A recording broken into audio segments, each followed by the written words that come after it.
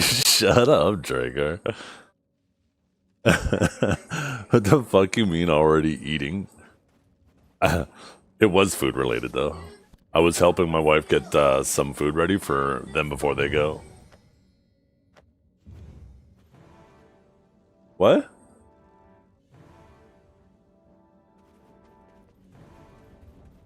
He goes.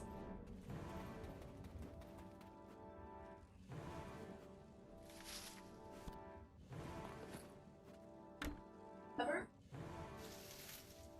Who said that? First. Ah, well, put those big faces on.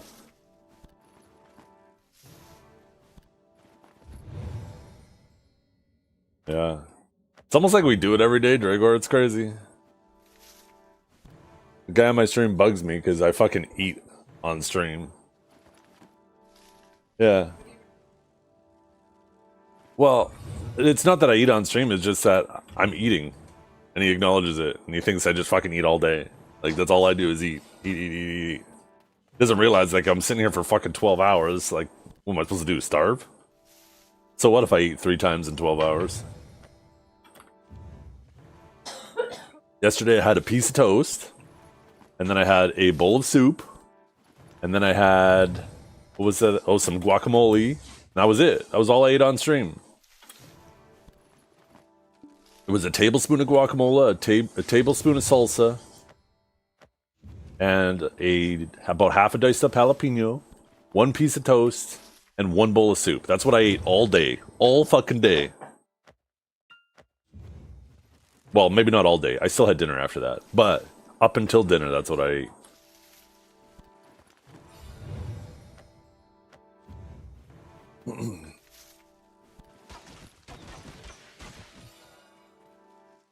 And snuck 4 Pop-Tarts. I actually can't stand Pop-Tarts. They're too sweet.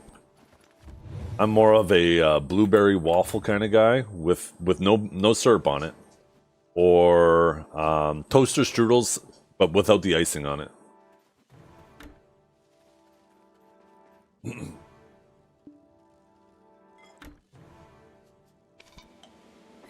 What are you putting on this waffle? Nothing. It's got blueberries.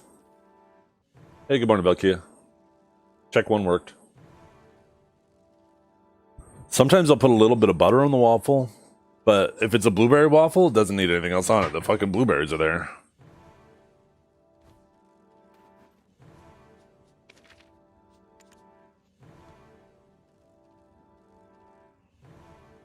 And YouTube worked. Beautiful.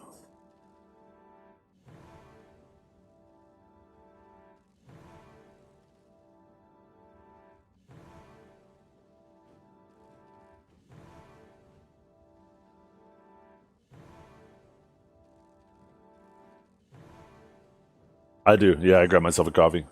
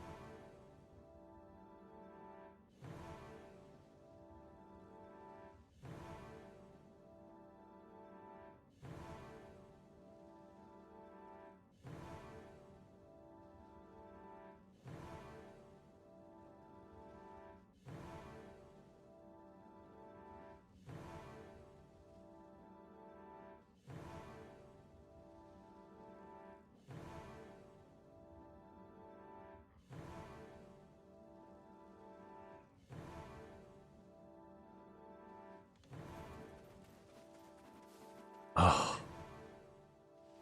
Don't worry about Kia. You'll get your chance. They'll pop up. Actually, maybe I've been in the mall now. Maybe we finally got through the mall.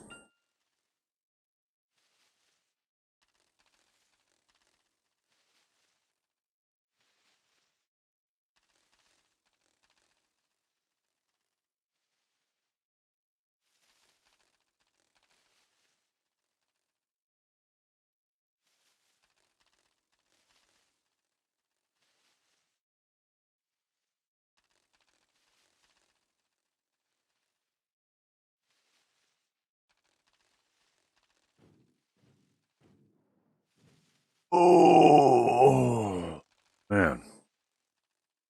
Dragor, I'm not even going to acknowledge that message. I don't even know what the hell that you typed there.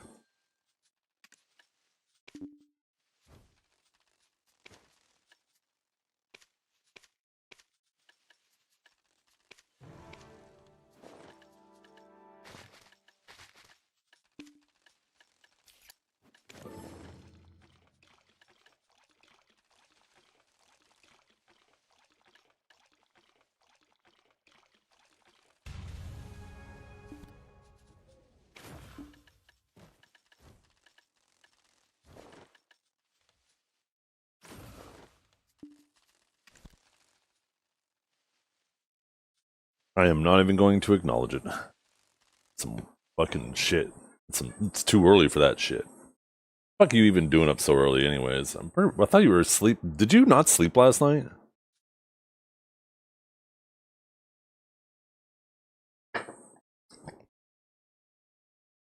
Not yet? How did I fucking guess?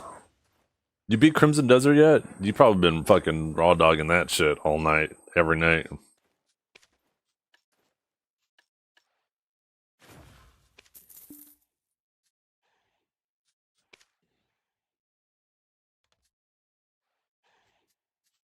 We have Node War buff. Let's go.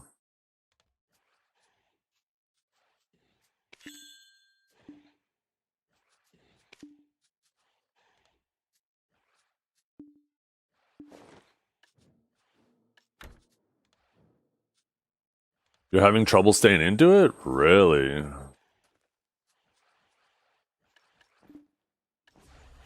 What's the main activity in BDO these days? The same thing it's always been. Grind, grind, grind. Oh, I should restart my client. Grind, grind, grind. And wait for the PvP activities to come back.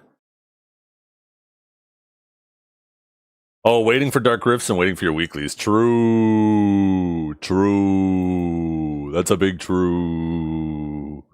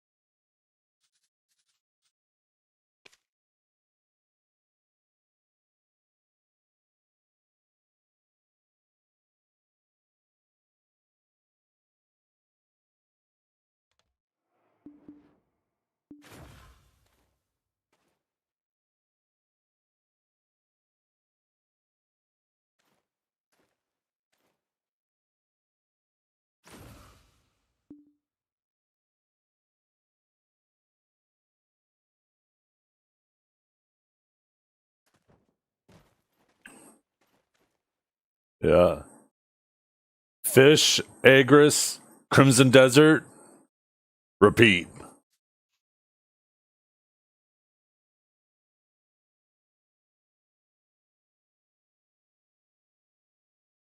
Or no. Agris, Fish, Crimson Desert, repeat. Yeah. Weeklies, Fish. No, Weeklies, Agris, Fish, Crimson Desert, repeat. It doesn't sound as good as the fourth one. You don't like that you've been wearing the same armor? Yeah, it's different in that sense. I mean, it's like BDO. Right? When you think about it, they went the same path as they did in BDO. You just get your set of armor. I think one of the biggest issues too, Dragor, I don't know if you got the deluxe version. The fact that the Kairos armor so far is the best set is crazy. That they gave away the best set of armor if you fucking got the deluxe version. I haven't found anything better yet. Because the only difference is the crystals. But the Kairos armor has that crow helmet. Now, keep this in mind. I'm probably, if we go based off of chapters, I should be approximately halfway through the game because I think there's like 11 or 12 chapters or something like that, and I'm at chapter 6. So take this with a grain of salt. But I'm on chapter 6 now. I finally got the crow helmet that is the same as the Kairos helmet. So now at least I have an option between the two. But everything else I found is worse than the Kairos gear.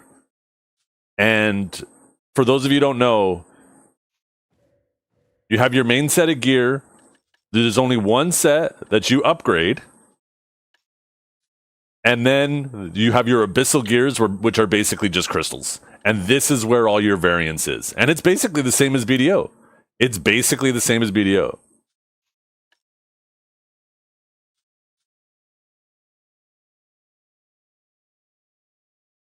The attack speed variance is, so there is difference, and these are items that you, well, except for one, that you can't put crystals in. So your accessories, right? There's some variance there, and like your rings and your neck. I don't think there's any more accessories other than that. There's your shield. But the main variance from the shield is there's either 2 movement speed, 2 attack speed, or 1 of each. That's it. That's the only variance. So you choose whether you want movement or attack speed if you're going Soden board. And I'm starting to think 2 movement speed is probably better because the 2 movement speed probably affects you all the time, where the attack speed probably only affects you with your shield out. And then your one-handed swords, this is the only variance I saw, and there's only one weapon so far, is with the very, when you fight the guy for Shikatu at the very beginning, he's like one of the first bosses, if not the first boss. His sword has less AP than everything else, but it has more built-in attack speed.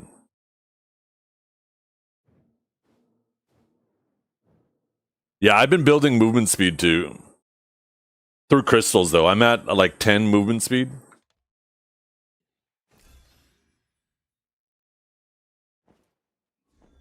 And the combat goes from being literally brain dead to a boss one-shotting you, which is kind of awful. Or kind of wild. I must not be at the spot of bosses one-shotting me. Maybe the crow boss is one of the bosses they nerfed. I one-shot every single boss last night, and it wasn't even close. I fucking decimated them. So I hope, I'm praying, Dragor, I get back to the spot where the bosses are tough. Because that has been kind of killing it for me.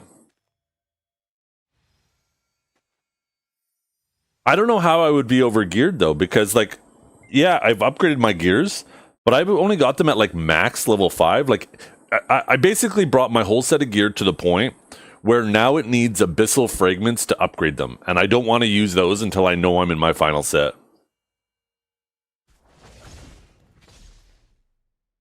Have you done the witch boss? I don't think so. I fought the boss that everybody thought was Marnie. Not Marnie, sorry. Hex. Remember everybody thought that one crow box was Hex Marie? Turns out she wasn't. It was a dude named the Crow, whatever. I fought him. He was the one I just fought. Today, we're going to do a serious push through the story later.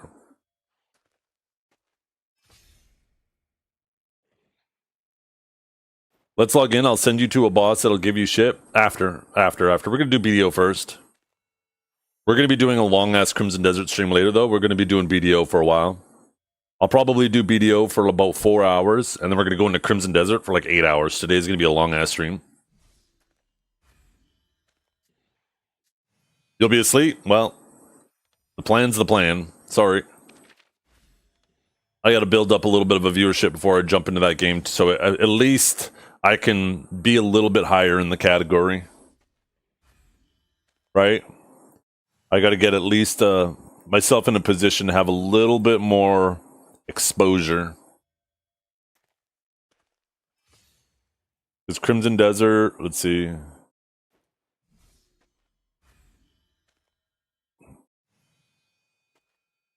The first 3 rows is like the prime real estate, and you gotta have like 600 views to get into the first 3 rows, which is tough. I think give it another week, and I should be able to have a bit more exposure in that category as people slowly trickle out of it. That's why I gotta like make sure I don't fall too far behind, because I want at least things to be interesting while I'm playing it.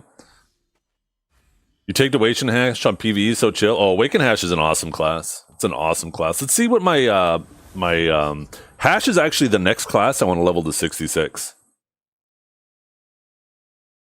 My Sork is somewhere in the 90s, so I'm just about to retake Sorks.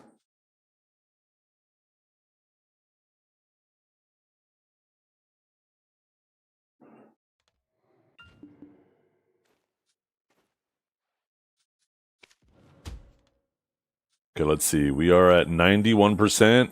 Boom! 91.1. Yeah, things are going to be a lot slower now. This last 10% is probably going to take a while without that buff, right? Probably going to be a couple more days. But then after that, I actually want to take my Hash and bring it to 66. Because it's actually one of the classes that I'm most likely to ever play. So it really should be one of my classes that are 66. Then after that, maybe Scholar. Maybe I finished the Wukong. The Wukong's already 65.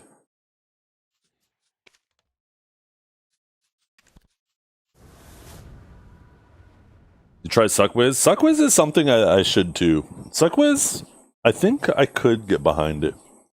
More range in Awakened Sage. Way the fuck more protected.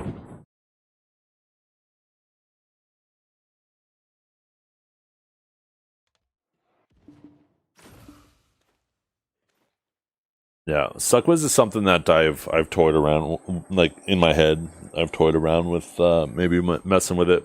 You bring utility, good range, good large scale, sick grinder.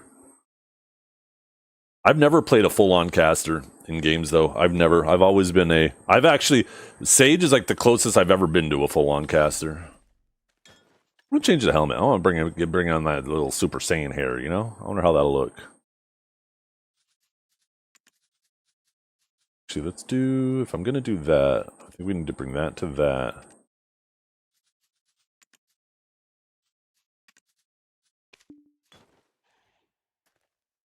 That's not bright enough.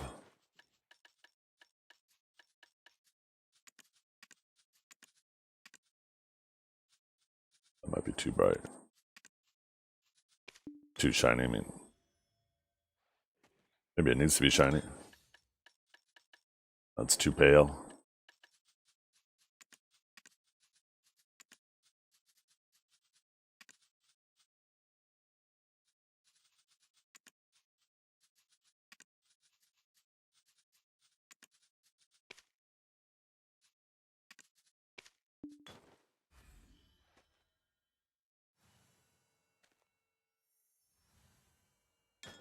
Maybe go for more of an ethereal pinkish look.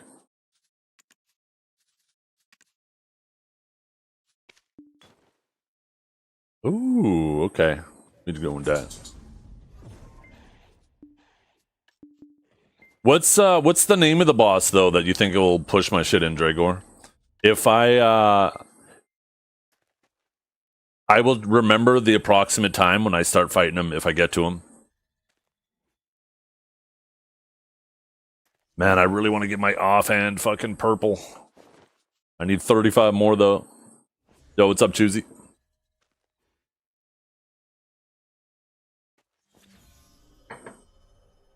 Yeah.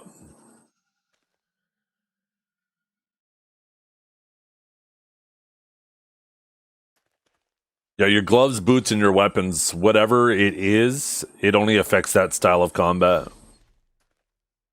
So I basically just put movement speed in those slots. Movement speed or armor.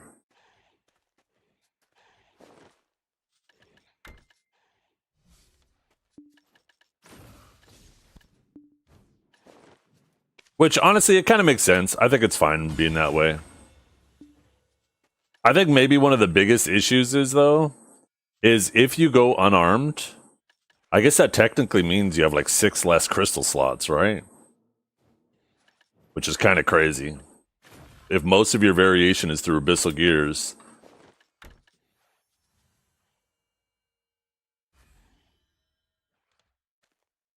No, I don't want that. I personally don't like that. I want to go purple. Purple, bring it on.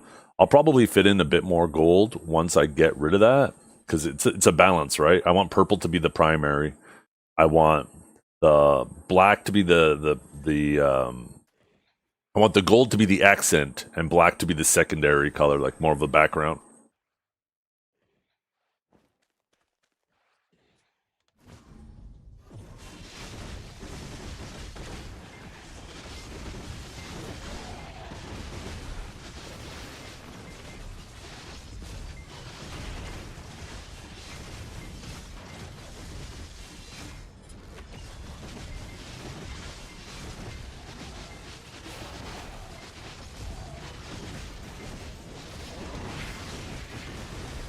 Okay, Dragor already fucked off. Guess he's not answering my question.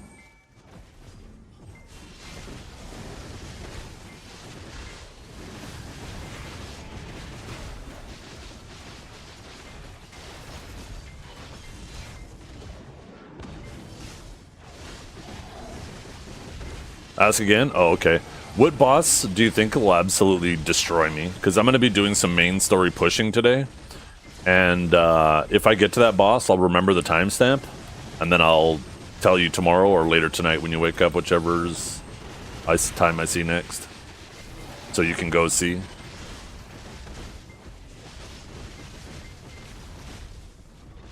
It's not a main quest? Okay.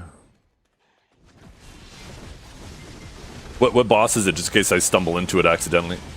It's the first witch task. Oh, you talking about Umbra? The guy that gives you the two-handed sword? The Umbra Knight? Yeah, I fucked him up. I didn't one-shot him, but I think it took me about an hour. Yeah, he was one-shotting me too. There were so many times. There was a specific attack. He has a jump attack that if you try to block it, it'll just fucking one-shot you straight through your block. And there was a lot of the other attacks too that they would do like 90% of your health. But once you get the rhythm down, like there was multiple attacks I remember him doing. There's one where he does like these swings for you. You can parry that one. And then the jump attack, you just had to dodge through him. And then there was the Giga attack. He does one Giga attack. Well, he does one attack where he sends out blades. All you got to do is back up. It's pretty telegraphed. You back up and you just stand between the blades. Even if one blade hits you, it won't one-shot you. But if you stay on his ass when he does that ability, it will one-shot you. And then there's another ability where he does like 3 jump attacks or 4 jump attacks. And you have to dodge every fucking one of them. And if he fucks up your timing on one shot won't one-shot you, but it does like 80% of your health. And if you fuck up the timing on the first one, you're usually going to get hit by the other ones too, and that'll fuck you up. I feel like I could have maybe figured out a better way to dodge that one. And then there was another ability where even if you parried him and you got a couple attacks off, he would do like this teleport thing around you where he does like these smaller attacks. But if you just did a quick little roar while he was invisible, it would stagger him out of his... not stagger him, but it would interrupt the ability. That guy was just all about figuring out those attacks.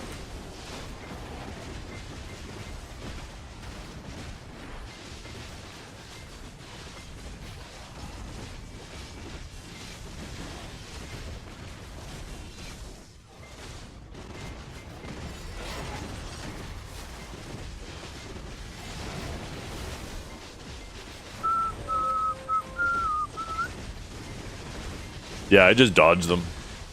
The timing was finicky. That's the attack I died to the most, because you fuck up the timing on it once, and it would usually just kill you.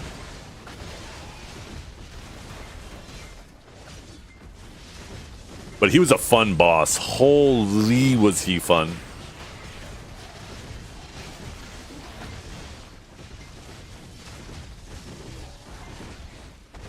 As soon as I found out you can actually still like block and stuff while dual wielding, I swapped to dual wielding. And I don't know if it's just because I went back to the main story and all the bosses are easier on the main story, or dual wielding is overpowered. But I've been having such an easy time while dual wielding. It might be just a coincidence though. But with dual wielding, you attack so much faster because I'm able to get more attack speed crystals in, which means I don't get locked into an animation and attack animation for as long, giving me, you know, quicker ability to respond to incoming attacks.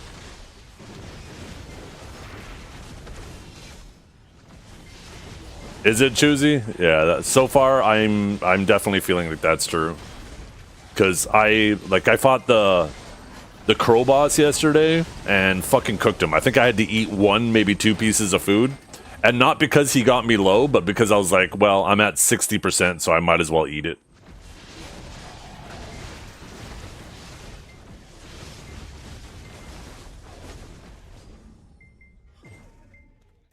I feel like one of the biggest things with that game is getting better at timing your dodges and your parries, right? Because once you get your dodges and your parries in, managing your stamina and your spirit becomes significantly easier. That's like the biggest thing with that game.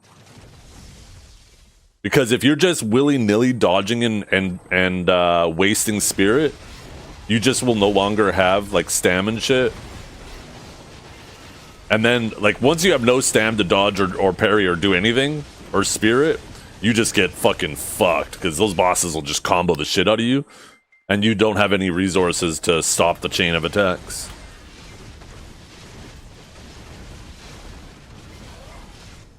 That's why I think, and as soon as I came to that realization, that's when I started beefing up my stamina pool and my spirit pool. Because as soon as I did that to give myself a bigger buffer so I don't run out, things started just feeling so much easier. Because then even if I do a couple bad dodges or a couple bad spirit attacks or something, right, I still have a buffer for incoming attacks. And then as soon as you do those incoming attacks, right, if you do like a good counter or a good dodge, it just recovers spirit. And then as soon as you like get a good dodge off, you have a good chance for like a combo. I also have a crystal in my gear too that while I'm hitting the enemy, it siphons spirit into me. So I think that helps a lot too. I basically never run out of spirit in these boss fights.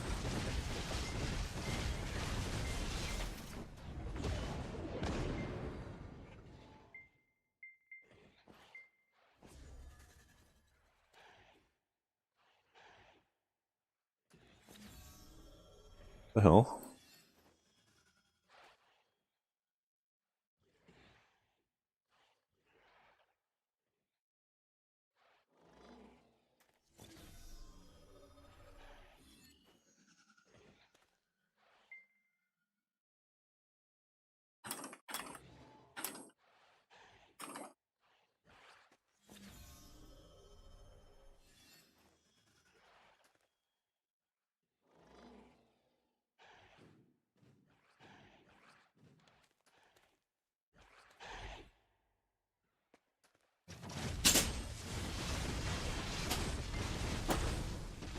How did I miss those messages, though?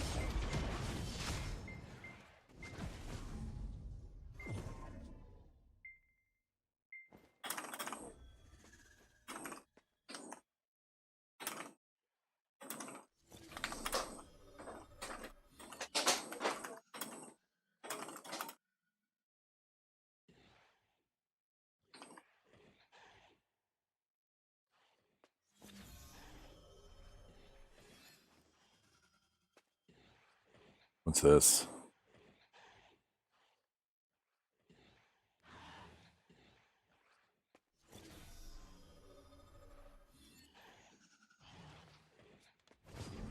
Finally free? Yeah. Shit, what did I say while you were in ads? Oh, I was just saying that one of the biggest things I've realized with that game is when you're fighting bosses, if you run out of spirit and you run out of stamina, that's when you get absolutely cooked. So as soon as I came to that realization, I started increasing my maximum stamina and spirit, and the fights have got significantly easier because now I have a good buffer that even if I do like a bad dodge or mismanage my resources a bit, as soon as you do get like a good dodge or a good parry or something off, all of a sudden you just recover like big chunks, right?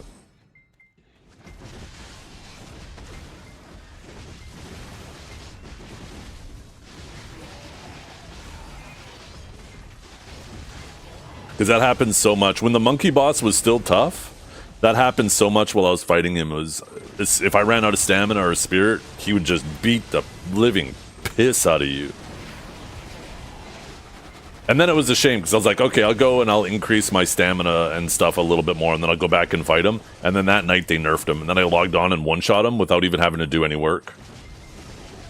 I wish all the bosses were as tough as like Umber Knight and the original monkey.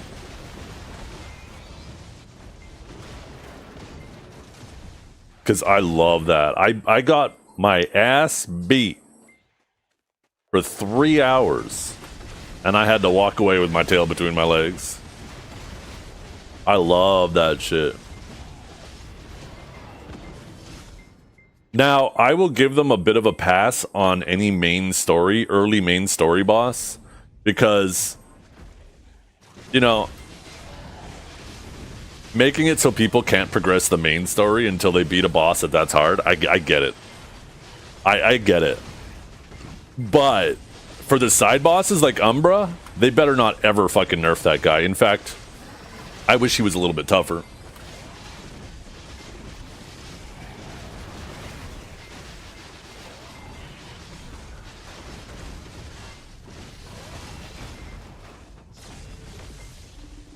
But yeah, I'll give them a pass on making main story bosses easier.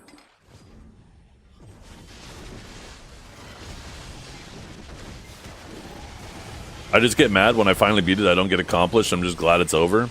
Well, I think there's two different ways. Not saying this is you, but I think that is true with a lot of people. Because there's two different ways you can beat a boss, right? You can either actually sit there and brute force it and figure out the mechanics, and then you get good at it and you start dodging, and you know, you feel like, okay, I figured this guy out and that's why I beat him. Or there's the alternate path where you brute force it and you just spam food the whole fight. And I think if you beat fights because you just spammed resources and revives, yeah, when you finally beat it, it feels miserable because now you know you got to do a bunch of stocking up for the next one. But if you take the time to figure out the fight, then you don't have to do that after.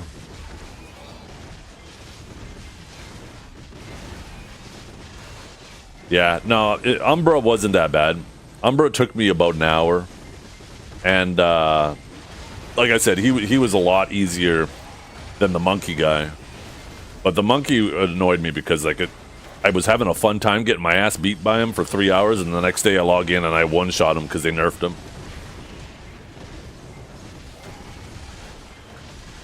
Yeah, and it's satisfying to me, right? Just trying out different things. That's very satisfying to me.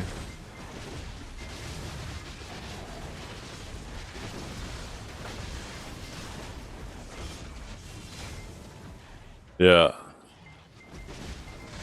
The boss in the reeds, I kind of understand, because you're still so early in the game, you're not fully understanding the boss. Because I think I four-shot him. I died the first time. The second time I pushed him into the crow phase, but I didn't realize that I had to go hit the scarecrows, and once I realized I'd already had the shit beat out of me. And then I did that. And then I fought him one more time, a third time, where I got him to the third phase. Like past the little scarecrows. And then I died one more time there, and then the next time after that I beat it.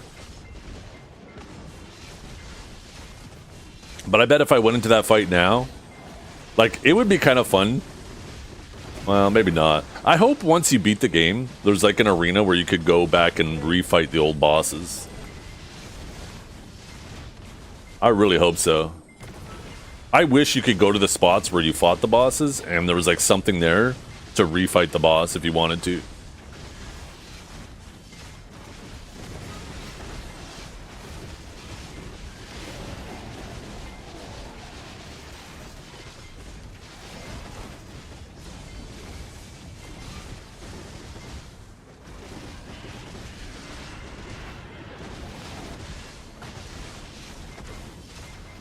Because running around just killing the random mobs around is kind of boring. It's like hitting mobs in BDO. It's a little bit more like your character.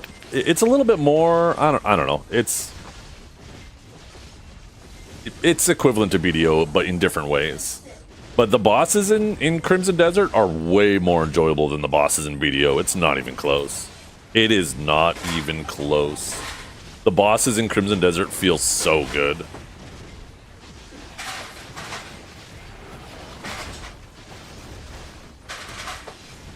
Imagine how sick that would be. Imagine in this hypothetical world they did port over BDO over to the Crimson Desert engine, and they redid all of the bosses in BDO so they feel like the way bosses in Crimson Desert feel. Holy shit. Imagine Muskin and Beg. Imagine Beg like whips his chain, it wraps around your neck, he slams you around a bunch of times. Like there's so many cool things they could do with the bosses that already exist in BDO. Imagine Imugi, how cool that boss could be in Crimson Desert. Actually, if I'm not mistaken, I remember in the trailer there was a boss that was kind of like Imugi. So maybe that'll be something that, or that's definitely something to look forward to.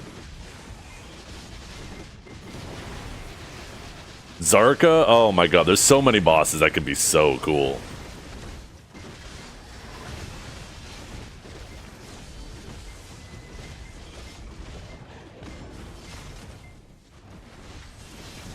No, you can't get him back, Potato. I don't know if there's a way to downgrade the gear to get it back. The thing is, though, is from what I understand, there's an unlimited amount of Abyss artifacts. Like that XP bar, there is no limit to it. You can just keep farming mobs and earn more and more and more and more of them. There might even be a recipe later on to make them, because I noticed I can make the faded artifacts now if I want, the ones you used for respecking. One thing I think that game should do, though, is like when you learn an ability through observation, it should refund any points you put in that ability. You shouldn't have to manually respec. It should automatically just refund the Abyss artifact.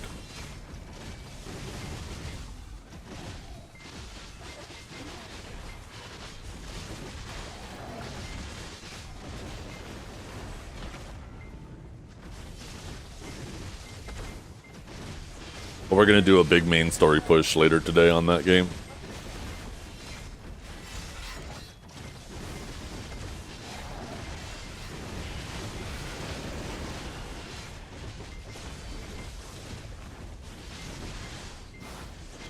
My Elkstone turned off? Oh, I recharged it and I forgot to turn it on. Thank you.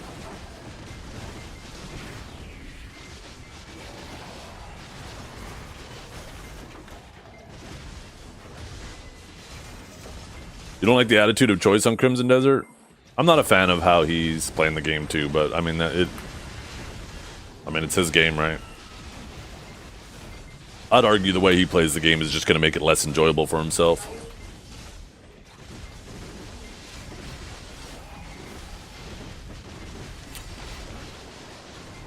There's two different things. One, him going into Crimson Desert, he didn't want Crimson Desert to be successful. He acts like Crimson Desert was an existential crisis on BDO, so he didn't want it. He didn't want it to fail miserably, because that would reflect bad on PA and therefore reflect bad on BDO. But he also didn't want it to be successful because he wants Pearl Abyss to give up on other projects and only focus on BDO, which is extremely selfish. Extremely selfish. But the way I saw him, at least the... One second.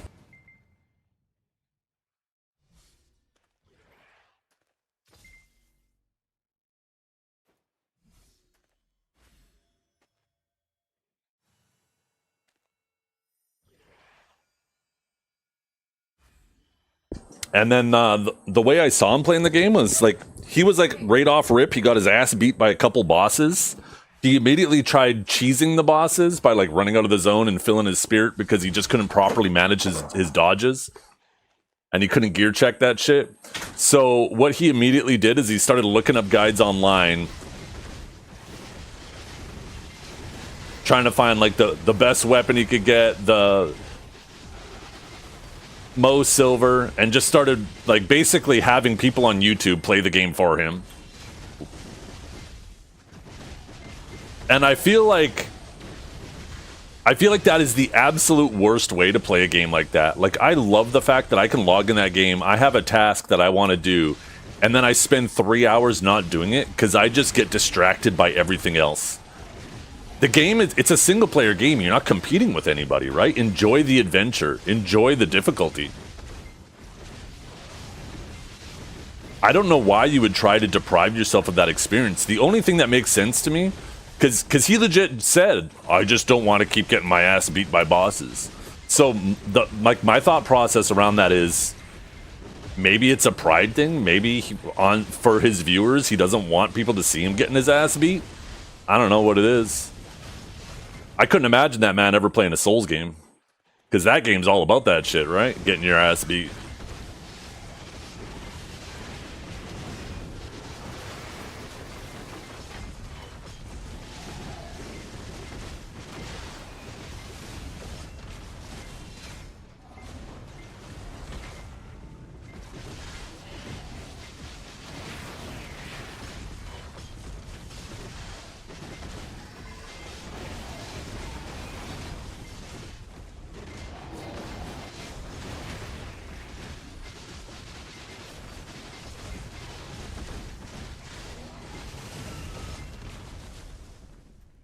I don't think Choice is a bad PvPer in BDO. I mean, he does well every Solaire season. I mean, he does play a class that does naturally do well in Solaire. He's come in like the final, like, how many times was he the in the finals in tournaments? Like, he's definitely a solid Zerker.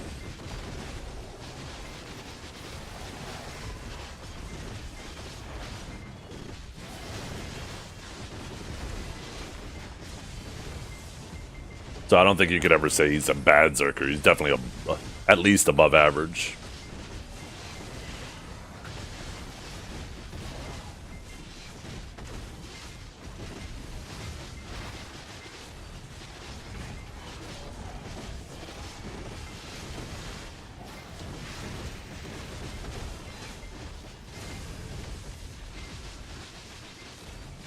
I would be really curious though. And this kind of actually, you know what? I just realized a little correlation between Crimson Desert and Black Desert and Choice. Choice always advocates that he hates stamina. Any class that has a secondary resource system that has to be managed, he hates it, and he thinks no classes should ever have to do that. That might be also part of the reason why he's struggling so much with Crimson Desert, is because you actually have to manage those other resources, at least earlier on before you increase the pool. Maybe if you ever got Choice on a class that does require a secondary resource management, maybe you would just see him flop around. Oh yeah, Danny's a unit. That man plays with one hand tied behind his back too, like by not using Beast Form. It kind of pisses me off when I get Danny on my team, not because I feel like the match is thrown, but the fact that I know that man could quite literally and figuratively be going beast mode if he just went beast mode. You know what I mean?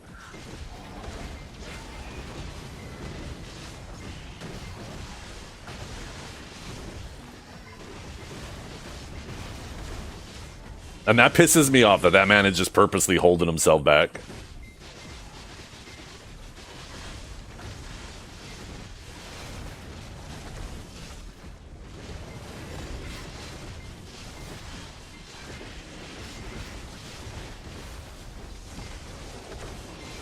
I can't remember what his reasoning is. Maybe that's part of it. He definitely does good damage, right? Like when he's not in beast mode, it's certainly like it doesn't seem like it's a damage issue. Maybe you're less protected. I don't know.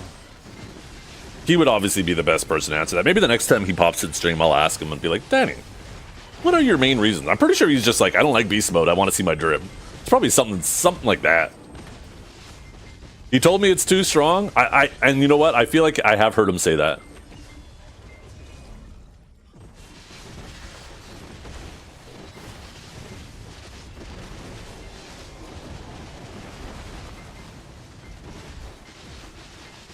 As a protest to the reworks, to the reboots. Yeah.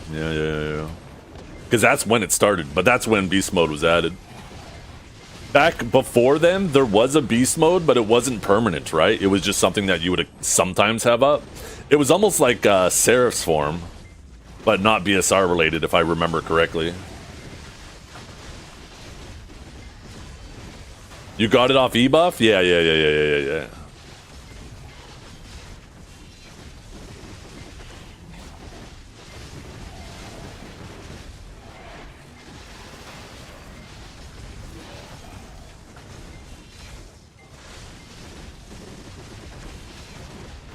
It was post trauma with his mother used to beat him and she was telling her, Dragor, the shit you're typing today?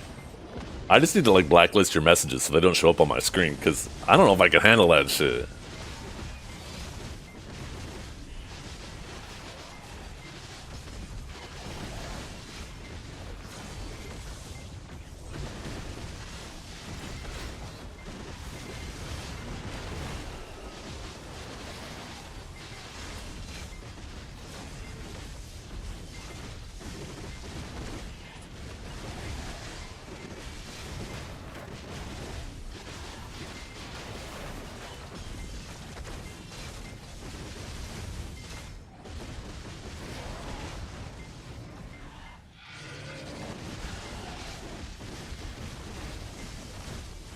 Yeah, now that I think about it, I think it's just Choice just can't stand losing on stream. Because I remember he was so into Musa, and then Skeptic ran his shit with Seraph, which, I mean, Seraph is busted 1v1. Like, I don't know why you let that get under your skin, but quite literally that night, after Don Skeptic chased him off Arsha, he went and rolled off Musa.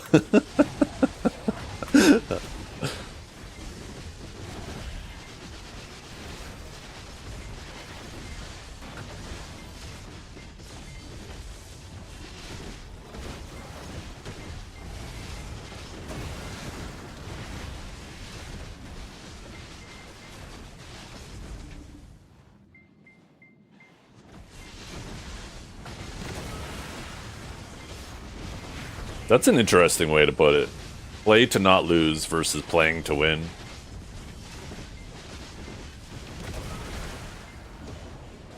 I feel like I tried that a little too hard with Kelb, and it fucking backfired in my face.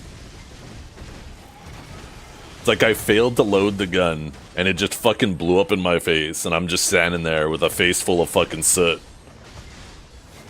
Because, like, when it came to the masterclass, I was like, I am not going to practice with him at all because I don't want him to get practice against my playstyle.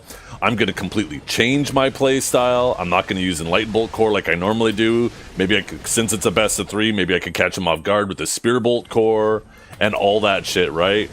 And I just fucking went into it and slipped on a fucking banana peel and got picked up like a bowling ball and rolled down into the pins, and he got a strike. It was just fucking unbelievable.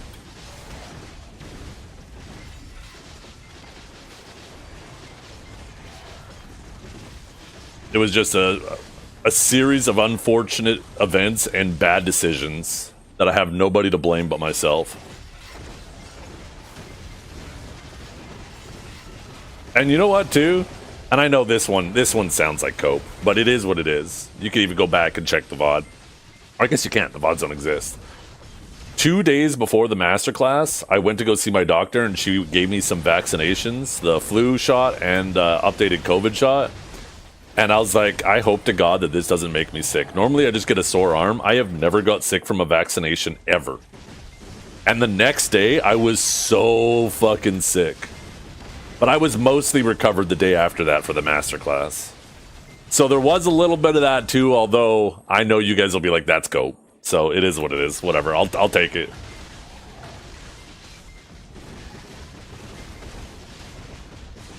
It doesn't change the fact that even when I was better and after he cooked my ass, when I started doing the AOA best of 10s to help him practice an AOA, he cooked my ass so fucking much for like the first hour.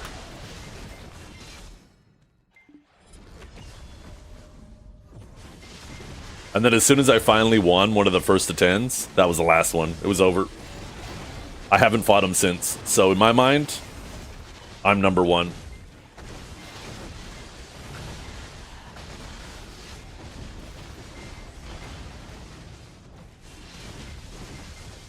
Kind of like our fights on Seraph. What do you mean?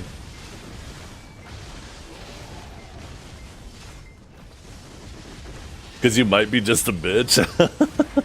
When you were cooking me, shut up. It was like 6-3 or 6-4 in your favor. And then as soon as I realized the next day I didn't have an Elkstone, my Elkstone turned on, I fucking cooked your ass. Don't even give me that bullshit.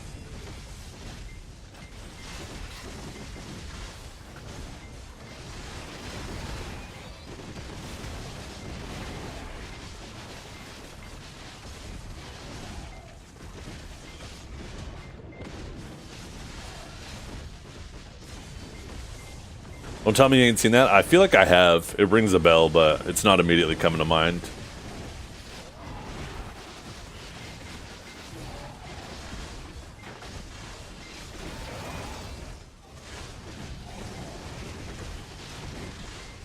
It's crazy to me that it feels genuinely like Pearl Abyss is avoiding all PvP updates.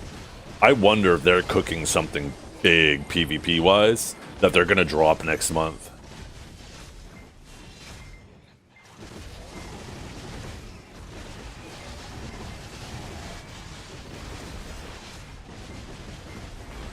Now that is cope. That's big cope. That's big cope, big hope. And I'm gonna look like a big dope when none of that happens. But man, I'm just a sucker for wishful thinking, man. How was the salsa and guacamole mix yesterday? I diced up half a pickled jalapeno and put it in there too. It was so good. It was so good.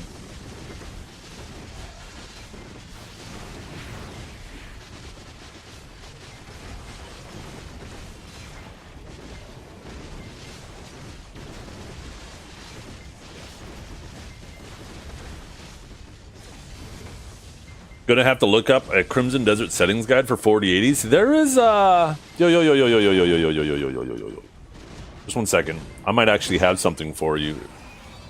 Hardware Unboxed just recently put out another video, and I think it's exactly related to. Let's see.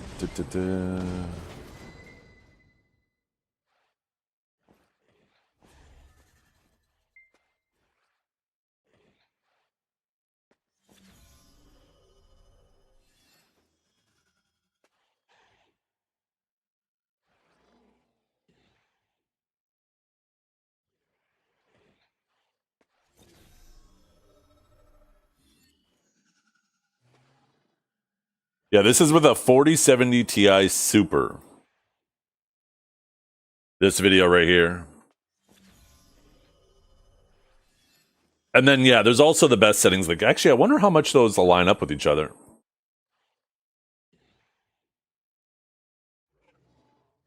Let's see, ultra cinematic, ultra. Oh, they actually turned the shadow quality down a little bit there. Ultra, advanced weather effects. One has it on, one has it off. Water quality and foliage. Cinematic, those are turned down for the 4070 Ti. Yeah, I don't know. There's the two different settings. There's a little bit of variation there. It looks like the video one that is linked there as opposed to the image is a slightly lower quality.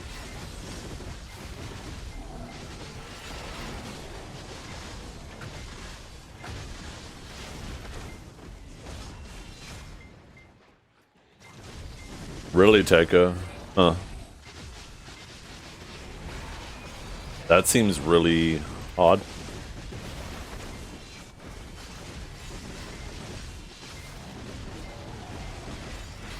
Yeah, I got a 5090 and it's crazy to me that Crimson Desert will have that shit pegged at 100 on a 50 fucking 90. It's actually making me want to overclock it a bit.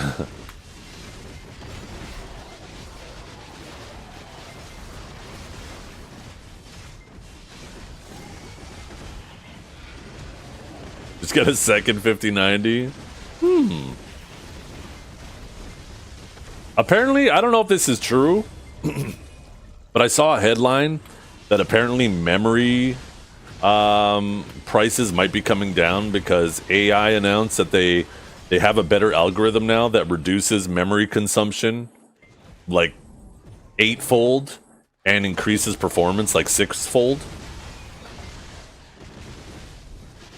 So the memory requirements are going to dramatically go down. I don't know if that's true or not, but it might have been just fucking buzz headline to get everybody to tune into their bullshit. I saw it very briefly on my phone this morning. I clicked it and I didn't read through the whole thing to see where the sources and shit were. Is that the source? Can reduce memory usage by 6 times %. Yeah, and not even reduce the memory usage 6-fold, but from what I understand, the speed goes up 8-fold. So not only do they use less memory, but they do more.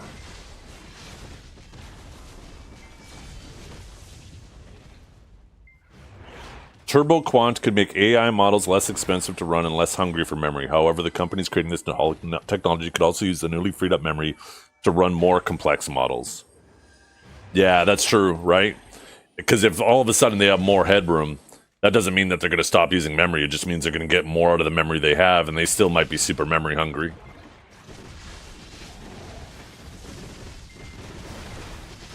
Right? Because they're going to do two things. Either A, they can use less memory, or B, they can use the same amount of memory and get more done with it.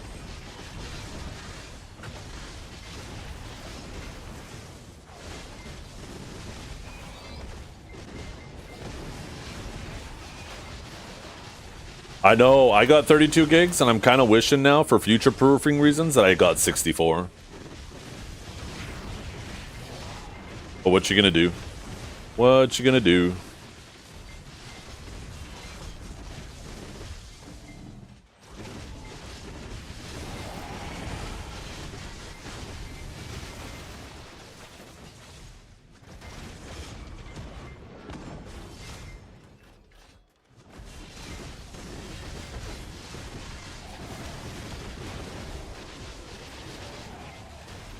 Am I crazy, or doesn't Biceptimus normally stream on Saturdays?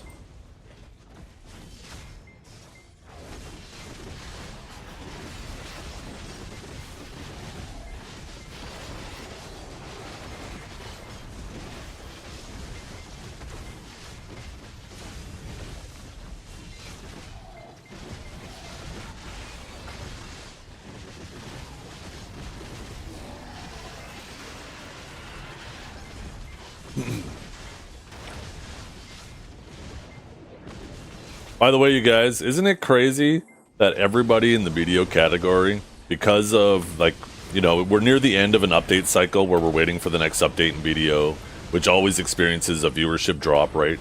A population drop. And then on top of that, there's a lot of BDO people who are a little more interested in Crimson Desert right now, so that's also affecting the BDO viewership. So isn't it crazy how everybody in the category has, like, half their normal viewership except one person? Fucking wild, huh?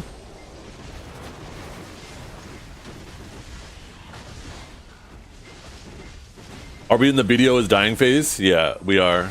And then in a month or a couple months, if they either do a dev talk or another Heidel, or not another, the next Heidel ball, all of a sudden we'll be back in the BDO is saved again phase.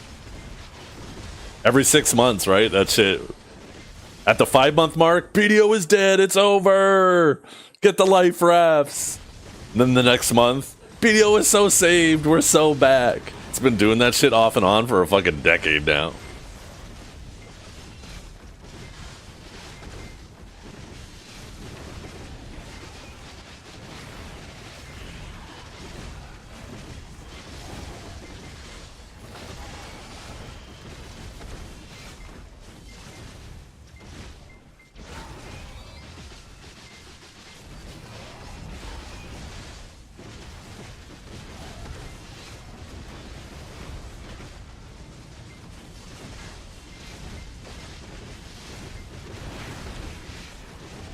They'll also delay the Heidel ball. I honestly think that they are holding out because of Crimson Desert. I think they realize there's a lot of crossover between these two products right now, and they're waiting for the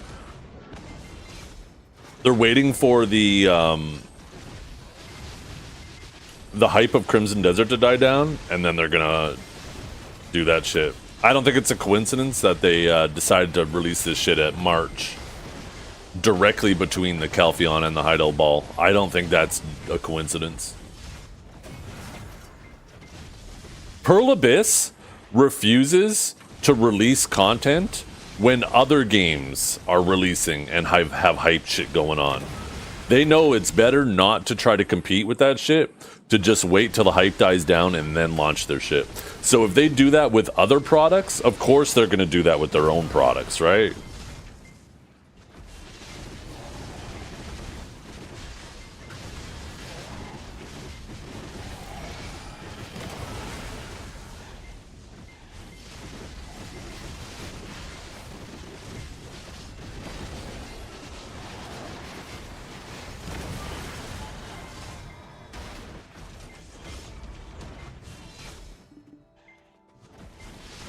Yeah, I mean that is the assumption, and it does feel this way, and I understand why you might feel this way, Genius. But that's under the assumption that they only have one team, and sometimes it really genuinely feels like they do only have one team of devs.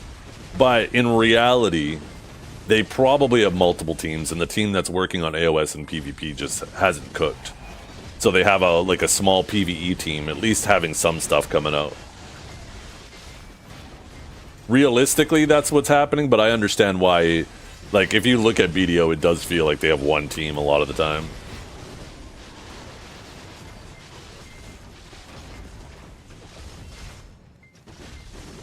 I'm just saying though, like if it's delayed this long, they better be cooking up something good. Because yeah, if they said that it still needs more refining, it's like, what more refining do you need for Solaire, right? Like, people were pretty happy with the way it was. Minus, you know, maybe a couple small things. So how much more refining do you have to do with that?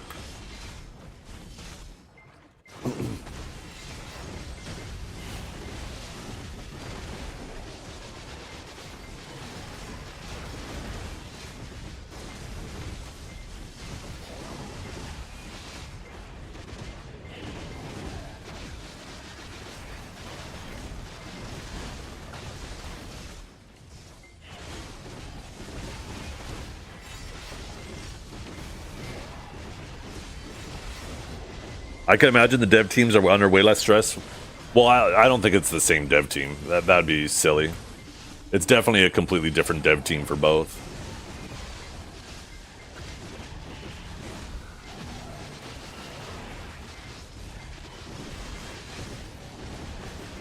I mean, I obviously don't know that with 100% certainty, but I think that would be super goofy to have the same dev team, especially working on two different engines at the same time on a product on two different engines.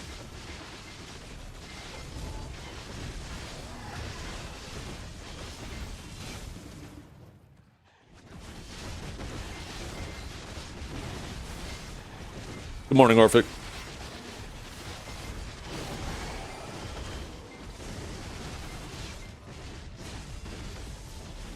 Oh yeah, Crimson Desert was a tremendous success. If they just didn't fumble with the controls right off rip, I can't imagine how much more hype they would actually have right now. Like, they are definitely going to be on the short list for Game of the Year.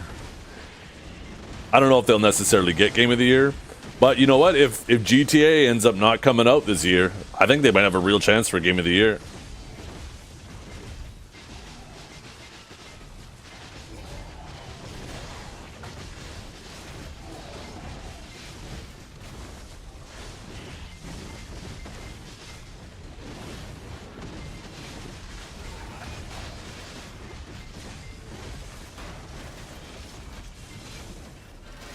No, it's even less than that, Fiskin. Actually, did they say a specific date? I read that same article yesterday. One second, let's see if I can pull it back up. Probably just gotta look for the Korean characters. It would have been before then. Would have been before then. Maybe it was around...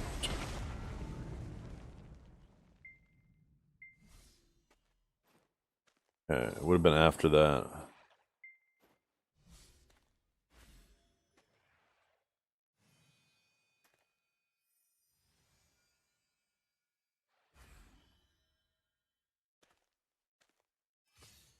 Oh, I think I might have found it.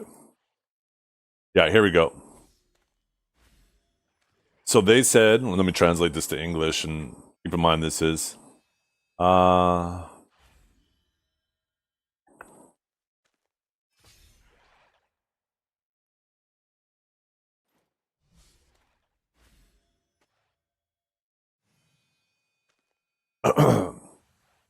so Doki V, we will not neglect the preparation of our new work such as Doki V. In particular, Doki V is preparing to be released quickly after Crimson Desert, and the goal is to disclose the development status at an appropriate time. So I guess they don't give a specific date, but they did say quickly.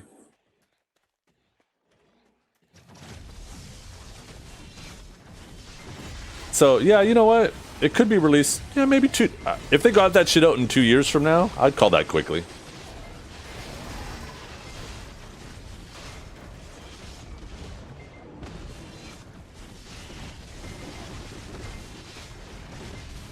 I think Doki V is where they could potentially make so much fucking money. Because it looks like it's a game that could cater to a much larger audience of like people who enjoy like Pokemon, Animal Crossing, games like that, right?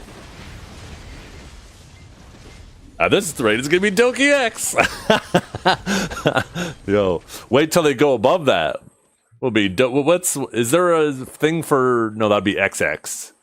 Maybe Doki C? Isn't C 100?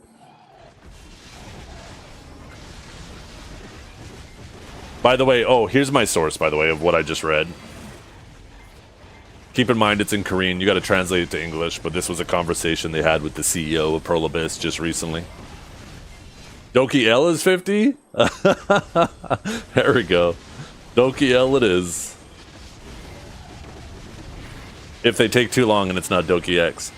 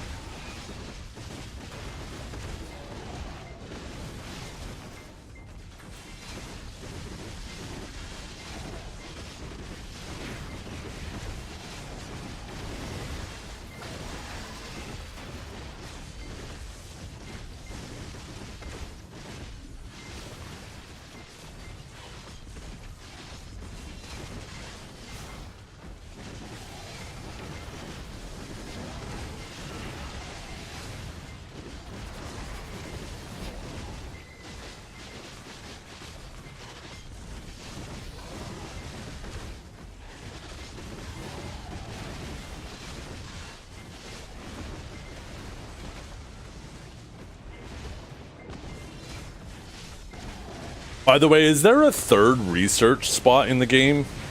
Because there's obviously the one at the Shy Village. There's one at the Giant Village. Is there another place where there's another one? Because I noticed the Shy Village, there's a research that lets you go above max spirit. At the Giant Village, there's a research that lets you go above max health. There's probably a Stam one too, right?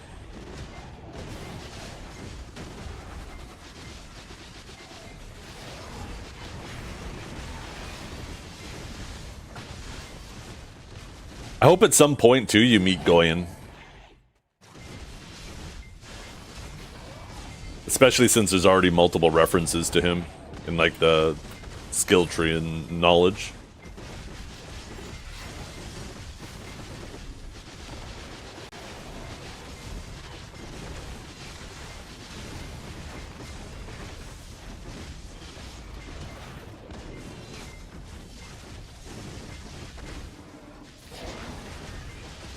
Yeah, 3 million sales in 4 days. At, what was it, $80 US? So 80, 240 million US dollars.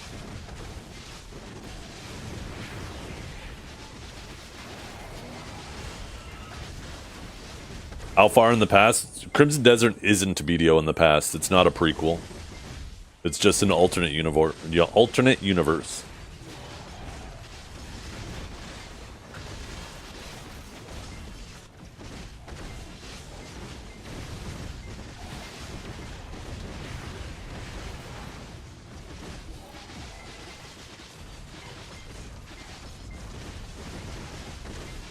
They were originally, that's one of the ways they pivoted. They pivoted multiple times with Crimson Desert, right? They pivoted from it being an MMO to just being a multiplayer game. They pivoted from it being a prequel to just being an alternate universe. They pivoted from it being a multiplayer to just being a single player.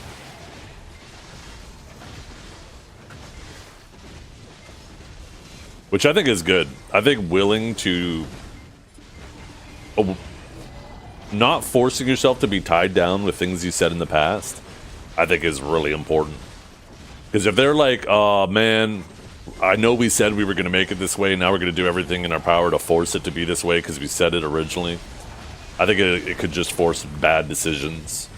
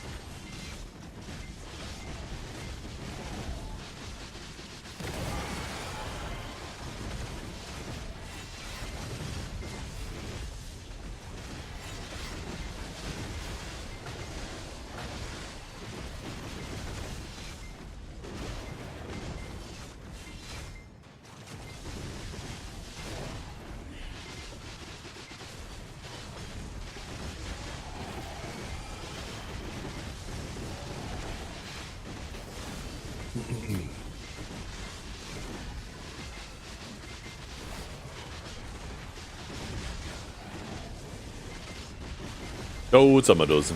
Good morning.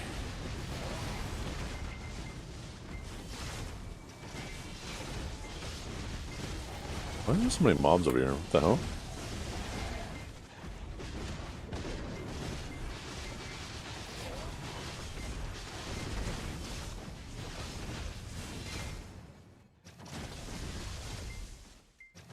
Are those fish just always moving around and you can't hit them?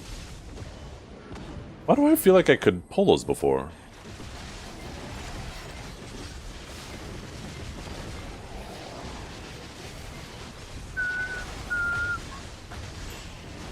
They'll pity your alchemy stone? Yeah, a good portion of people will.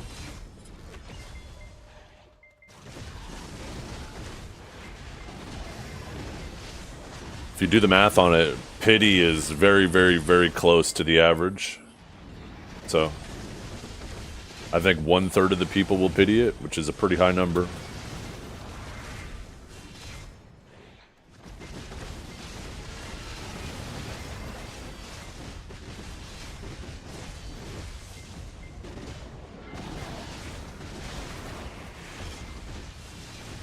Been talking about my armors, yeah.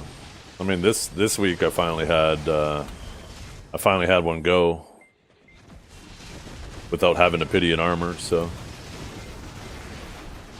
I'm still like four successes behind where I should be, but progress is progress. We take it. Just being able to pity Nuxstone is nice. Yeah, the old system was hot dog shit. It was so bad. So thank God they changed it.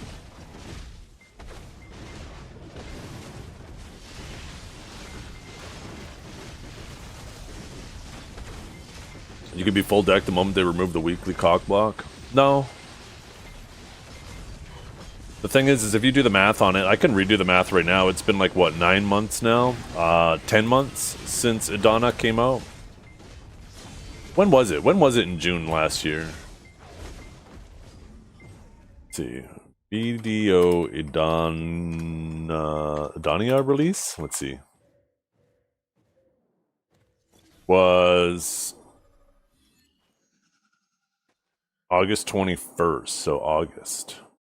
So September, October, November, December, January, February, March. And we're just about to hit April, so 8 months. So, let's do the math, right?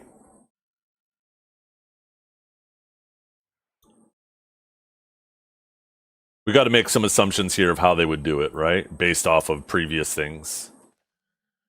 But, right? So we do know it has been 8 months since it came out. 8 months. And I grind approximately 6 hours on Mondays and Saturdays. Sorry, Mondays. Yeah, Mondays and Saturdays. And then the rest of the days, I grind about 5 hours. Except for Sundays. Nothing on Sunday. So 4 days, 5 hours is 20 hours. And another 12 hours on those other 2 days. So I grind about 32 hours a week.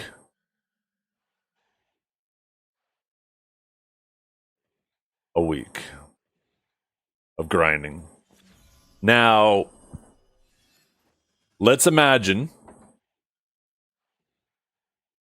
that they release here. Let me pull it up too. I'll go to Garmoth. Let's say that they make an Idania fragment drop about as frequently as a limbo from Darkseekers. A limbo from Darkseekers is approximately... Did they buff that? It says every 8 hours. Let me take a look at Tungrad. 9 hours for Tungrad. So let's go every 8 hours. Let's average it at 8 hours between the two. So every 8 hours, let's say that they let you get an Idania fragment drop on average. Per fragment. That means, right, 32 divided by 8 is 4. So I'd get 4 extra fragments a week. In 9 months, it's basically like 445, 445, 445, approximately weeks per month, right? So every 3 months is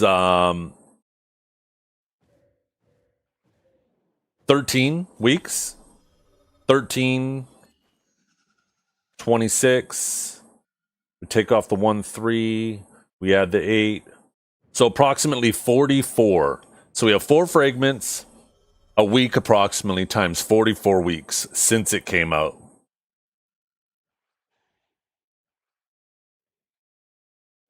That means I would have had 44. Let's see, 8, 16, 176 extra fragments. If they dropped as often as Limbos do. Now, let me open up the workshop. Now, this is assuming I have average luck with those extra fragments. Not bad luck like I've been having, but average luck.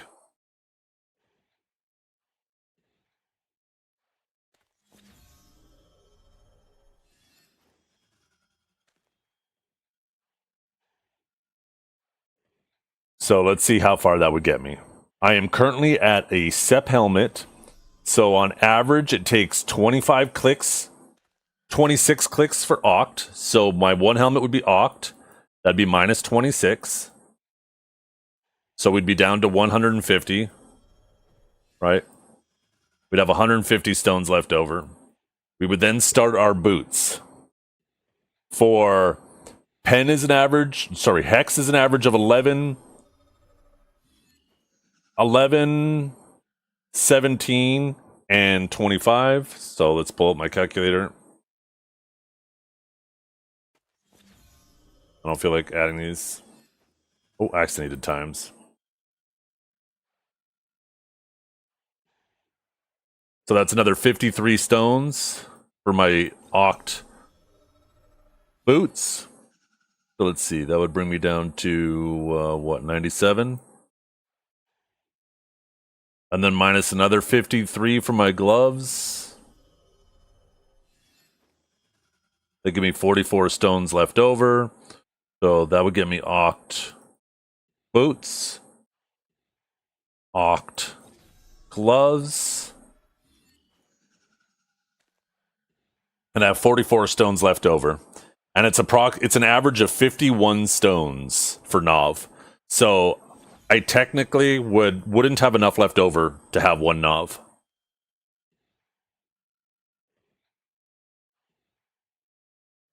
That's assuming I go average on everything, which obviously I could go lucky or I could go unlucky with those extra stones.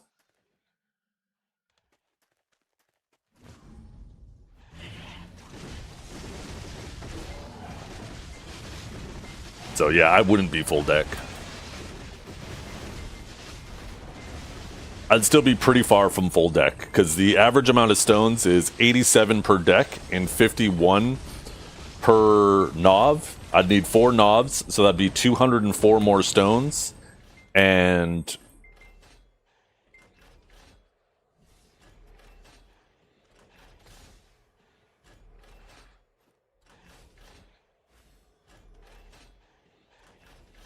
I would still need 500 more stones to go average all the way up to deck on the whole armor set.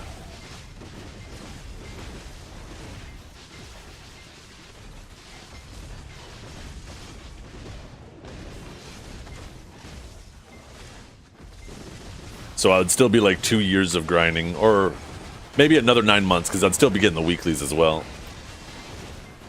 I'd still be like 9 months away from full deck. If you were able to grind an extra Adonia stone every 9 hours. Or 8 hours. On average.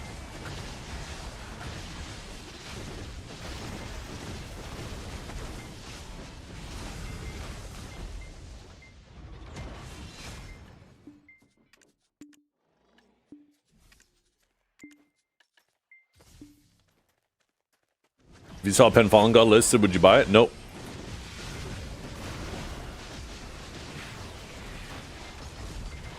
I'm not interested in unnecessarily throwing away effort.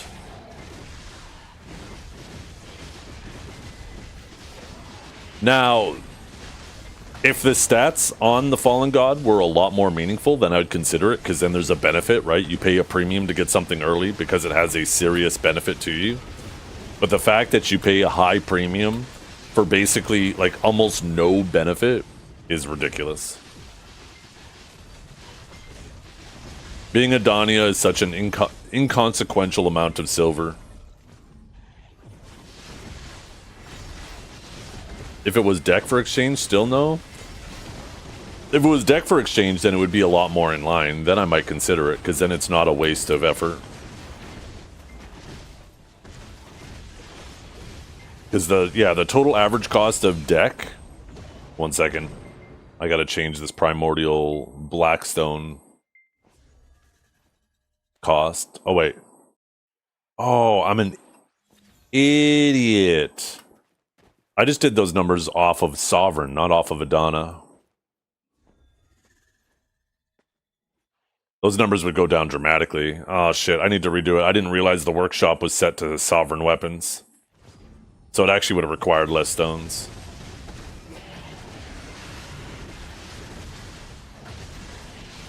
For fuck's sakes. I don't feel like redoing the math now.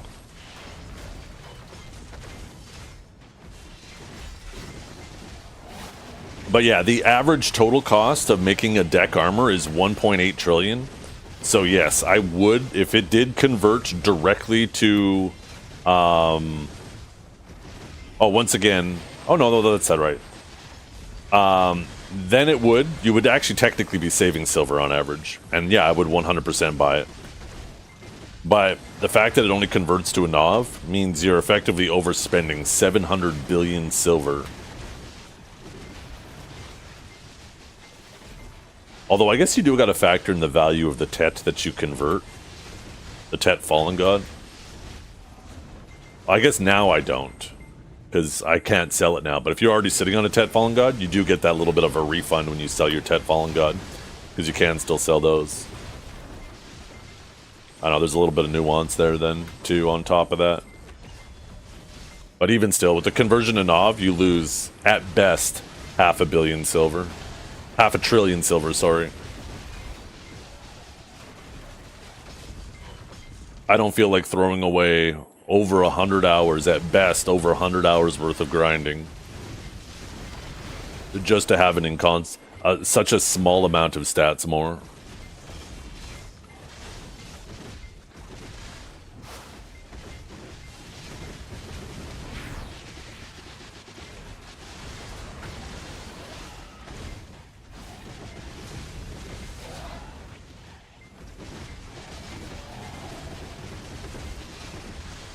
Wusa and Megu, look at that.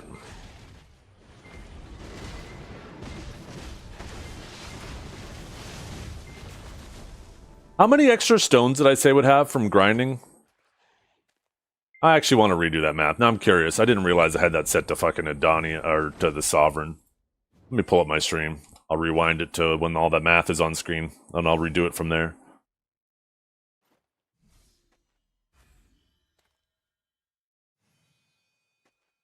Here we go. Okay, let's see. I'll redo.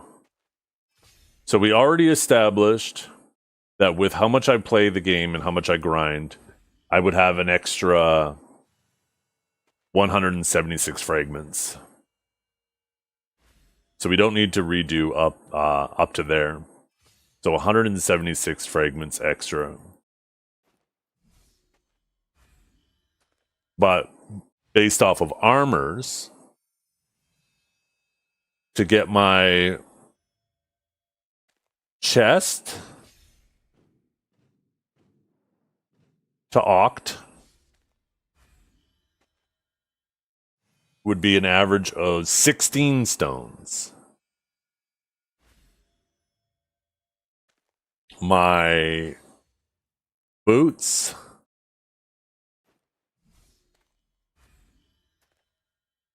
to Oct and gloves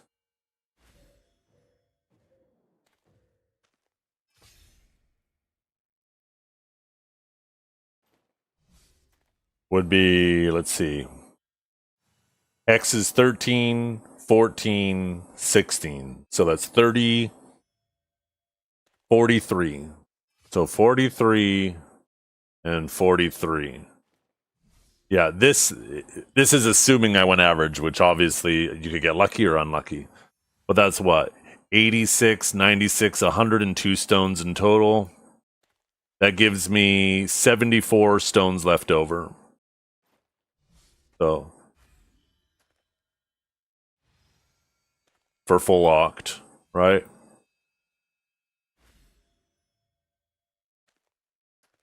$74 left over, which would actually allow me to get one of these to Nov. So minus, actually 2 for Nov, minus 2 Novs would be 37 stones. Sorry, 67 stones. Would have 7 stones left over. So I'd actually have 2 Novs and 2 Ox if I went average with those stones. If I went average, yeah. Cliff should kill them to fix the timeline. I don't think Musamegua are the problem with the timeline. I think the main timeline issue is the successions. I think successions were a giant mistake.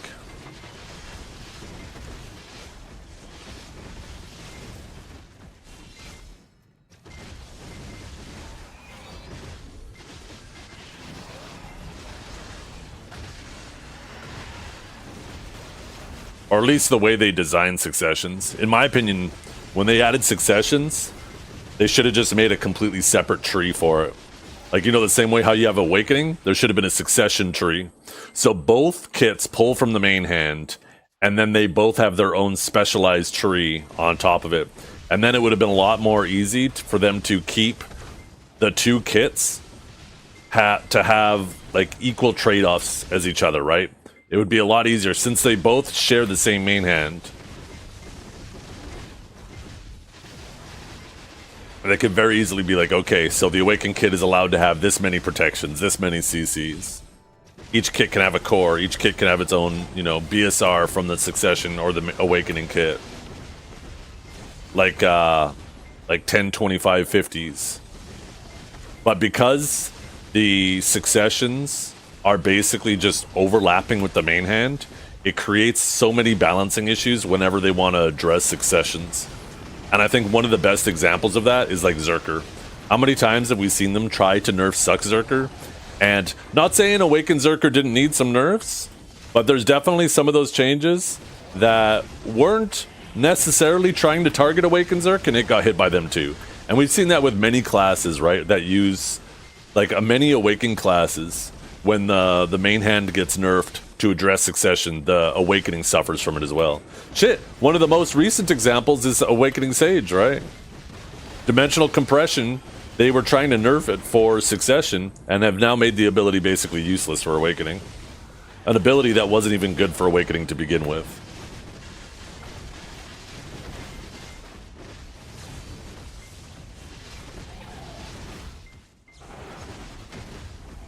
In case you didn't see, Paddocks currently has Party of 5 on it. Interesting. I do like the idea that they're adding more group spots to the game. I think we need more of that in BDO. As much as I don't want to do group grinds, I think having that as an option is of utmost importance. There's a fucking ton of people out there who are not going to play an MMO unless they can actually play with their friends. So, to nobody's surprise. Nobody should be surprised by that.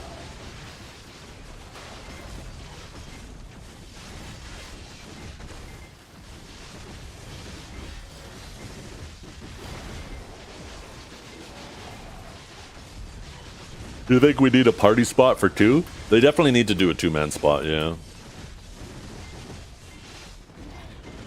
We got 3-mans. I think all the new spots they've added are all 3-man spots, right?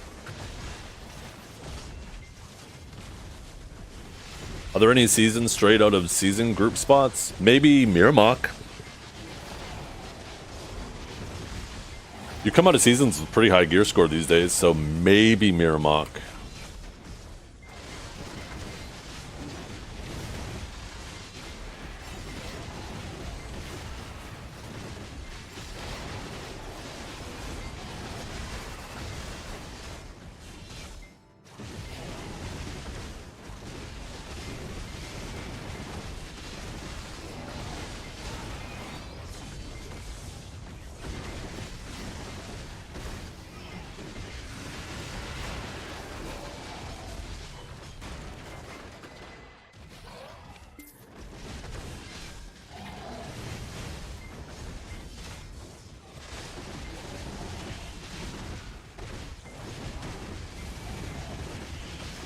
Yo, what's up, Rage and Whiskey?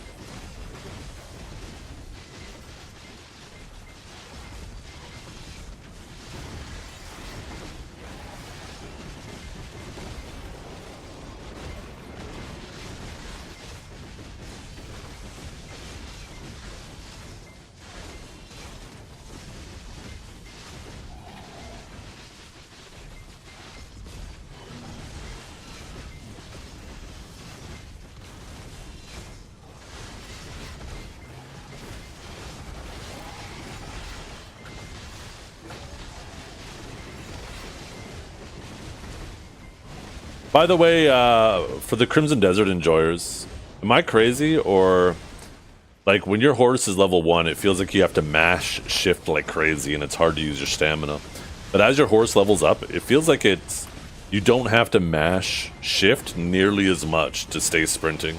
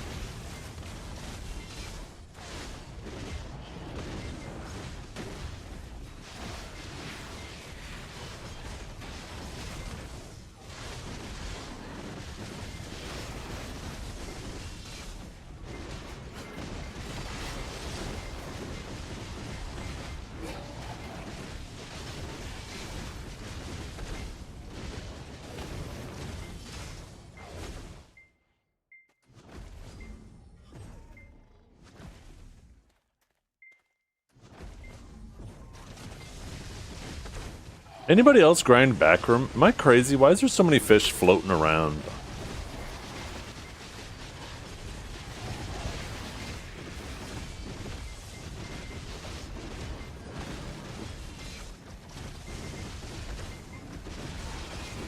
I feel like you used to be able to pull them all. Or maybe I'm just misremembering.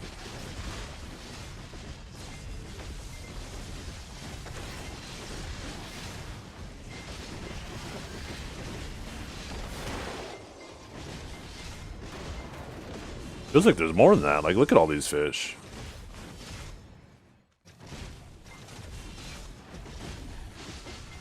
I don't know why. I don't remember there being so many.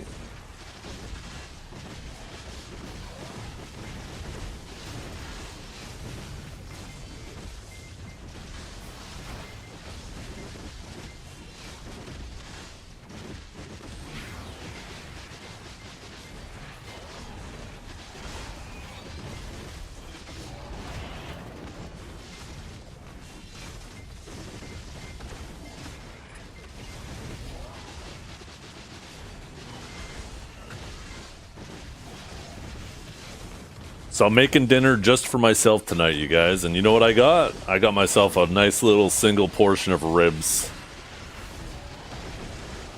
I'm gonna make myself ribs for dinner later. I haven't decided if I want to make my own barbecue sauce or if I just want to use some Sweet Baby Ray's. Sweet Baby Ray's is obviously going to be way easier, but I am kind of tempted to make my own barbecue sauce. Just use like some ketchup, a little bit of molasses, some honey, some gochujang, maybe a little bit of soy sauce in there too. Mix it together and use that on the ribs.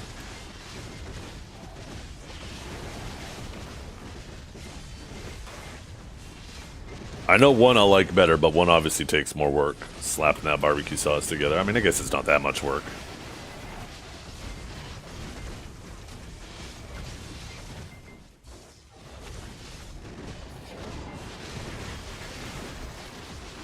How's that Knoll coming? I've been doing like Knoll work on it at all.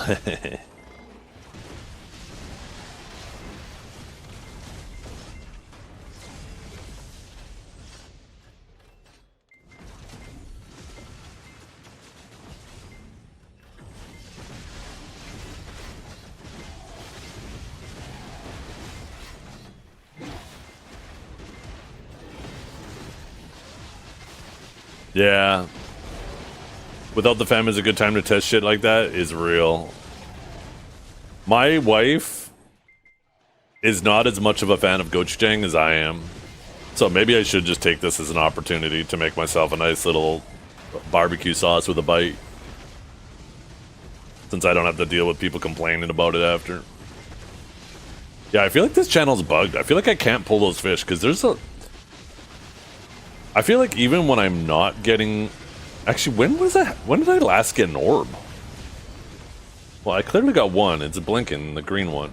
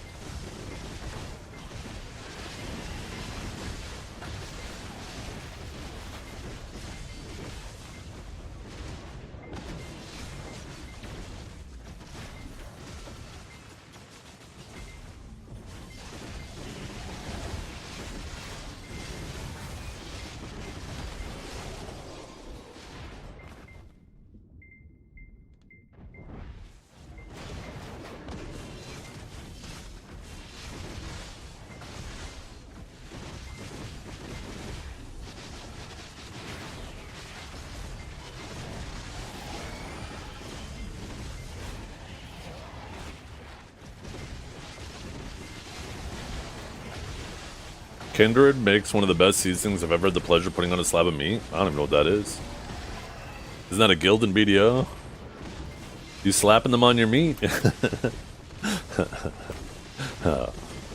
sounds like this could go very dirty real quick.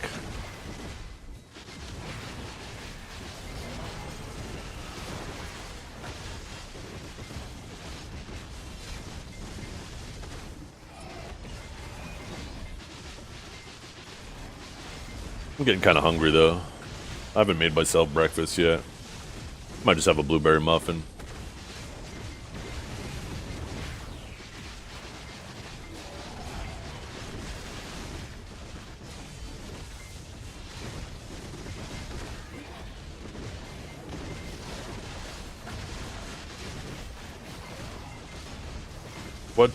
What two should I farm my last 7 armor taps? Oh, you need crons? I mean, if you could do underwater, grind underwater. Sick money.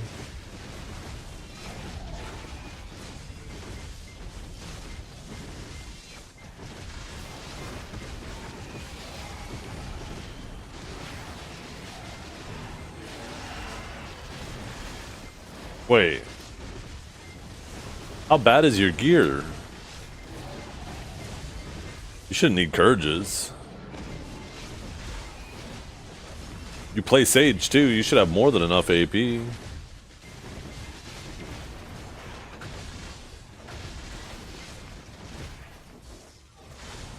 I know, but like I grind with XP artifacts and I'm not using a house buff.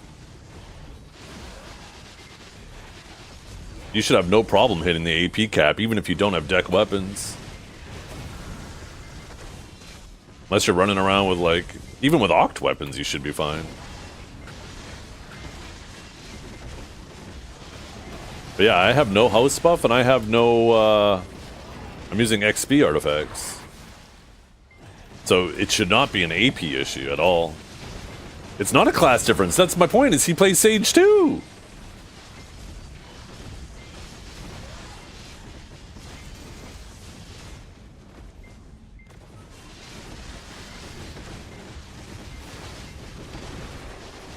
Check Discord DM? Oh, great. Another dick pic. You didn't even DM me yet. What are you talking about? Oh, there it is.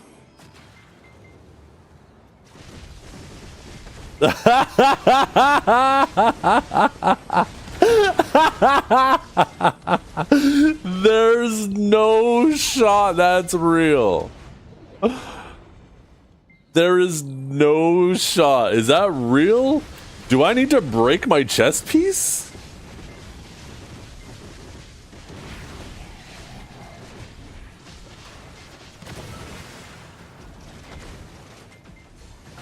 Yeah, what the fuck? You're geared as hell. What are you doing wrong? I don't know what you're doing wrong. Oh, I know what you're doing wrong. You're not counting species damage, are you?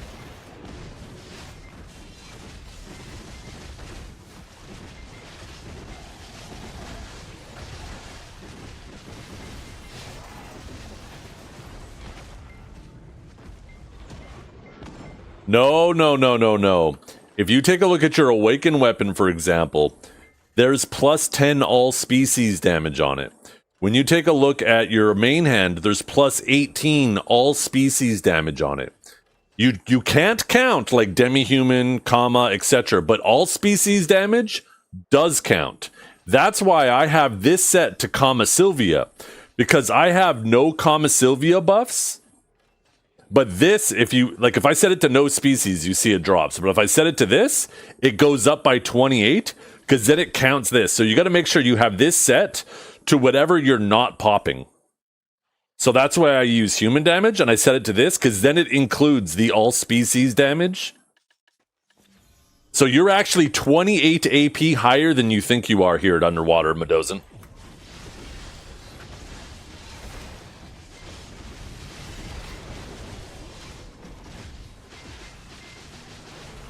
Because all species applies. Specific species doesn't, because these guys don't have a specific species.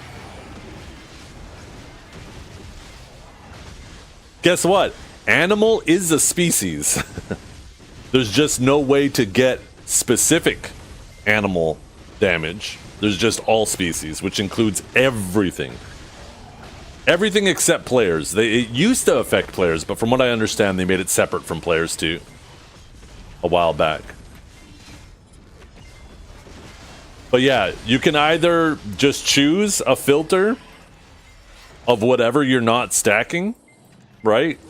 Or you could just manually add whatever the all species is on your Awakened weapon in your main hand to your total AP in your head, right?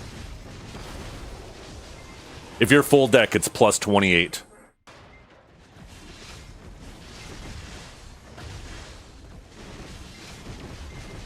And yes, the system is dumb. Since you're friends with Jay, can you ask him to make Ancient Hammers work on Prion? Yeah, it's kind of silly that they don't, huh?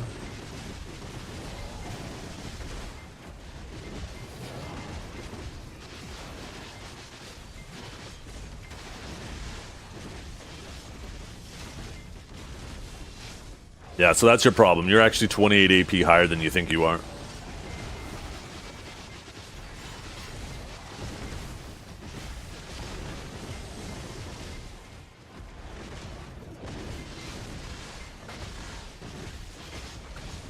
Nope. I don't have house buff, and that's why I use a Deep Sea. And I don't use the Deep Sea for the AP, I use it for the back attack.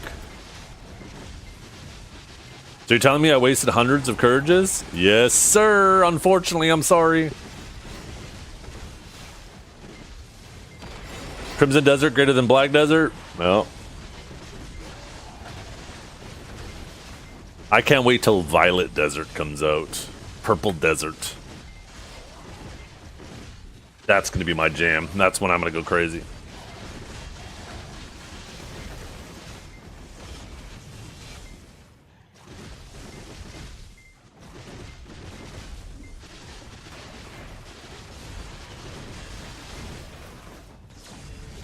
Yeah. So all species damage doesn't make any sense to exist anymore.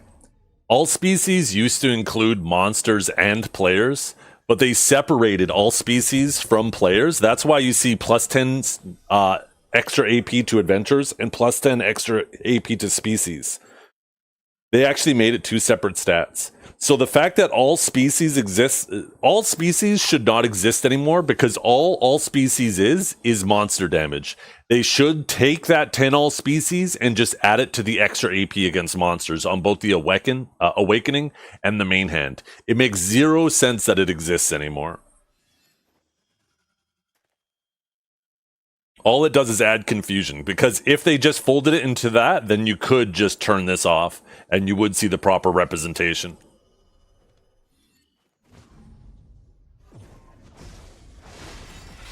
But yeah, all species used to affect everything, including players.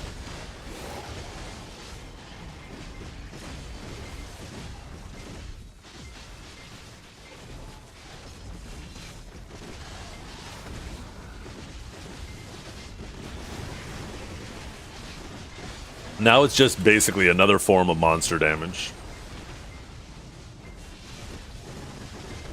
The only justification for that still being separate from monster damage is if they have some type of hidden interaction where species operates differently than monster AP that we don't know about.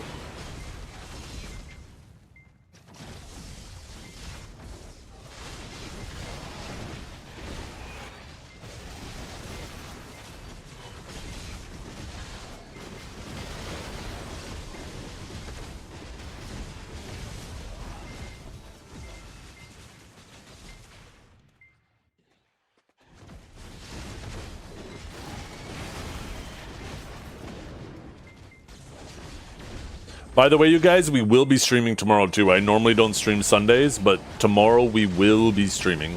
So, yo, what's up, Pokes Malone? How you doing?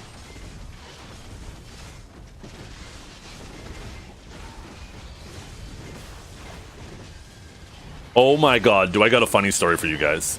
So remember how I told you my dad is getting his very first cell phone?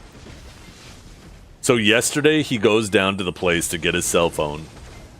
And the first thing he does while he's still in the business is he calls me. My phone rings, it's an unknown number. I pick it up. Hello? He's like, I got a new phone, or I got a phone. I was like, huh? It didn't click at first. He's like, yeah, I just got them to set up my new phone number. And how old is my dad? He is 75, I think.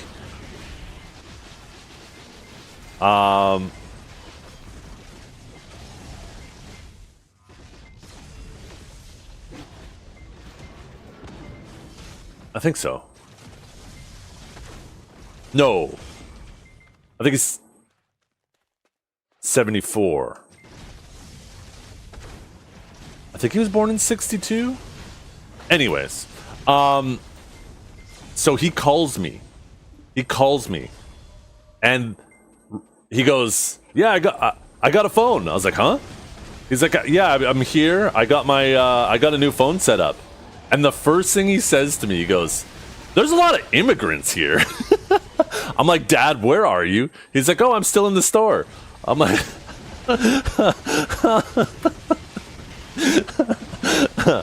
oh shit.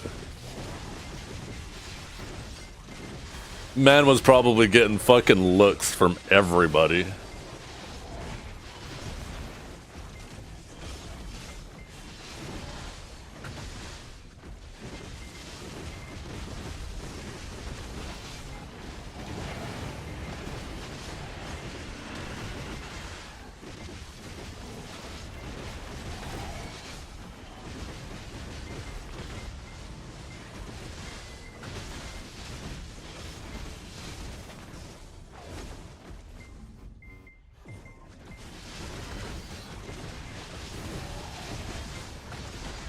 So later that evening too, when my wife and kids get home, I tell them, right? Grandpa's got a cell phone now. You guys can text him, you can send him pictures, all that shit. So I tell them to both open up their contact list. I give them the numbers so they could add Grandpa to their contacts, right? And I tell them, one of you guys should call him on his new phone. He'd probably be excited. So they try to call him, no answer. I'm like, huh. I'm like, how much you want to bet he doesn't know how to answer his phone? So I call the home line, and he picks that up. I go, Dad, what's up with your phone? We tried to call you, didn't answer. He goes, well, I was talking to my sister earlier and my brother, and they tried to call me, and I couldn't figure out how to answer it, and I got frustrated, so now it's just sitting in the other room.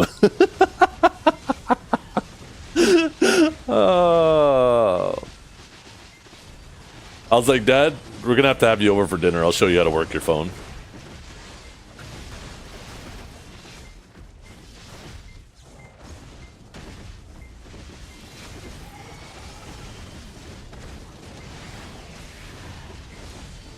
He never had a Nextel or a flip phone? No, he's never had a cell phone once in his life.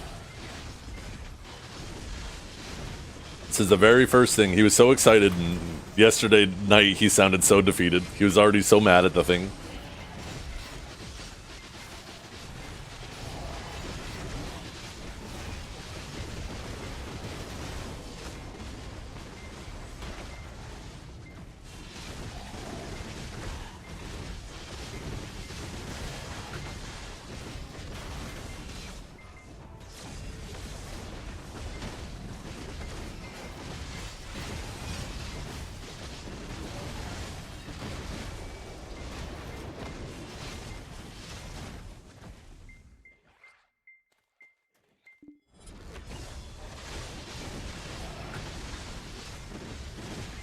Yeah, my dad has no issue with immigrants, right?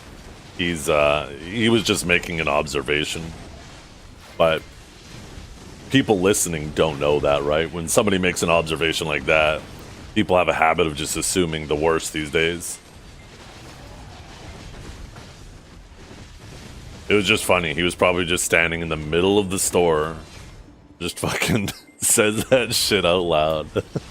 It's like the first thing that he had to tell me after he called his after he got his new phone set up.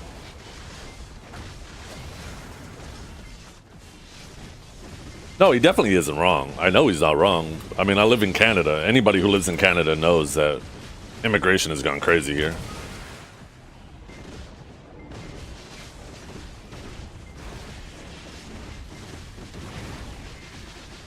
So he definitely wasn't wrong.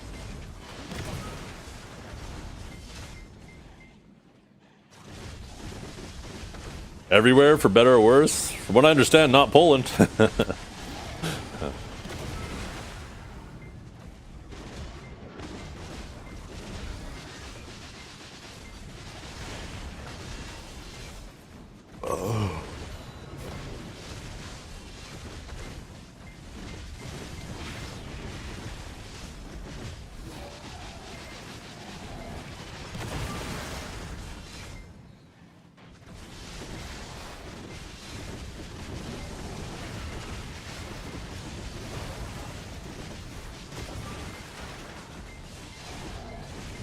I'm part Polish too.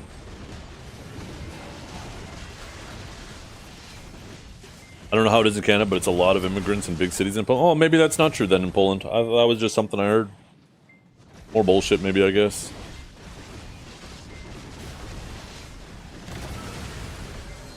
Ooh, a yellow orb. Yeah, I have no issues with immigration. I have issues with stupid people. And there's stupid people from all nationalities, right?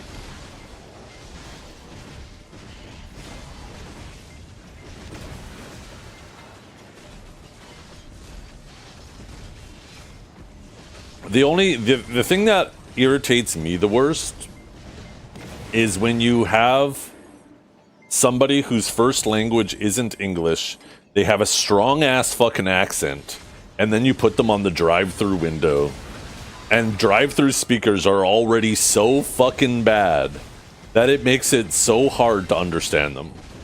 It's like, holy, like and to me, that's not their fault. It's fucking management's fault. Like, that's just why.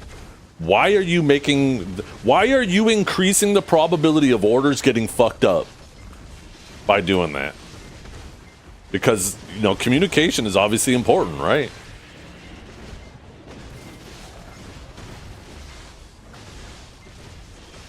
What consumables did I just use? Oh, these are just things to boost my life XP. Spirit water, grilled sausage, and then I pop one of these. It's just for life XP. Or, health XP.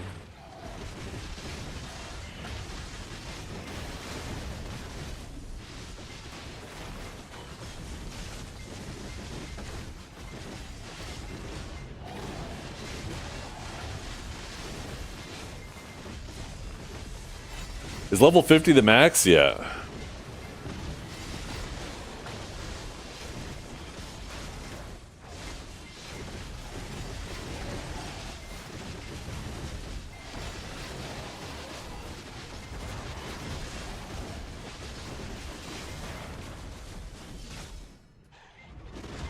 You only grind Sakurai nowadays? Yeah, I do. Whenever they release somewhere new, I'll give it a try a little bit, but I love Sakurai.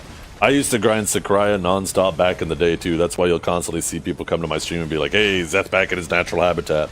Because I literally spent years at this spot when it was... back in the day when it was the best spot.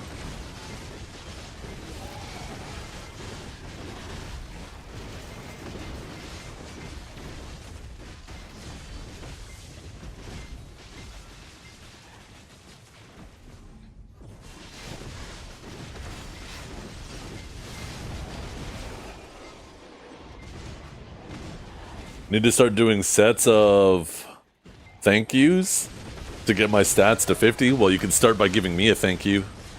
Kamu. It's the second best XP in the game. I love that too, Lecrashen. Yeah, the one place that's better, and I don't even think it's a ton better, is the Orbita double rotation thing. Thank you for your service. Well, don't say it like that. You do miss Sea Captain? I was actually sitting on my couch last night thinking, you know what? Maybe part of my BDO like segment of the stream, I should just do a little more sea monster hunting. Why would I thank you? Well, you just said you wanted to do more thank yous, so why not start here?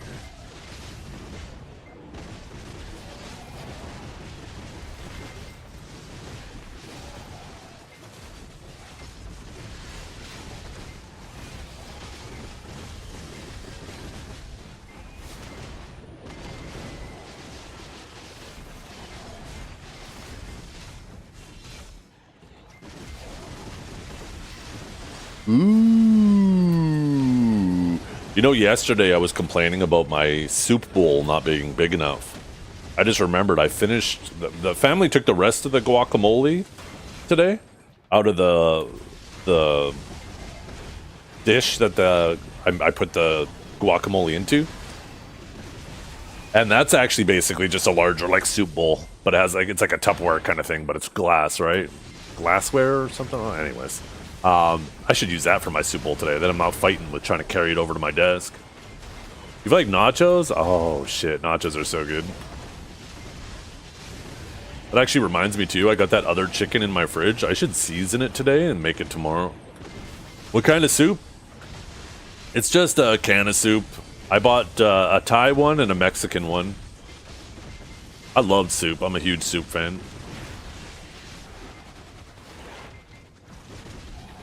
Doesn't Panera have a lot of good stuff? I swear I hear people mention Panera all the time for food. 169 bill for a splendid destruction stone? That is so cheap. My Campbell's, guys? Yeah, I like Campbell's.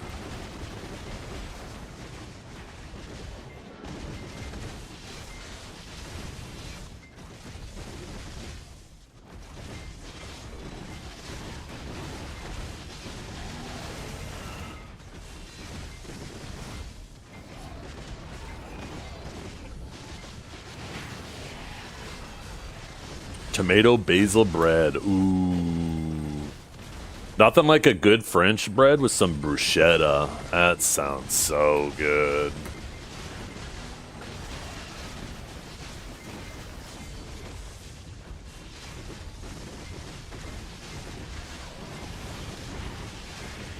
That actually makes me want to get a brie.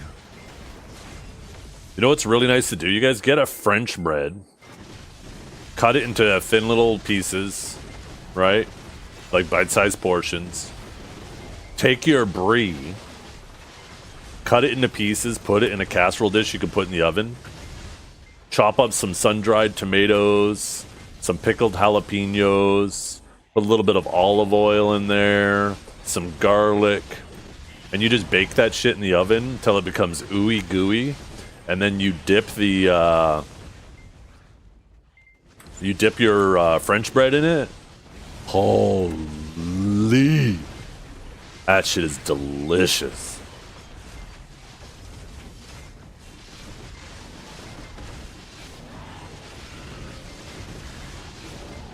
You're trying to fast?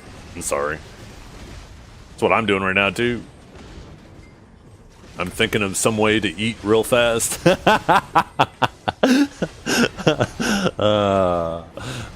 Shit.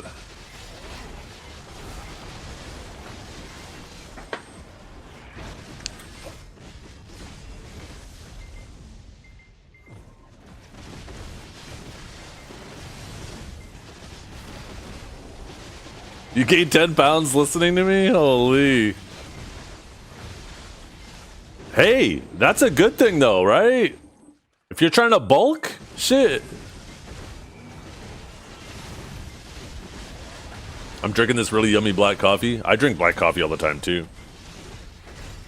Over the years, man, I just can't. Every single time now I put like cream and sugar or any type of flavoring in my coffee, I can't finish it. Do I do the dummy at night? Not lately. I do it when there's an XP event going on, but because there's a fishing event going on and no XP event, I'm rod in the water. Oh, that reminds me. I think I fished without a fishing rod last night. I forgot that this thing expired yesterday.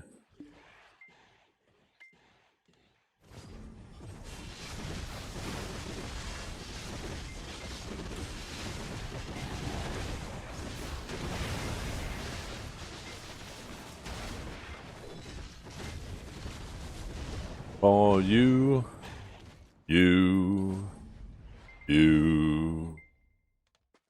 look like a thought could change your mind. If we can't go on to survive the tide, love divides.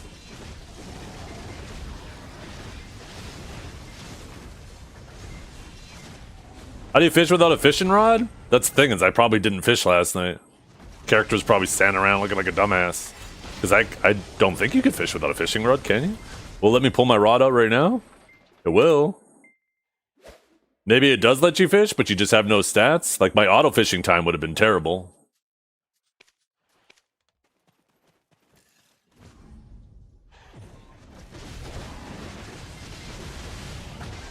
Or maybe there's a bug where even when this rod's broken, it's still active. Huh?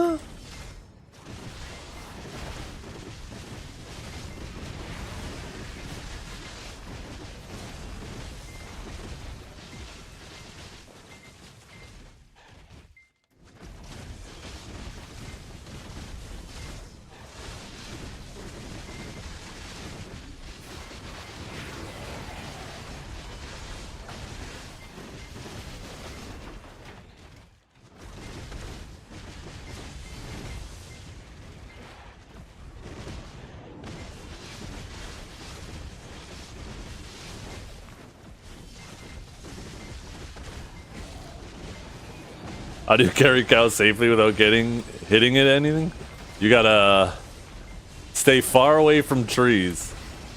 The funny thing is, right, like, not only does the cow's head hit the tree, but it makes a thunk. Holy, that shit had me laughing yesterday. Did I watch Home Improvement? I did, yeah. You got that from the, right? Didn't you? That's what made you think of that shit.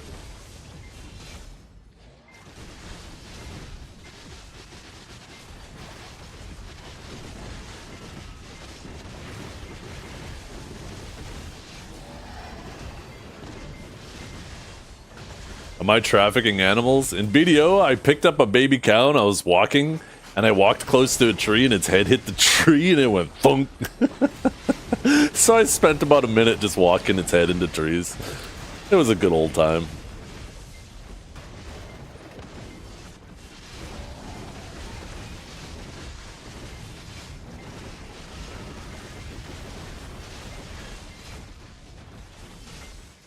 I need to make more silver though in Crimson Desert, so when I'm off stream and I get time to play, I don't progress the main story. But I've been doing just like side quests and stuff like that. And I think I just need to like start running bounties. Anything. Ianu. Anything.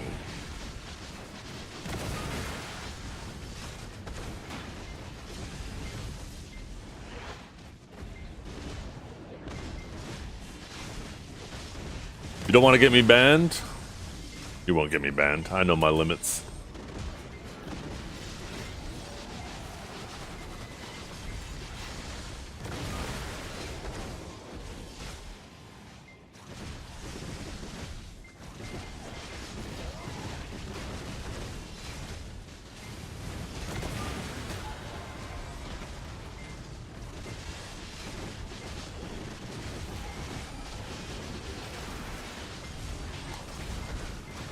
Hey, I hit an armor this week.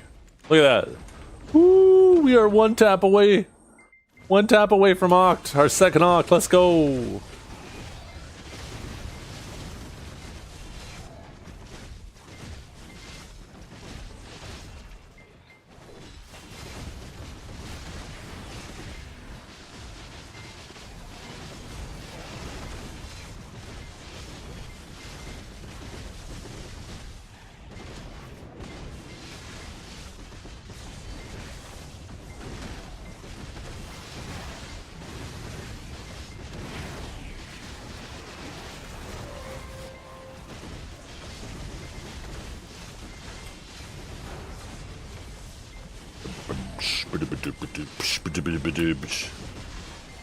I asked him a question earlier and he wouldn't even acknowledge it.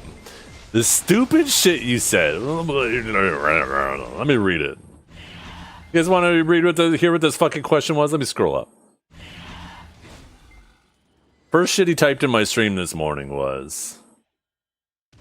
Oh wait, that was a food thing. You ever get those little fuzzies on your balls from your underwear? Annoying.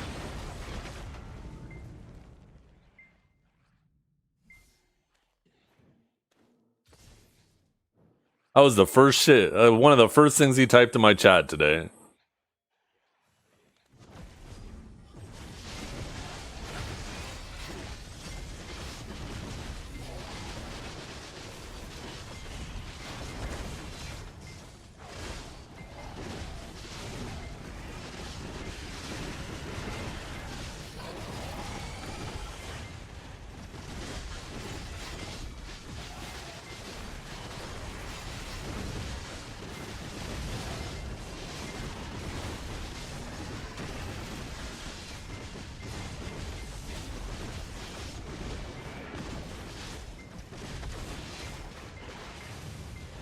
Yeah, I do not get little fuzzies on my balls from my underwear either. Like I said, I don't know what kind of underwear you're wearing.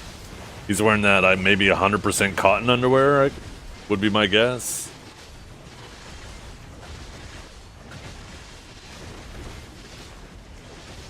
Hanes boxer briefs?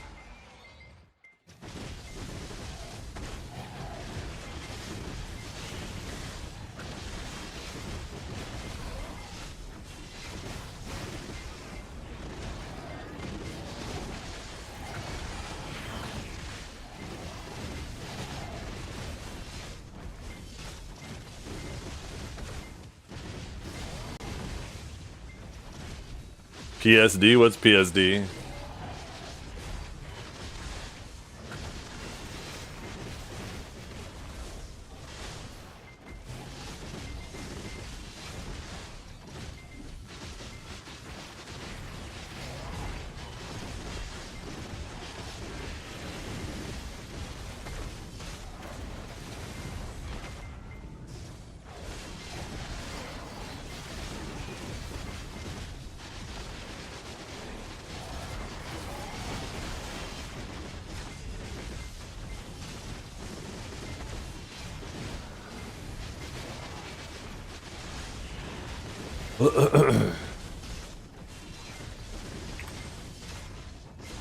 Fuck, we're at a weird time and I'm hungry now. Do I just eat an early lunch or late breakfast?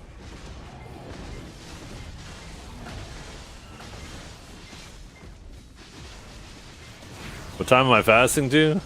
I wasn't actually fasting. That was just a setup for a joke. Because you're like, I'm fasting. And I was like, I'm fasting too. Trying to think of how to fast, eat. I don't know. I can't remember what I said. It sounded better when I said it the first time.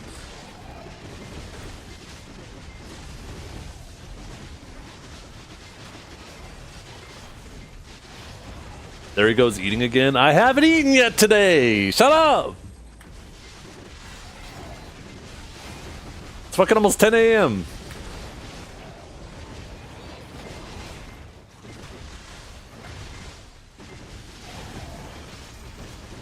Unless you count a black coffee as eating. That's all I've had so far today.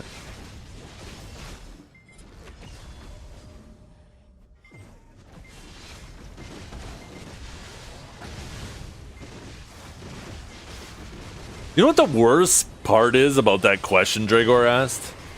Is the fucking mental image you get of him sitting butt-ass naked on the edge of his bed, legs spread open, hunched down, trying to see his balls while he picks off the little fucking things he's talking about.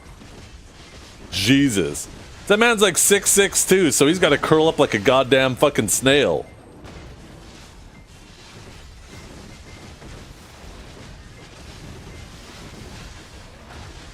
Is it 9:43? It is, yeah. 9:44 now.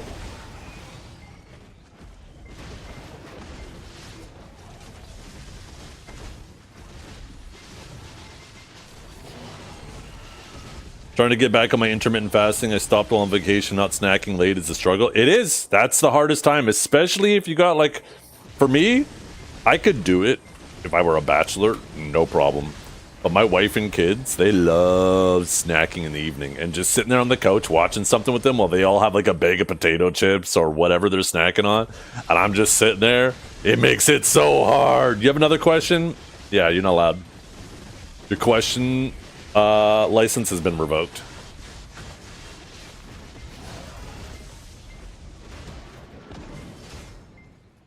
Why did you even notice the coffee was black? That's weird. Shut up. Shut up.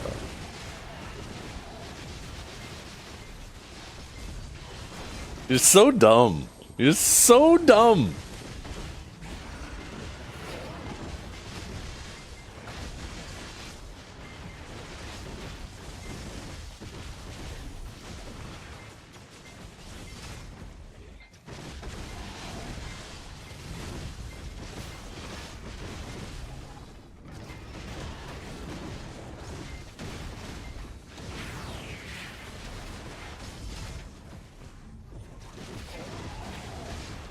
Shopping for a family, you'll always have snacks? Yeah. It's funny because all the bags of potato chips and stuff we get, I'll throw them on top of the cupboards. So they need to like, my wife has to jump to reach them. So every time I know they're about to snack, I could just hear my wife jumping in the kitchen. Oh, shit.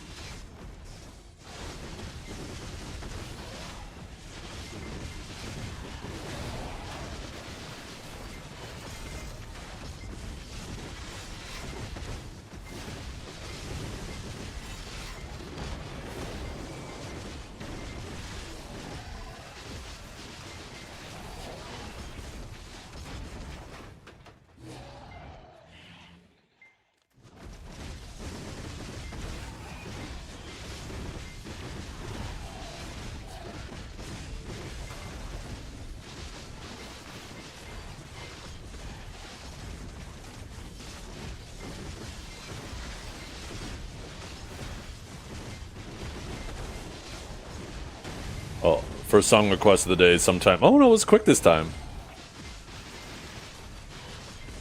I wonder if Iris is the song I'm thinking of. There was a girlfriend from when I was younger. She wasn't a girlfriend at the time. She actually had a boyfriend. And I met her through another friend. And I remember, I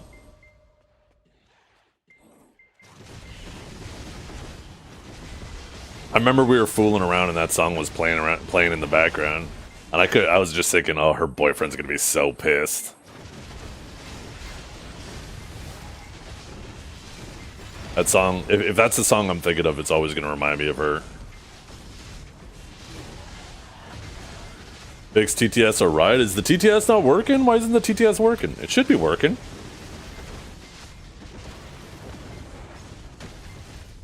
It's on. Shame on me. Why shame on me? He's not my boyfriend.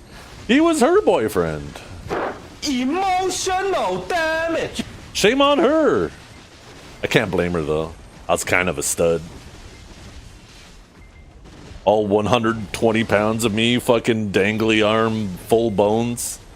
How could she resist?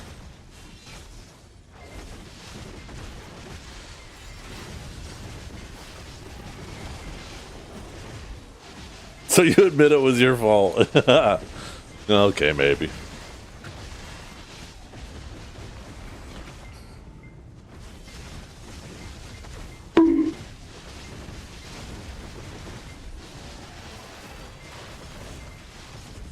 You know what the worst part is? I was kind of a piece of shit. Because that same girl, she ended up inviting me back to her place. Like a couple weeks later. But she had somewhere she had to go. And there was supposed to be a couple of her friends that were hanging out there too, but one of her friends couldn't go. So, while she went to this thing with one of the friends, I had to hang out at her house and just wait around with her other friend. And I ended up fucking around with her other friend, and she came back and we were fooling around. She was so mad. Oh, shit. I was such a piece of shit.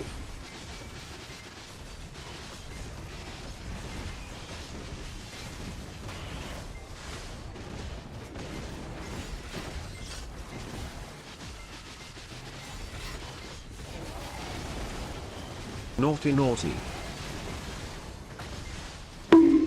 You say that, Dragor, but it did.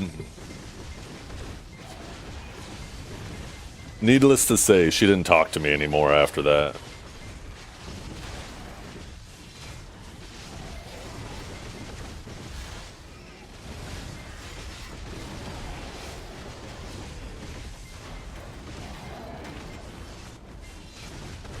Yeah, this is the song too. Oh my god, I thought so.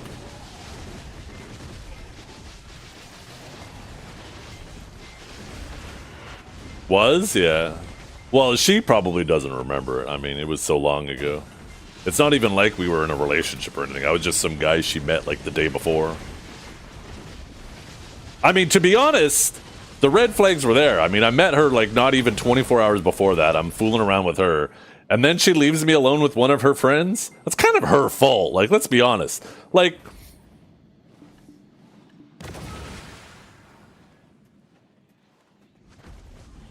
Oh.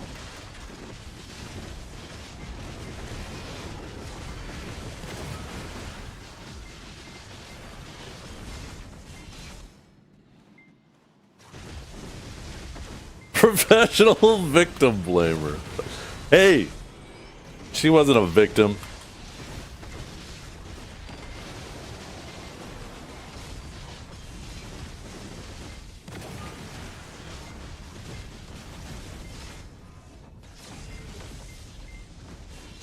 Bro, I'm so happy that you're in the BDO community. Because when people bring up and saying BDO has no mechanics, I always say, look at Dukes. He failed to climb on Awakened Sage with 4 button.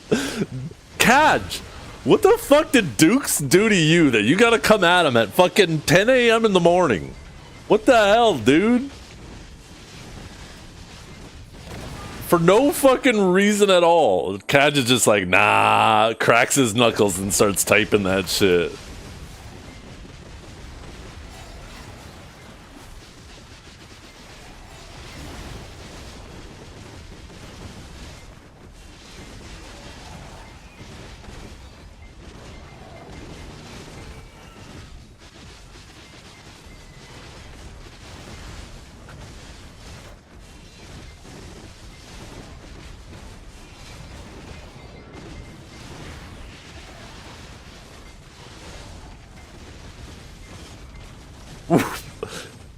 Cadge, you better fucking watch it. You better fucking watch it.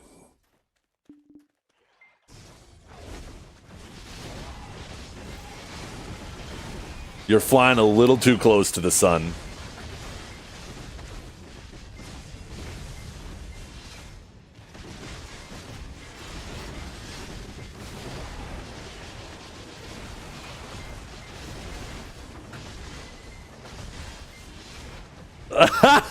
Dukes. Yo, Cadge, is that true? How tall are you?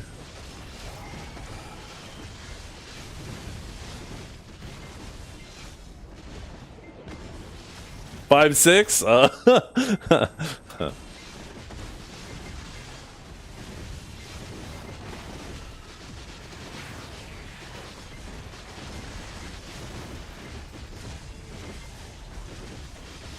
You're Speedy Gonzalez, yeah. Those feet are just a blur under you while you're running, but you're not moving. Andre, arriba, arriba. Fucking blur of legs under you, standing in one spot. Man, Speedy Gonzalez was such an awesome character.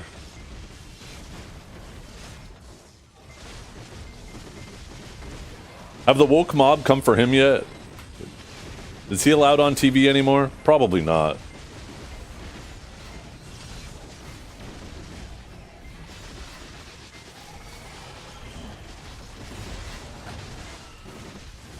Oh, babe, I really hope your boyfriend doesn't find out about us.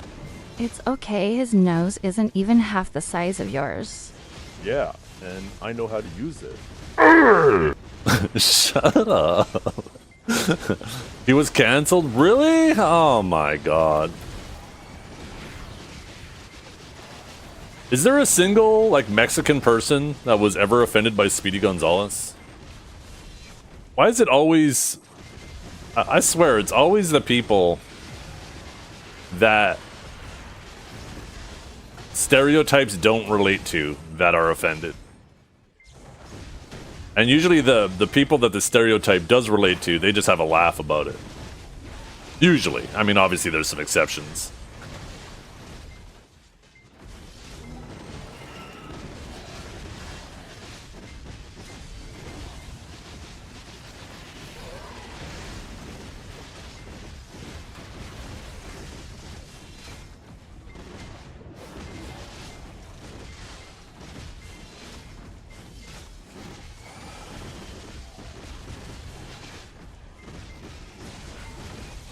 Yeah.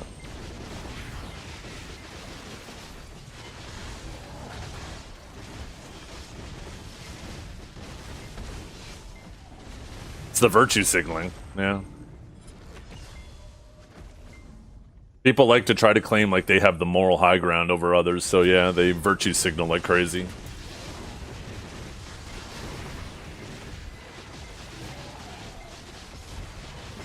Did you, Dead Octopus? Oh, that's sick. Is that right near a waypoint too?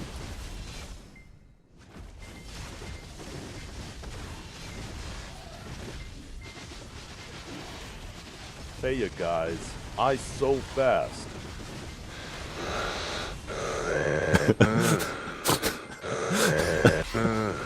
Shut up.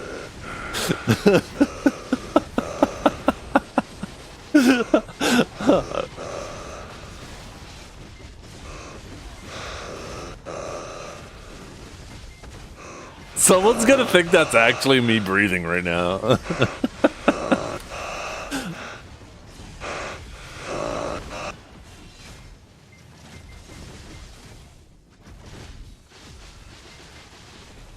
Someone's gonna be like, this man's out of breath sitting at the PC. What the hell?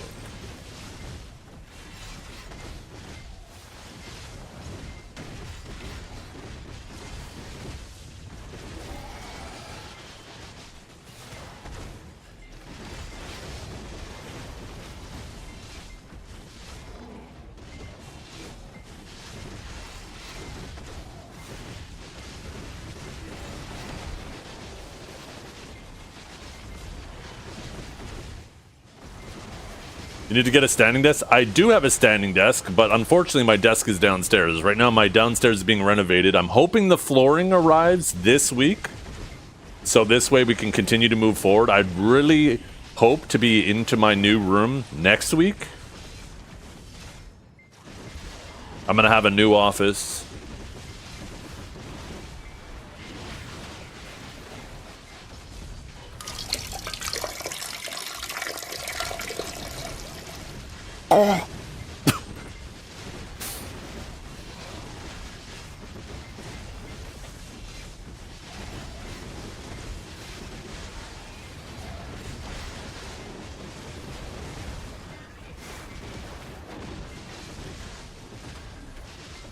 There was this horror game that Norelia was playing one time, and the character was like sitting in the bathtub, and he had sound effects turned on, and I played the peeing sound effect. He's like, what the fuck? And he's looking around, he's like, is my character peeing in the tub? Oh, shit.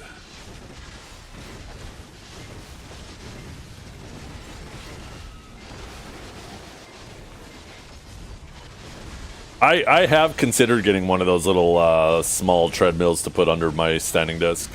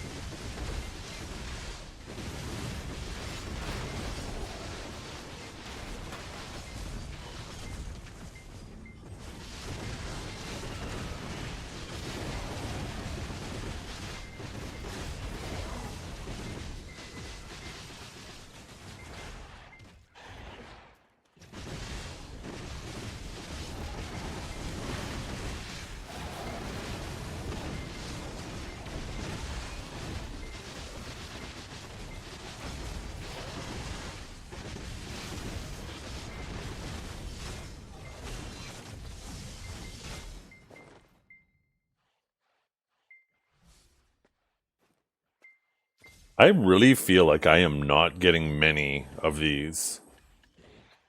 I mean, I guess I had one yellow. I gotta see what I started at today with those.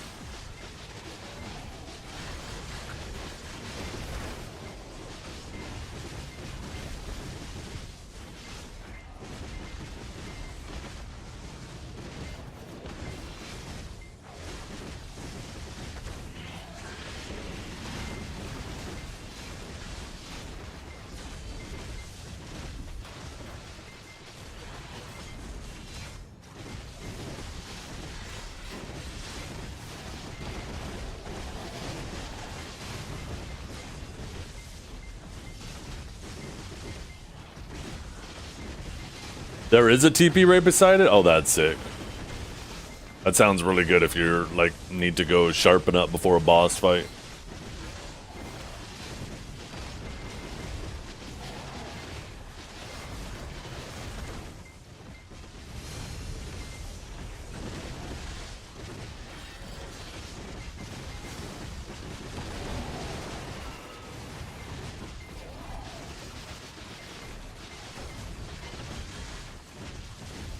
No, I think I'm just gonna have a blueberry muffin. I'm hungry.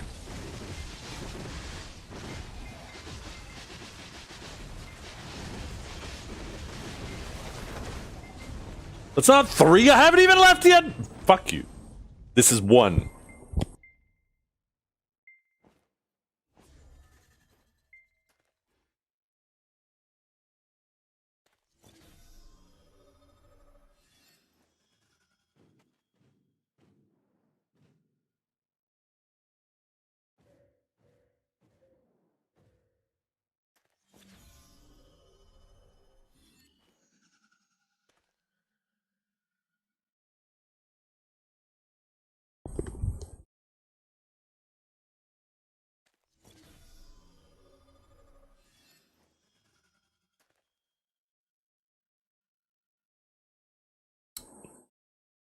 First, I was 7 years old. That's a song, right?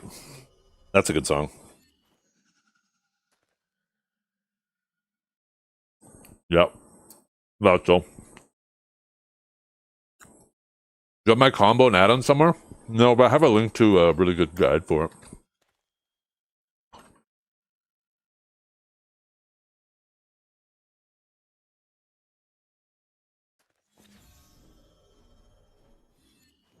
Yourself some friends or you'll be lonely.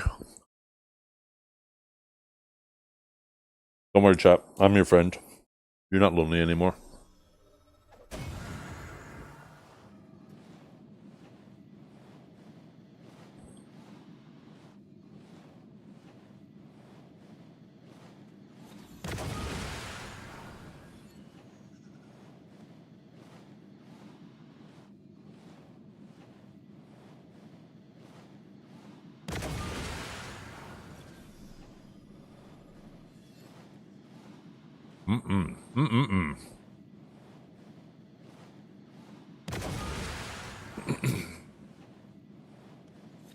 Yo, what's up, Cirrus?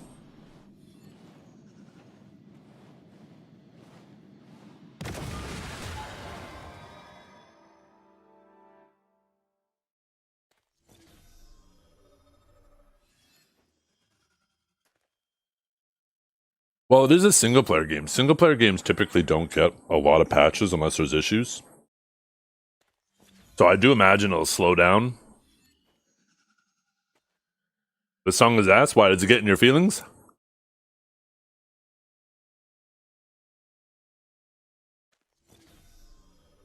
It's a bit of an emotional song. TikTok slop? Oh, yeah. That's why you just don't participate in TikTok. Then you don't have to worry about them fucking beating a song to death and ruining it for you. I am still happy to let you guys know, to inform you guys. I do not have a TikTok account, and I don't have TikTok installed on my phone. Never have, never will. Well, I guess I should say never, but...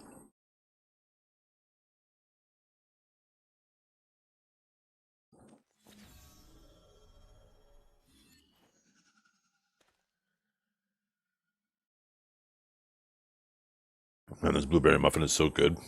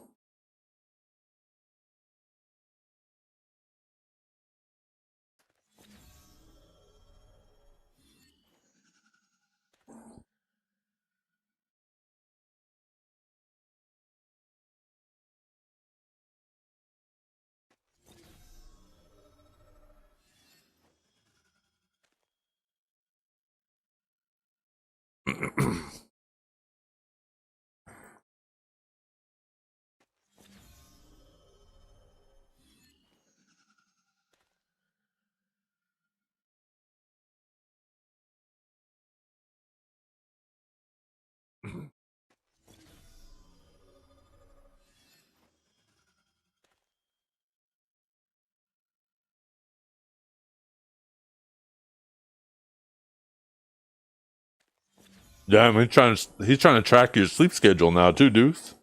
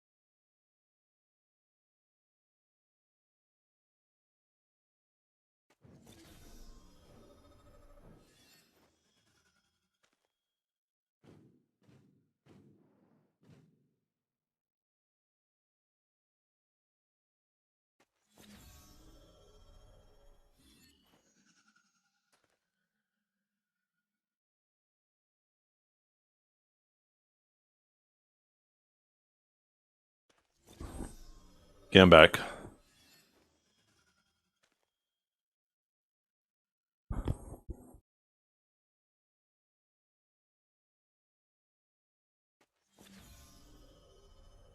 I updated my password to incorrect, so when I forget it, my computer tells me your password is incorrect. Yo, that's fucking genius. I need to do that for my dad. Wait a minute, he's always forgetting his passwords.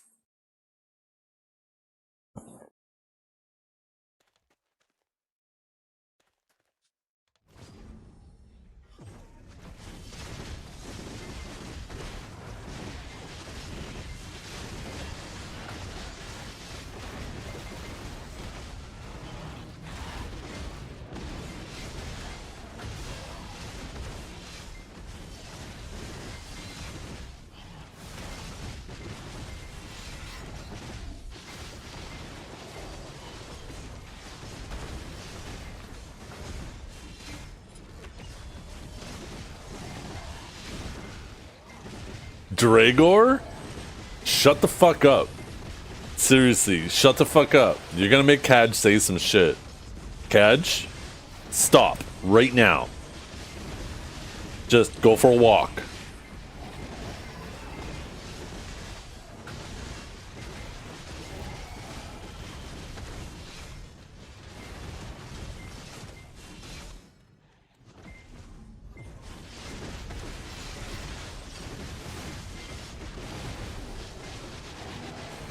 Fucking Knight, you too.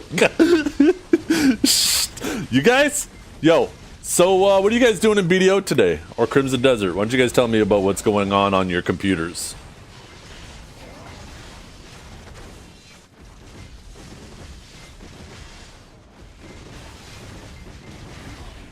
Pushing some main quests. That's what I'm gonna be doing tomorrow. You're in for a treat, or did I say tomorrow? I meant today.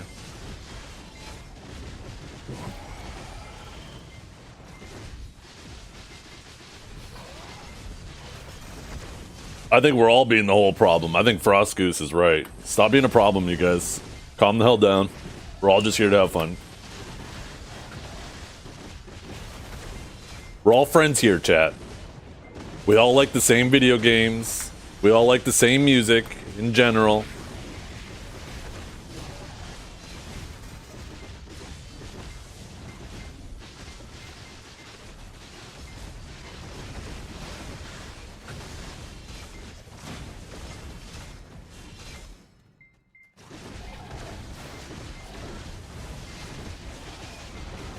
I'm gonna go share a pic with Ark real quick and Fanboy for a sec. Oh my goodness, what chapter are you on, Kanjara? Just tell me that. 8? Ooh, so I should definitely get to that today, because we're gonna have a long ass Crimson Desert stream today. I'm planning on playing BDO for about another hour or two, and then we're gonna have like 8 hours of Crimson Desert.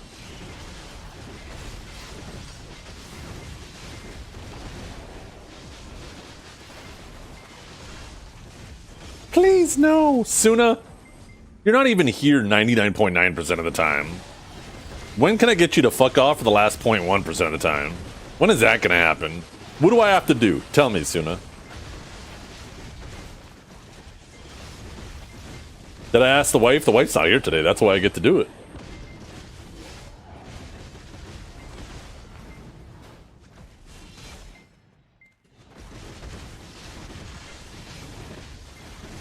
You tune in to Hate Watch? Yeah, wow. I'm hate streaming right now, so touche, bitch.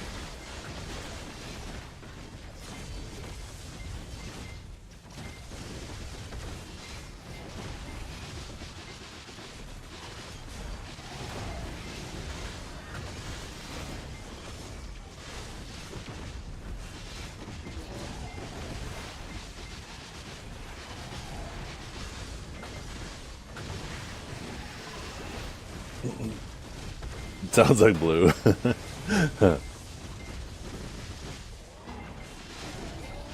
I have any current goals in BDO? No. Just to have fun. Log in every week, do my clicks. Speaking of which, would have been what? Thursday, Friday, Saturday, Sunday, Monday, Tuesday, I think our next Rift spawn?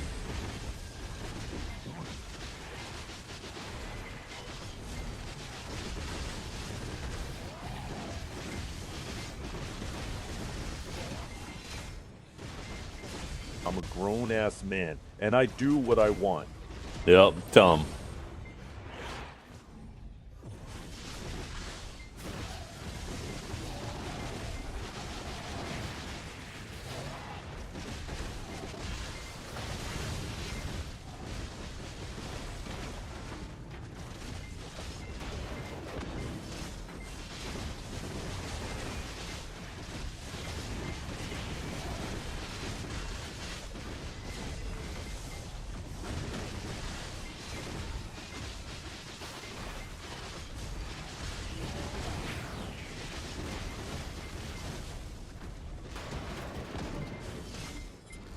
You have any current goals in life? Probably the same answer, eh? My current goals in life are to stop impregnating random women because I'm sick and tired of adding more kids like you to the world, Suna.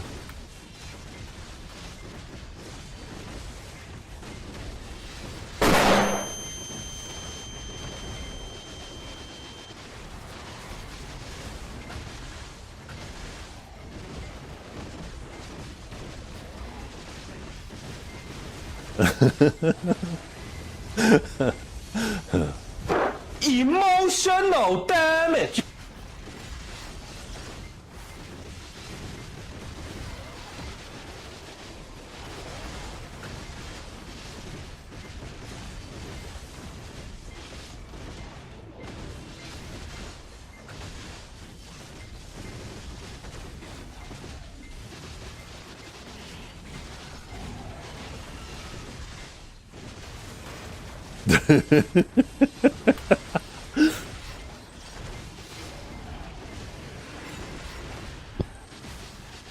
I thought you were on my side, Catch. What the hell? Let's say you just have to stick together. Wait, he immediately swings, redirects the swing at Dukes. Holy.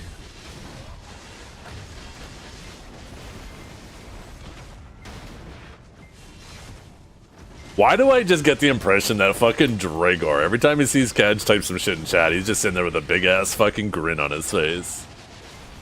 Kicking his feet under his chair.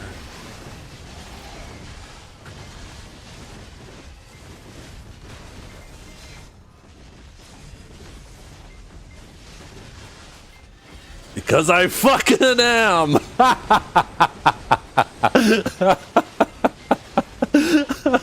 Oh, shit.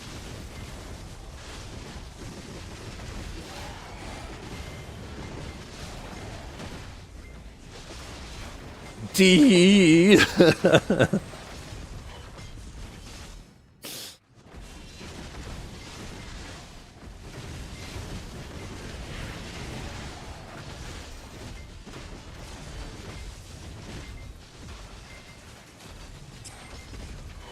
You're 17? Wait, are you for real 17?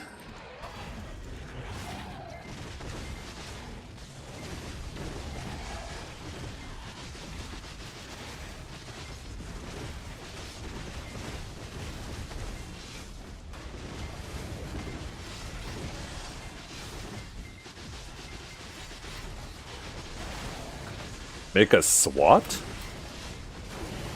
For you?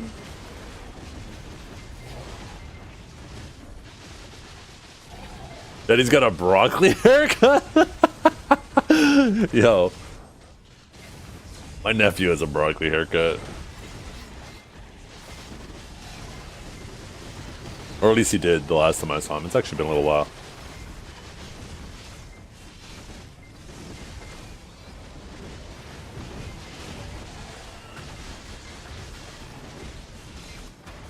Dr. Duke's respect. Yeah.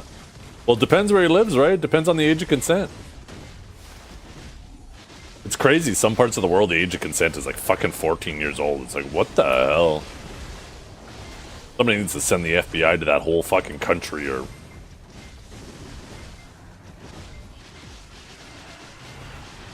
$18? See, 18's a good age.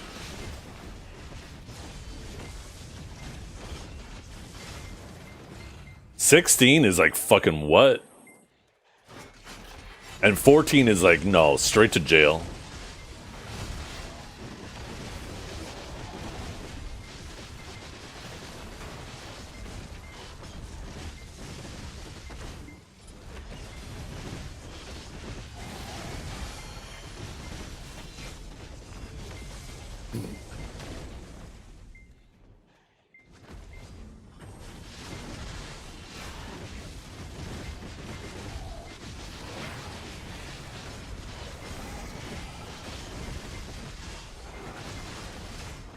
Maybe it hits even closer to home for me too, because my daughter is going to be 14 next year.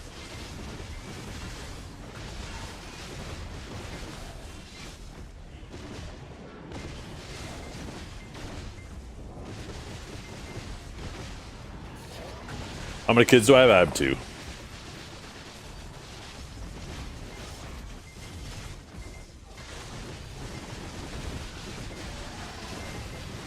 $14 and 12. Or I guess 14 and 11, turning 12 in a couple more months.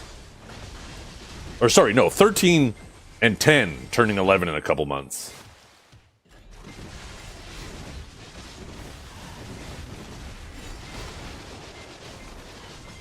Yeah. The thing is, for me, Ark, if for some reason I was single and dating again, that age range right there, I find like people are so annoying in that age range. Sure, maybe they would be pretty, but I would find them so annoying, and I don't know if I'd be able to tolerate a fucking minute around them. That's like the age where you're so arrogant, you think you fucking know everything. 20 to 24.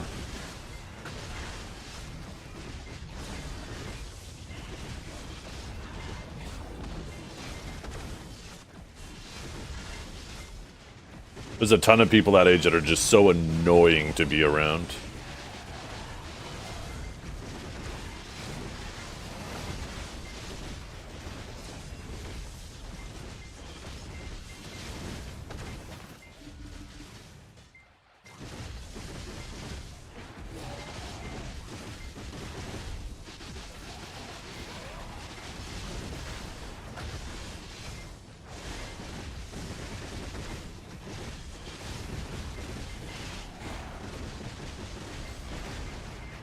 Bro, I feel attacked. Oh, shit.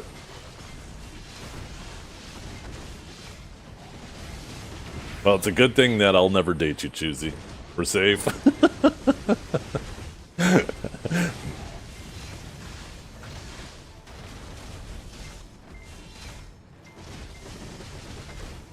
No!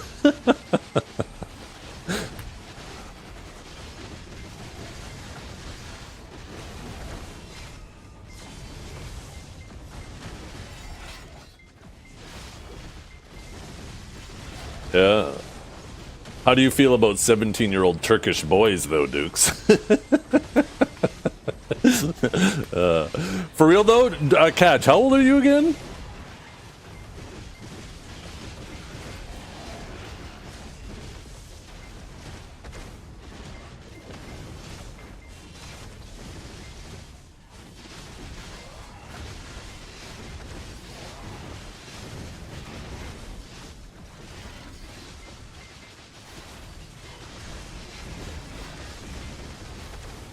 I don't believe that Cadge is actually 17. If I were to guess, I'd say Cadge is like 24.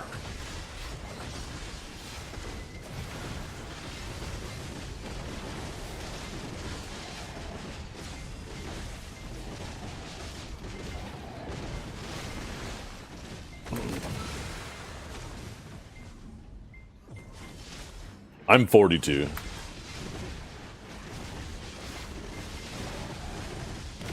There's no way you can tell I'm 20 plus, because as you get older, you realize that voice isn't everything. It's the way people act in combination with their voice.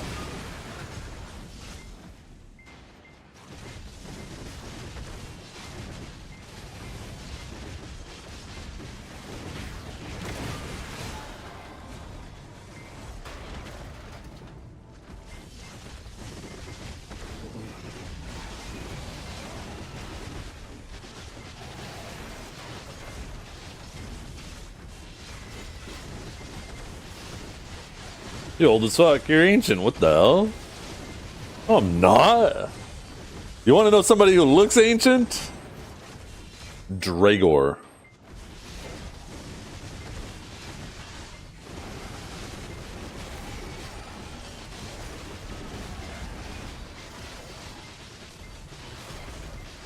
That man had to pick up a guitar and put a microphone in front of him so he could submit a picture to Google so it could glaze that at least.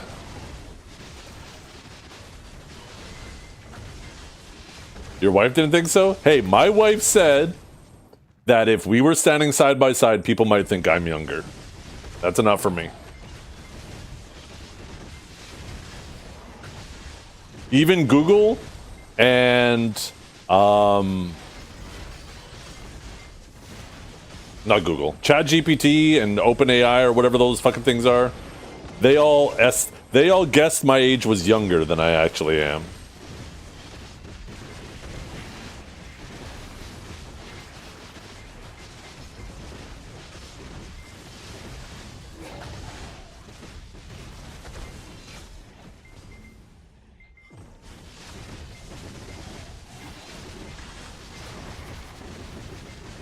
I definitely feel younger than I am, which is great. I think in general that's how most people do, right? I think like I remember watching something one time. It was like somebody who works in hospice, right? And they said like one of the biggest things, like they were just having a conversation. One of the biggest things that they a common reoccurrence amongst the people that go through there is that all of them feel like whenever they look in the mirror, they're looking at a stranger. They all feel a lot younger than they look when they're older.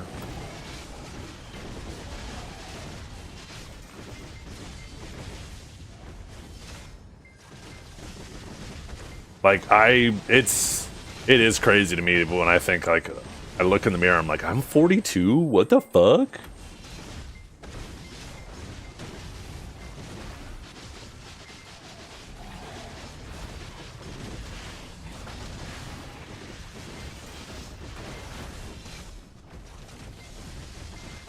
Yeah.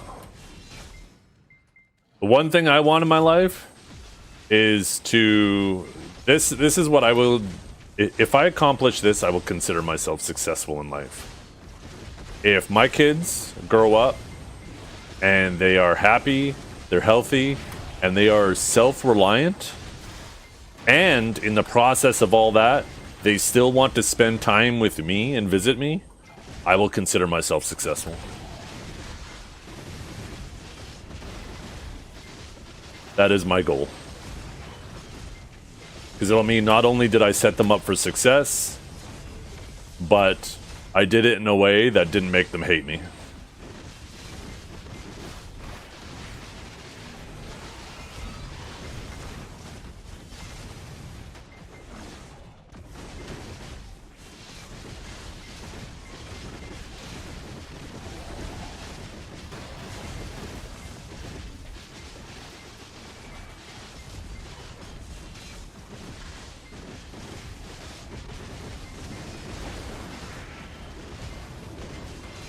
Yeah.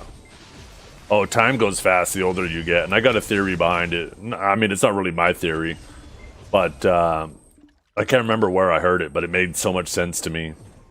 It's all about proportionality, right? When you're 10 years old, turning 11, that 1 year is 10% of your lived experiences, right? Added on. But when you're 50 years old, turning 51, 1 year is 2% of added on to your lived experiences. And that's why each year feels like it's going by faster and faster, because it's a much smaller and smaller contribution to your overall experience.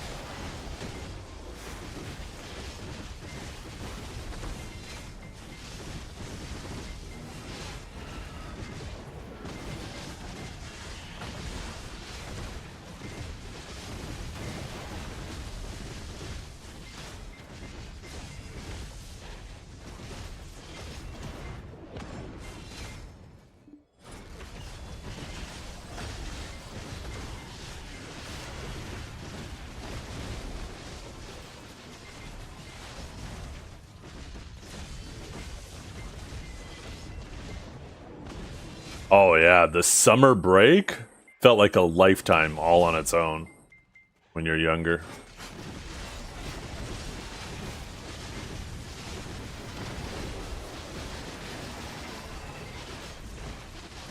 Now, like when my kids are on summer break, it feels like I blink and all of a sudden they're back in school.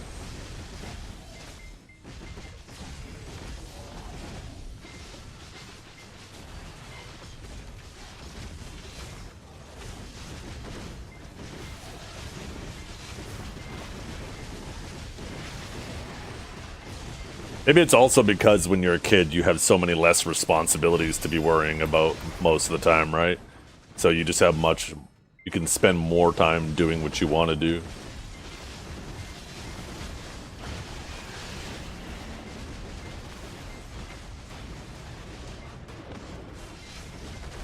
Yeah. The Catch-22 arc. It's kind of cruel.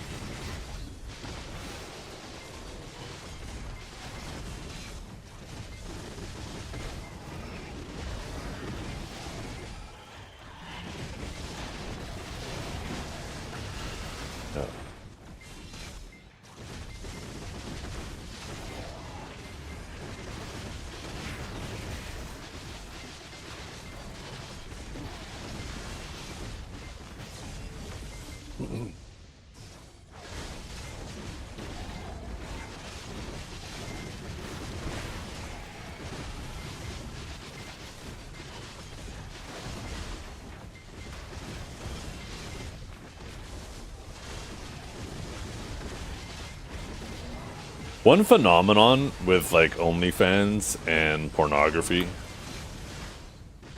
that is like, you see these women, they're doing their thing, you know, it looks like they're having a good time. And then they reach a point in their life where, you know, they settle down to have kids and stuff, right? And it's like all of a sudden this thing clicks and they're like all of a sudden like, shit. There's all this shit on the internet now. And like the crazy thing is like when their kid grows up, they could have like a bully in school be like, I've seen your mom's butthole. And like the kid has to grow up dealing with that shit. Like at any point in time somebody could go back and be just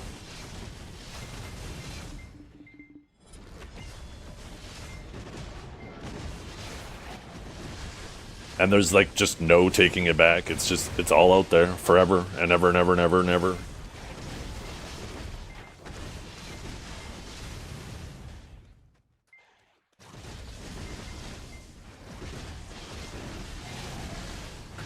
I don't think that's a women thing though, Choosy. I think that's a people thing though, to be honest. I think obviously you just don't see it happen as often with men because there isn't as, like, men are the consumers, right? Of that content primarily. But like if there was an equal amount of consumption, I think you would see both men and women equally, right?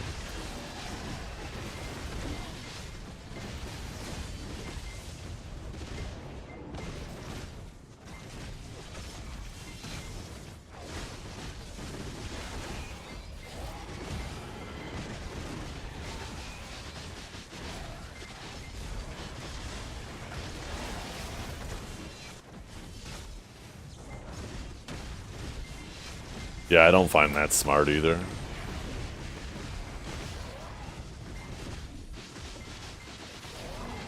Don't real names to find if they do? No, you don't. I mean, how easy is it to just do a reversed image search, right? You could take a picture of any person on the internet and just do a reverse image search. And there's a good chance if they have just at least a small remote internet presence, you can find them super fast.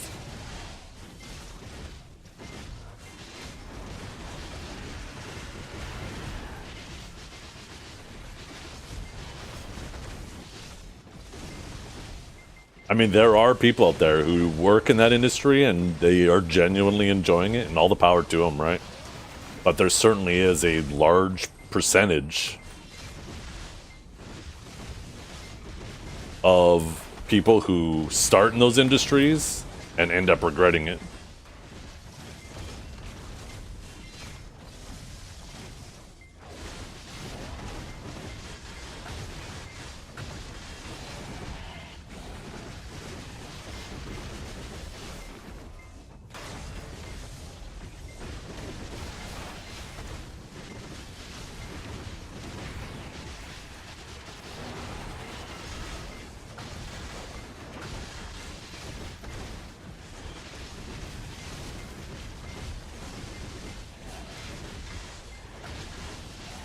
Well, question, would you rather be the kid of a rich former porn star or be the son of a poor person?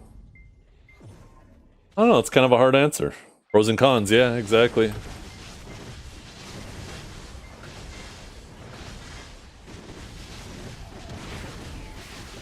I mean, I guess the implication is there too, that the person can't be rich by doing anything else but that type of work.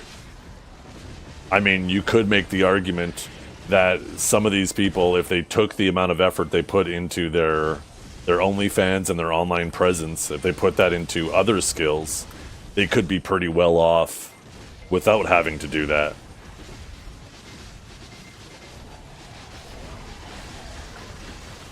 Yeah, what if it's completely the other way around? What if you just end up being the son or daughter of a poor porn star? Then you get the worst of both.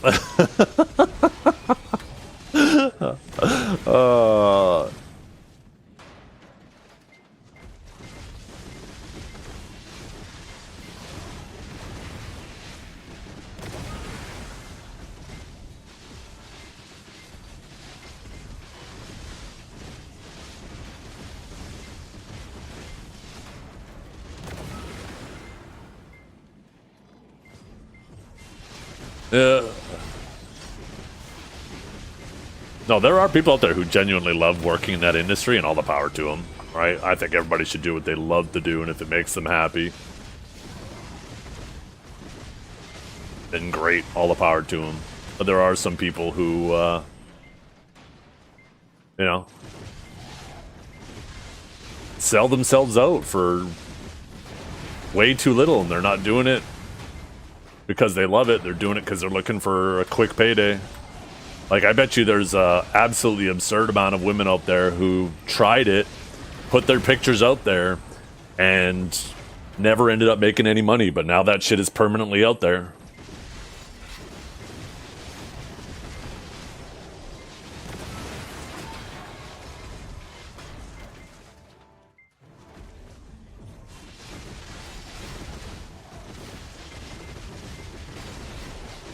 Yeah, it is. Oh, definitely on both sides. Both for them and the men, for sure.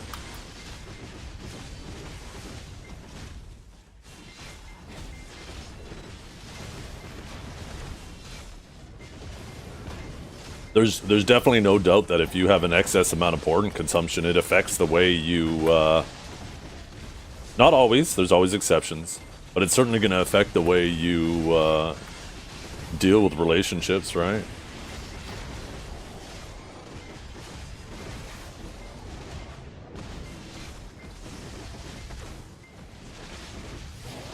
People making generational wealth, I don't think you understand what generational wealth is.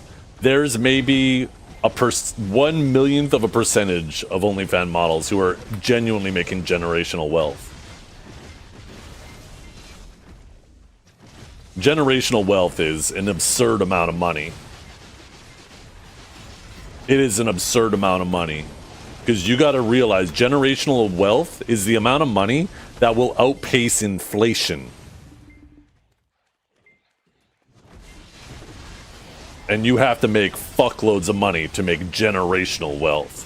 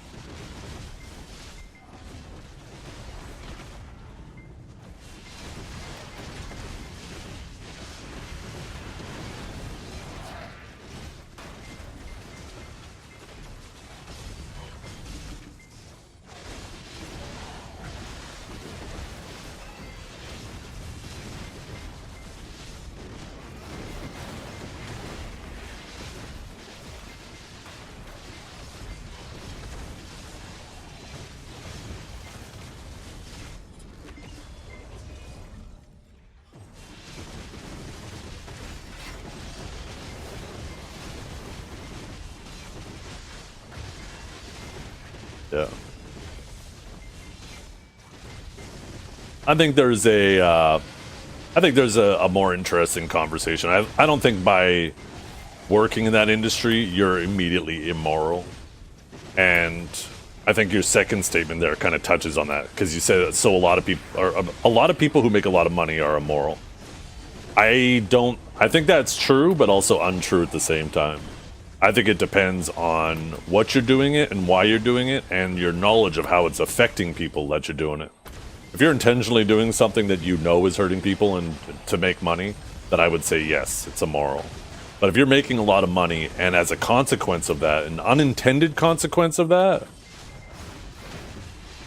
it can hurt people, then I don't think it's immoral.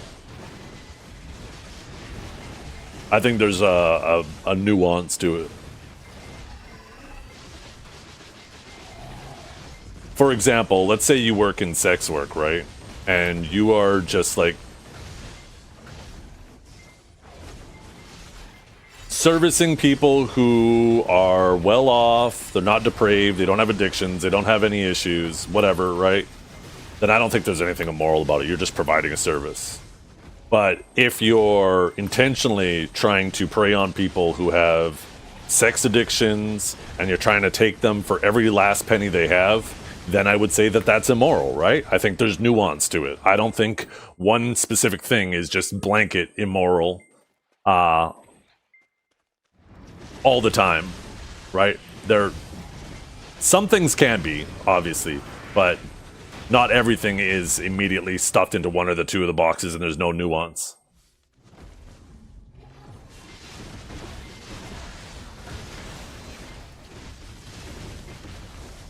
Yeah. Well, it's not their job to make sure either, though, Dragor, right?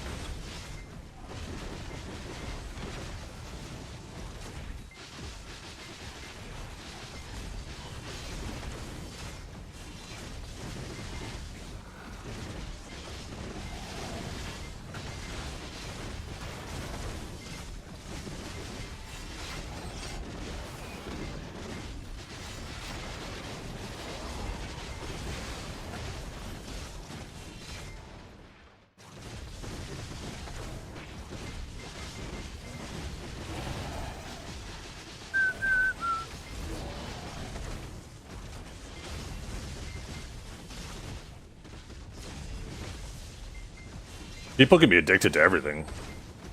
There's a whole TV show based on that shit called My Dirty Addiction or something like that. I can't remember what it's called. But like there's literally people who are addicted to... There was one video I saw, there was a woman who was addicted to taking all of her food, blending it up into a smoothie, and then snorting it through her nose. That was her addiction. There was another one I saw where a woman was addicted to eating drywall.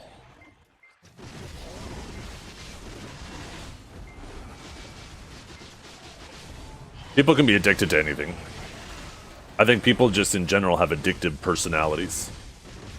And I think addiction is very largely a coping mechanism as well to other things going on in your life. So the more you're looking for like the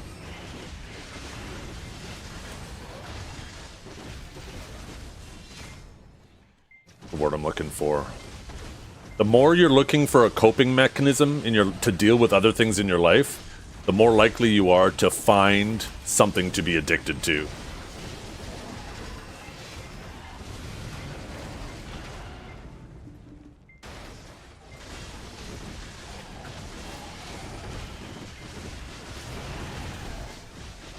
Hey Zeth, do you have any tips for a completely new Awakened Sage PvE related? Not really. Just have fun. There's here, I'll give you a link to a guide made by a sage named Archive.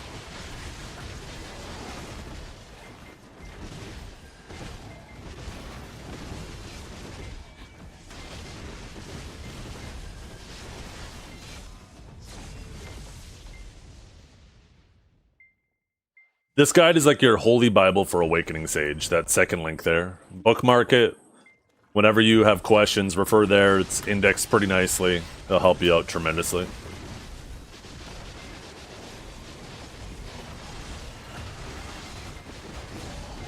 I don't get addicted. Check/played. Never mind. Yeah.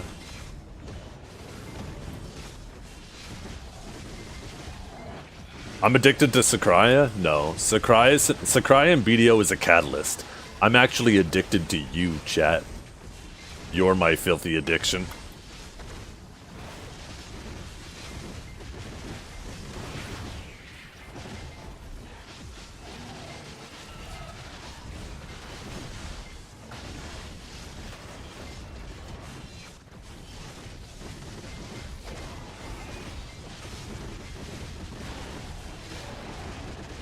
That actually gave me a crazy idea. Uh-oh.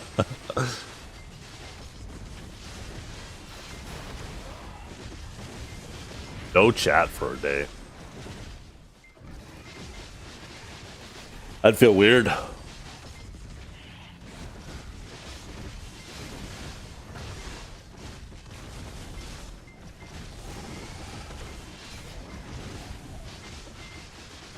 I genuinely would not be able to grind as much as I do if it wasn't for being like hanging out and chatting with you guys while doing it.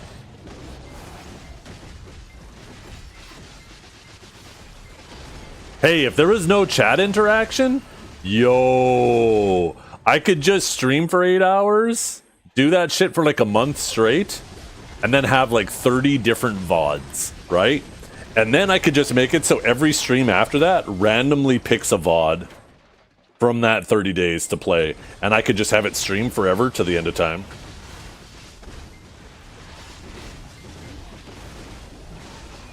Wait a damn minute. Infinite money glitch.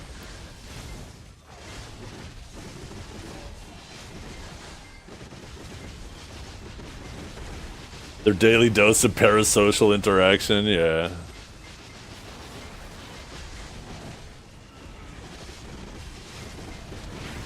I tell you what, I hopped into Ari Love's chat one time.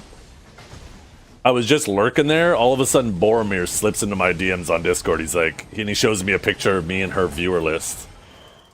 And he's like, "What you doing, goonin'?"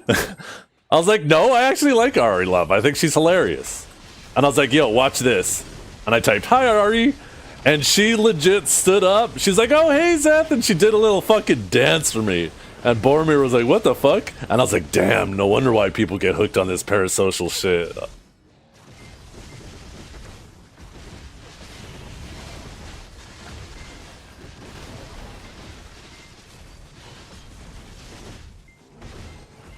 I really like Ari Love though because she's real as fuck.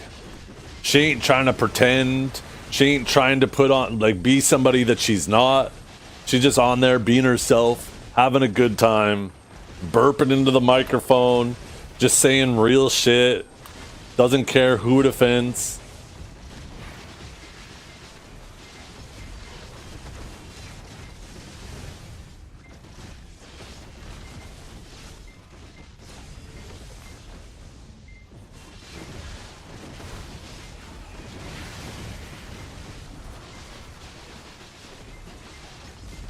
Ari is unfairly treated bad by the community.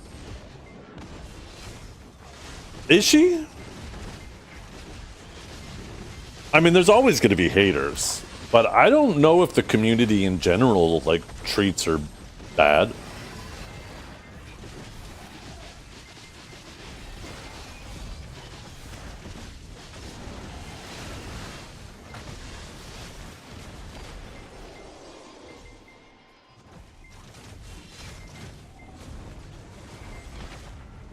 Asian Guardian?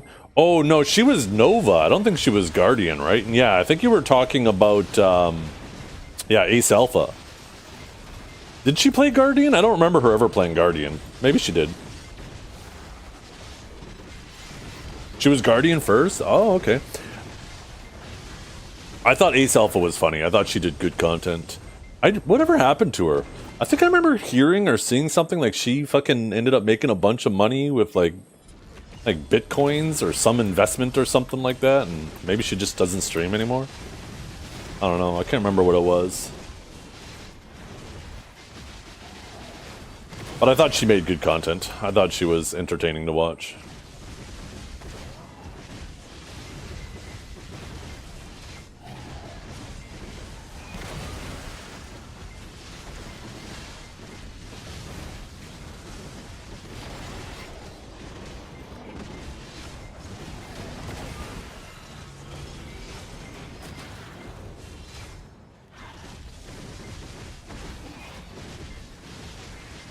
said you were bullying her. Were you? You are a bit of a bully, Junior. And she was like, oh, my bad. Oh, she probably confused you for Dragor.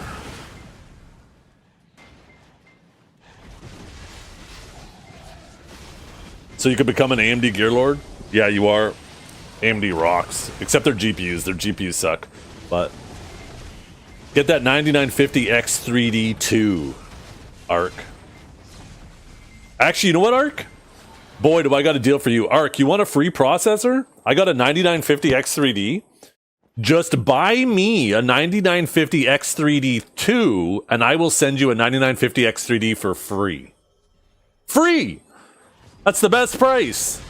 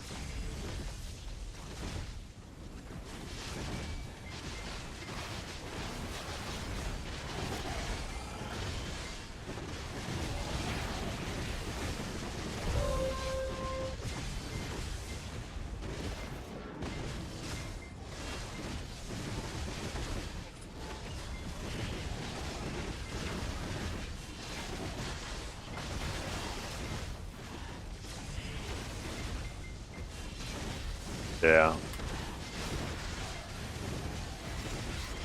The OCD in me wants to get the X2, X3D2, but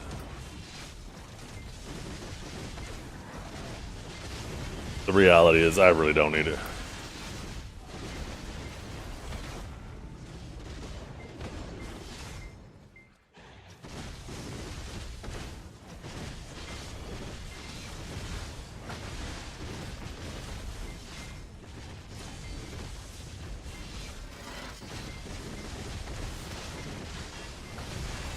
By the way, did you guys know that whenever you're like on a strip and you see like fast food joint after fast food joint after fast food joint, it actually has, all of them being there actually has a lot less to do with them being on the main strip and a lot more to them for them being next to each other, because they realize that by putting them all together, whenever people are like, oh, I want to go get food, they have like a distance that they want to travel in mind, right? And if one place is further than the others, then they're more likely to just not go to that spot despite liking it more. So these fast food joints all put themselves close to each other, so they're all relatively the same distance from people. So they'll still be considered, right? That's why you'll see like a McDonald's, a Burger King, a Pizza Hut, a KFC, a Taco Bell, all on the same strip, because they all want to be on the table when somebody's considering going to go get food.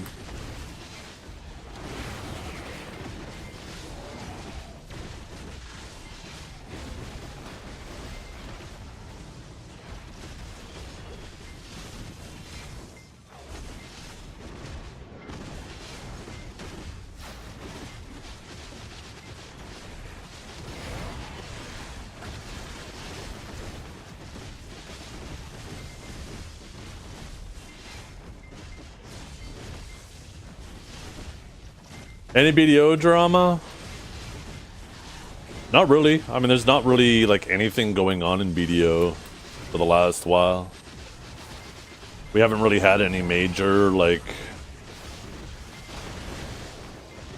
updates in a while, because, you know, those always happen typically around the Heidel or the Calpheon Ball.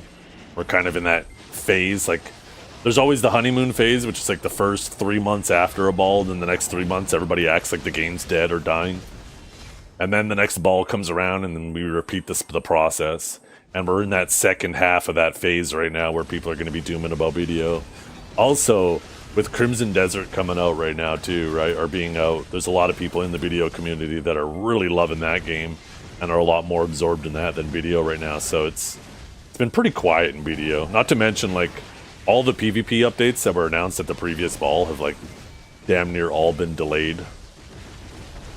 When's the next ball? It'll be in, like, June. Or maybe it'll be July. I think it's July. I think it's early July, if I remember correctly. Or maybe it was August. I know this ball, this next idle ball, is supposed to be a little bit later. Who's the top guild now? Family.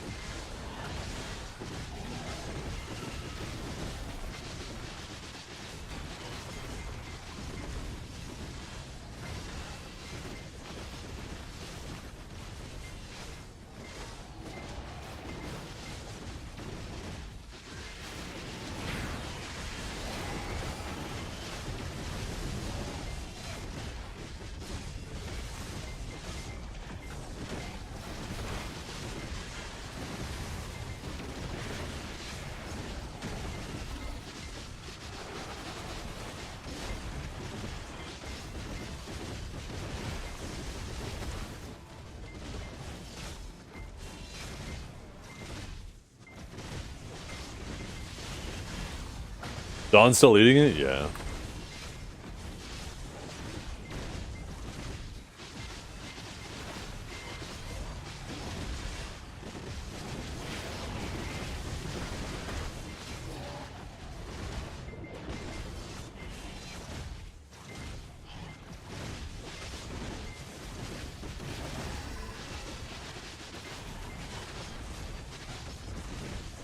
So, I think there's a disconnect of the middle ground between what Dukes and Dragor is saying. Dukes is jumping straight over to the successful situations where people are, you know, making good money to the point where they'll be set for the rest of their lives. And he's skipping over the other 99.99% of people who take the risk of getting in that industry, put all of their shit out there, end up failing and end up worse off overall because they tried to go that road.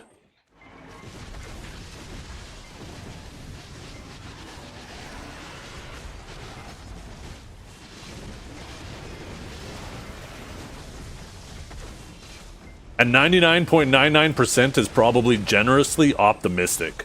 The implication of that is 1 in 10,000 people will be successful that get into that industry, and I don't even think that that's true.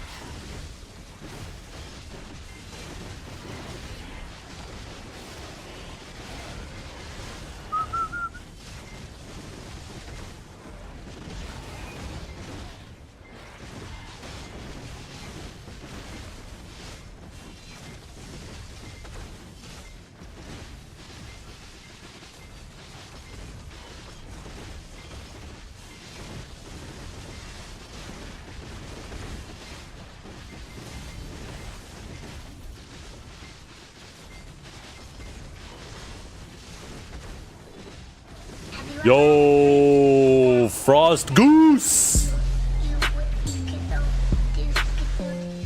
Yeah, Dragor did say that.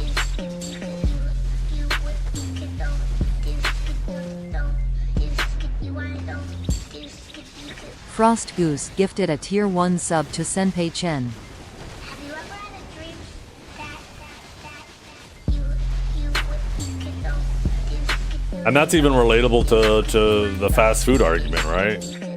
Is you can get mad at these fast food businesses for creating this environment where there's Frost Goose gifted a tier 1 sub to 08 Day. there's this food offering that is very lacking in nutrition, but also at the same time, you know, you should blame the people who are caving and just going through fast food.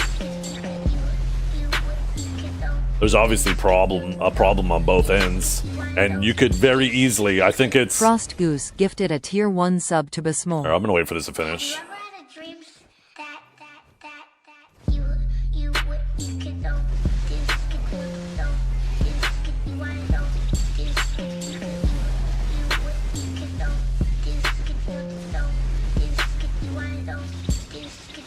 Frost Goose gifted a tier 1 sub to Valktos. Yo, if you guys just got gifted a sub, make sure you say thank you. It was extremely generous, saved you from ad hell. Make sure you say thank you.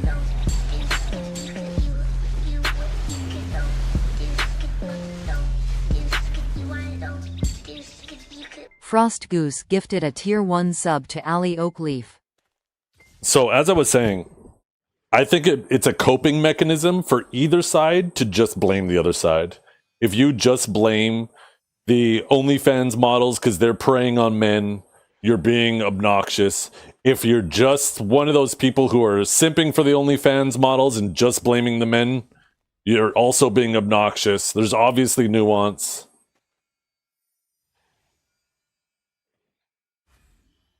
If you're only blaming one side or the other, then you're just using it as a coping mechanism.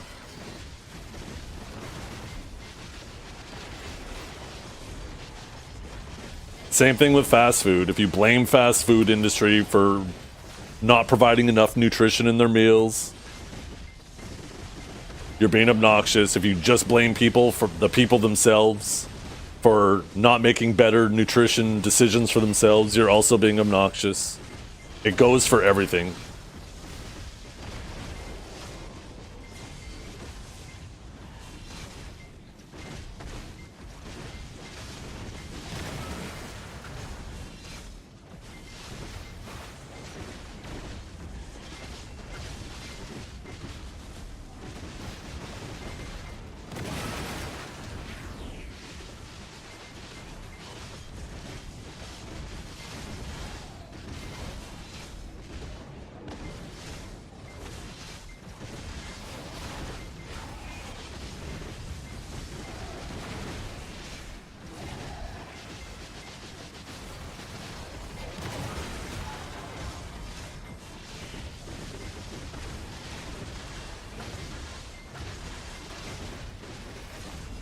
Well, that's the thing, right? You got to think of the marketing candidate, because you're right. You say if people wanted fast food to be healthier, then the companies would adjust instantly. And I think the real answer is in your question, but not where you think it is. Because you're right. The market will adjust to demand. If all of a sudden the demand disappears, always follow the money, right? Perfect example, and I'll come back to my other point that I was going to make. Take a look at the pools and hot tubs category. That was originally just IRL streaming. There was no category, and you would have a bunch of women sitting there in their living rooms with a little kiddie pool set up while they sit there in their bathing suit, right? And there was tons of people who watched those streamers.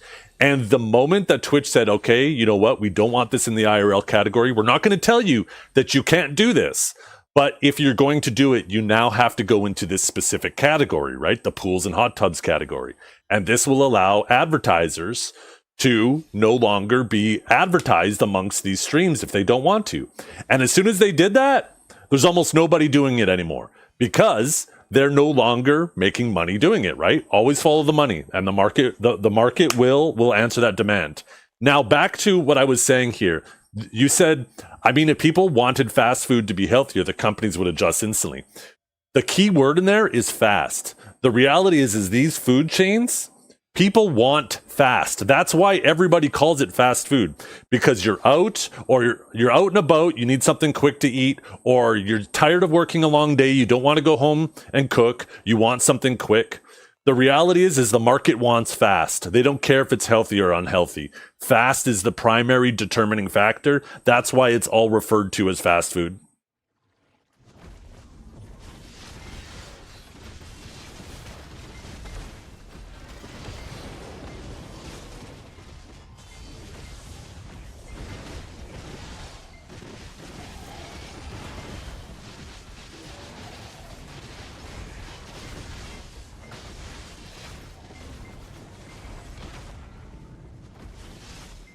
Yeah, sometimes it can be cheap, sometimes it isn't these days, depending where you go.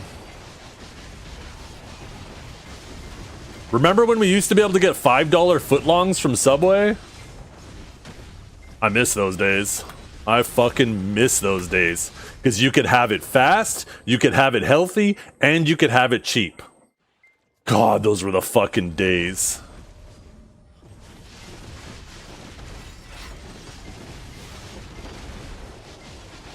We had it so good, chat. We had it so fucking good.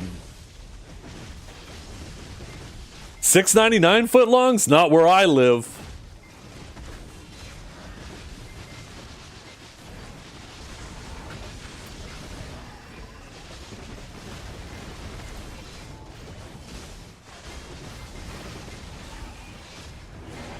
You need a coupon? Oh my goodness.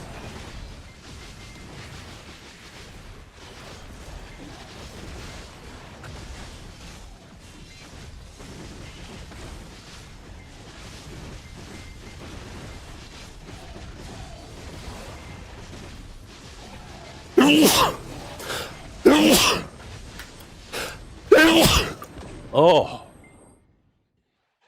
Excuse me. Triple blast, thank you.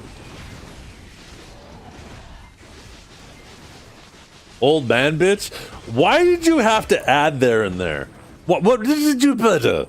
Why did you have to add bitch in there? You could have just said old man, but he had to add bitch in there too. Like, what the fuck?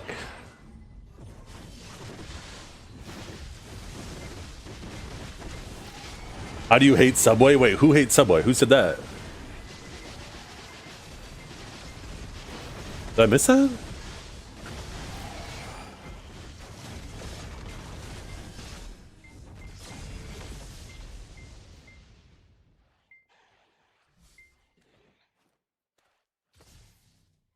Oh, I hate Subway. I'm hungry as fuck now. Oh. I guess he did say that.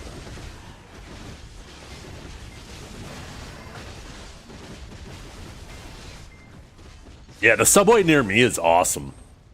Their bread is always fresh. Sometimes that shit can even be slightly warm when you get it. The ingredients are always super fresh. You know what else is also really fucking good? I don't know if you guys have this where you're at, but Pita Pit. Holy, pitas are awesome. And the pita pits near me too are also really well managed. They everything is always super fresh and delicious.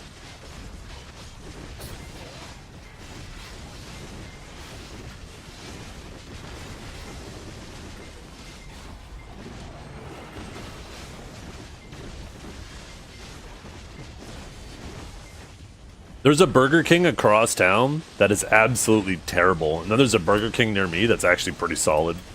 I know Burger King's a pretty polarizing place. People either love it or hate it.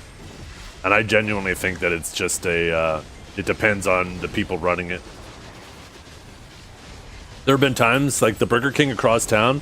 There was a time I went to the Burger King across town and they were out of burgers. I had to order chicken. I was like, how the fuck are you gonna call yourself Burger King and not have burgers? And then there was a bunch of times where the bun would be like burnt.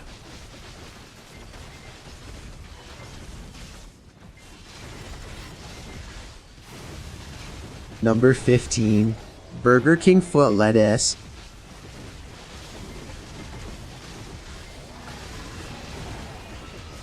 I only eat at small mom and pop places are the best. The fucking best.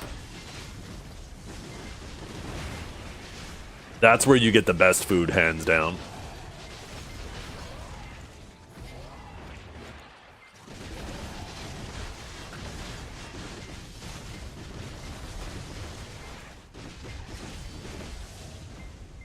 There's a ton of states banning it.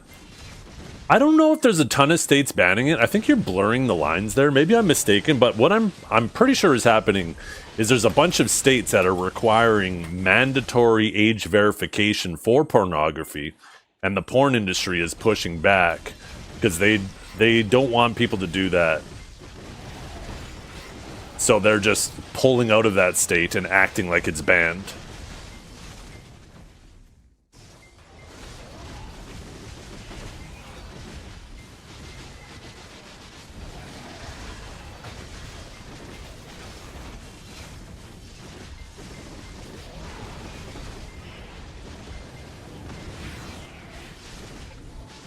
I do think it's a good thing to keep pornography away from minors, because I do think it actually skews their brains into treating relationships with others in ways that are completely unnatural and affects their ability to build proper relationships.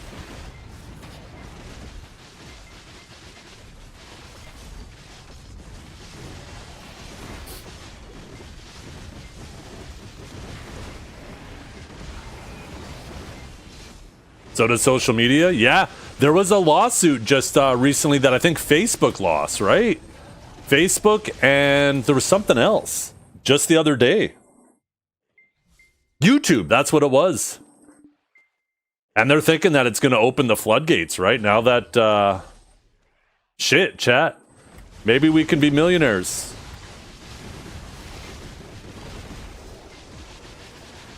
Maybe it's time for us to get in on that.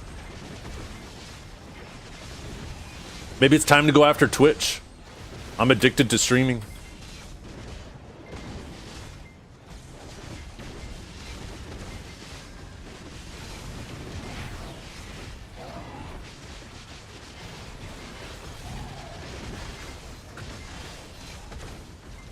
Just imagine these days, kids send 2 girls 1 cup to each other 10 times a day. Holy, I remember when that video first came out. Somebody, like, everybody was talking about it. I was like, huh? And I looked it up. I was like, this looks like a shitty porn. What's going on here? And I'm watching it. And then all of a sudden, I'm like, nope. Nope. No thank you, Satan. I closed that shit so fast. I am proud to say I did not watch that video until the end. That shit was... God damn, fuck.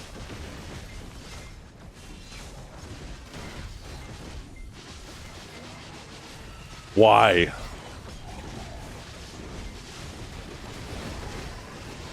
I need to watch that again. Shut up. No, you don't. Don't do it. Be good. Be strong. Be saints, chat. Be better. Watch it on stream. Yeah, if I wanted it to be my last stream ever.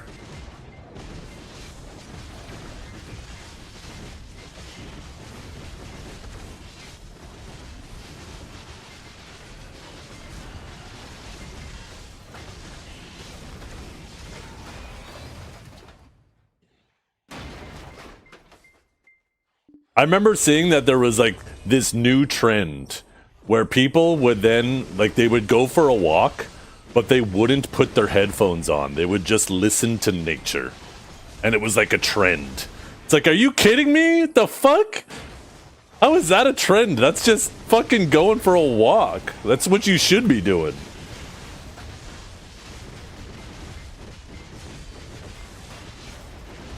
I don't know about you guys, but like when I'm in the vehicle, I like turning off the radio and just rolling down the windows in the summer and just listening. Just listening to the world. That shit brings me peace.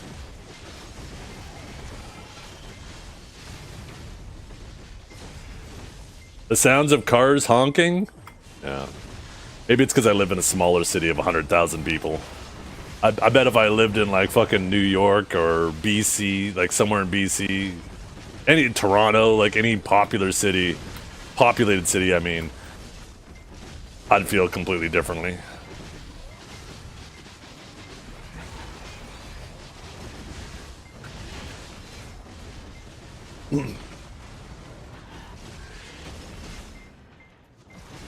$100,000 small? Isn't 100,000 small?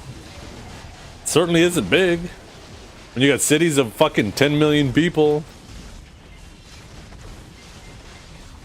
I think 100,000 is a small city. What's the cutoff? At what point does a town become a city?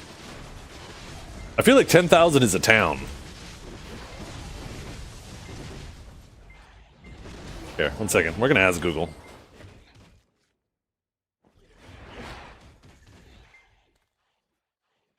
Let me turn up the volume on my phone. Hey Google. At what point does a town become a city? There is no universal rule, as the distinction usually depends on local government legislation or population thresholds which vary by region. In many areas, a town can apply for city status once it reaches a specific population, such as 10,000 or 50,000, or adopts a specific form of municipal charter. Common criteria: population size. Many jurisdictions set a minimum number of residents. Administrative change. Moving from a town council to a mayor council or council manager government. Legal status. Some places, like I guess 10,000 is considered small. I'd still consider 100,000 small though, right? If 10,000 is the smallest, let's see what the largest population is. Hey Google, what's the population of the largest city in the world? Actually, as of 2026, Jakarta is the world's most populous city, with an estimated 42.46 million people. 42 million people in one city. So if you have 10,000 being the smallest city and 42 million being the largest city, I think it's safe to say that 100,000 is still a smaller city. No, not Chicago. Jakarta. Probably in India or something.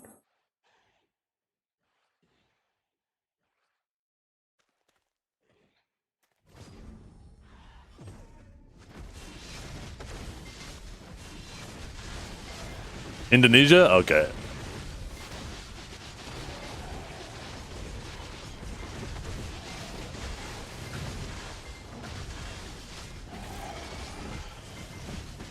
Wait, it said something completely different? 1 second. Let's ask this again. What the fuck? Hey Google. What's the most populated city in the world?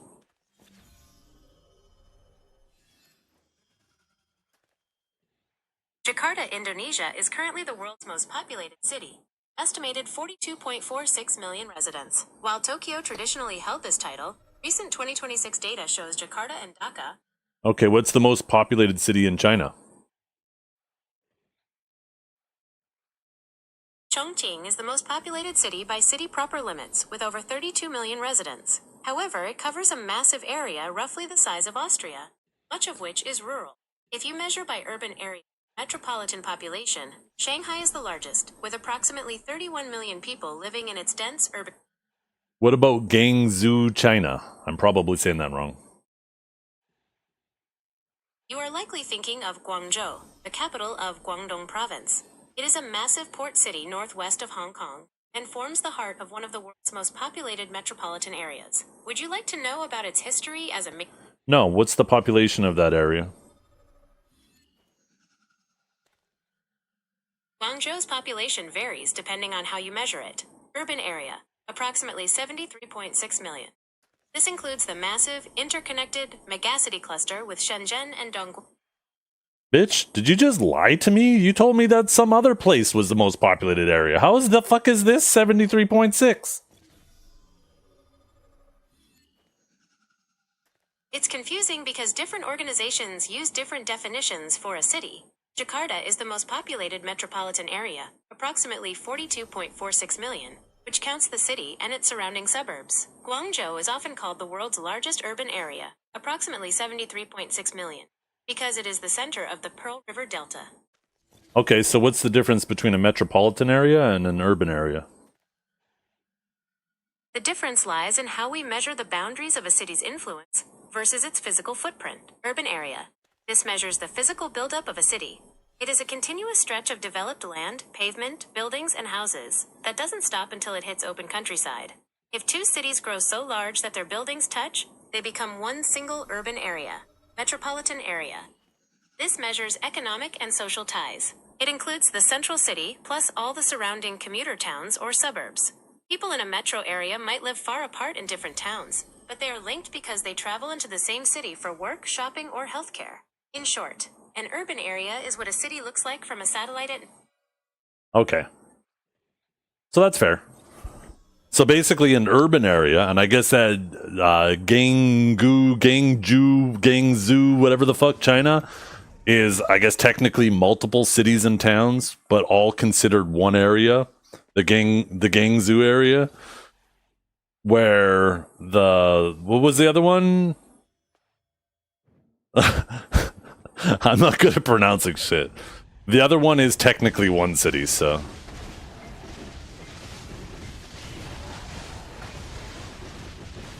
Jakarta, thank you.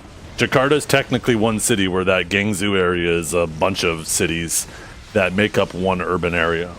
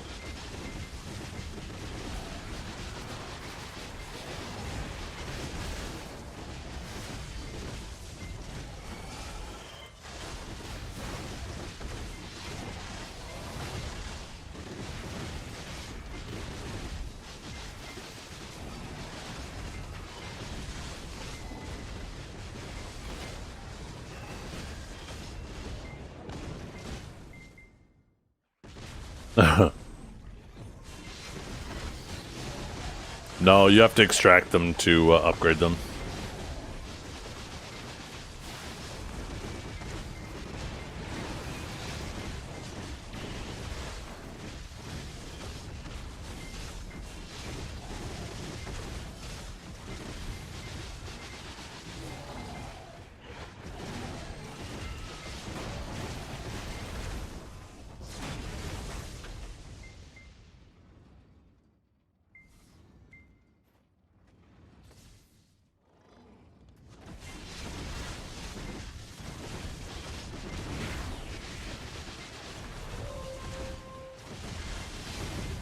Why did my character cheer, but I didn't see anything? No way! We got a duo double ring! What?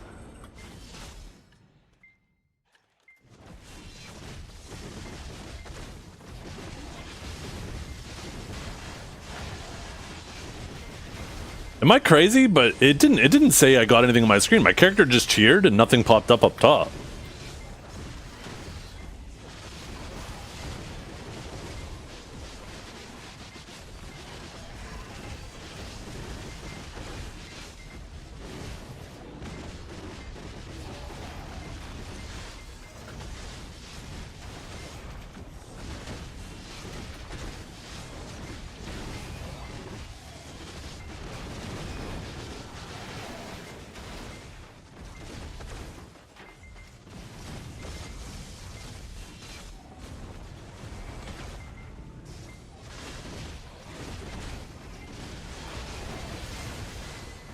$352 AP, no Agris. Chat's usually really good at answering these questions. I suck. I just sit here in this fucking damp hole.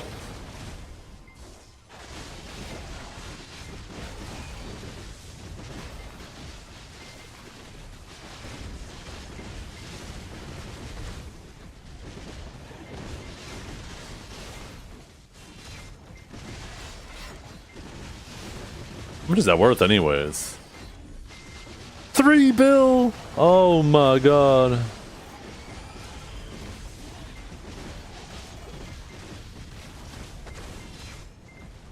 Yeah, the crow dude was so easy. Like I said, I consumed, I think, food twice, and it's not even because I was low, just because I wanted to keep myself topped off. I'm pretty confident I could have not used any food that whole fight and won.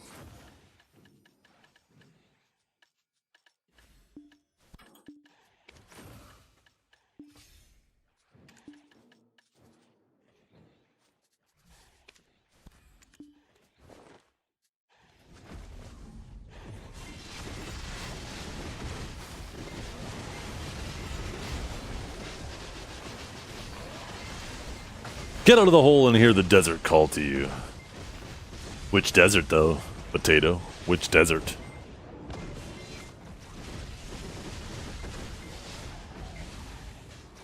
How many of you are excited to watch me push the story in Crimson Desert later? I bet all of you. All of you are going to stick around and watch and enjoy, and we're just going to have a fun old time, aren't we?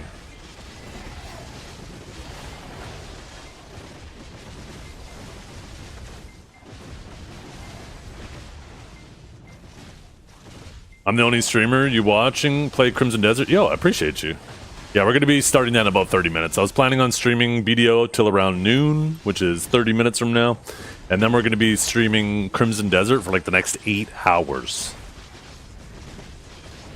I want to do some major storyline pushing today.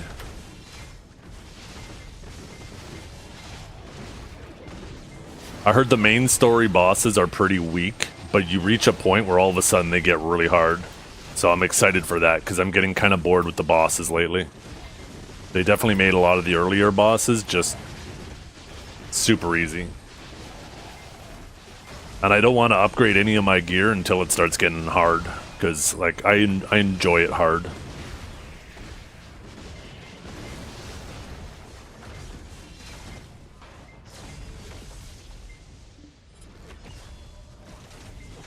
I'm not at the Kudum yet, no. I haven't done Kudum yet. He enjoys it hard? Oh, what the fuck did I just say? God damn it. Why you guys gotta do that?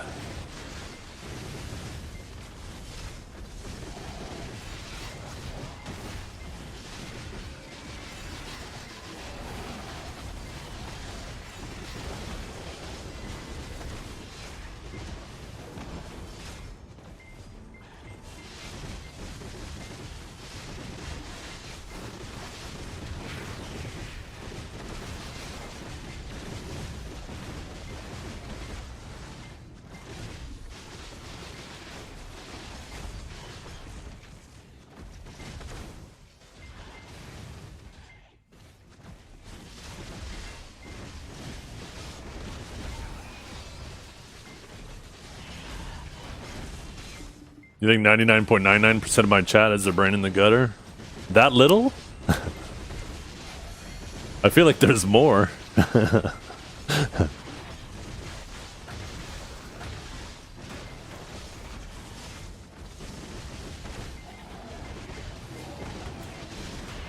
$100%? No, no. We have Valkia, we have Asharara, and I think that's it. They don't have their minds in the gutter.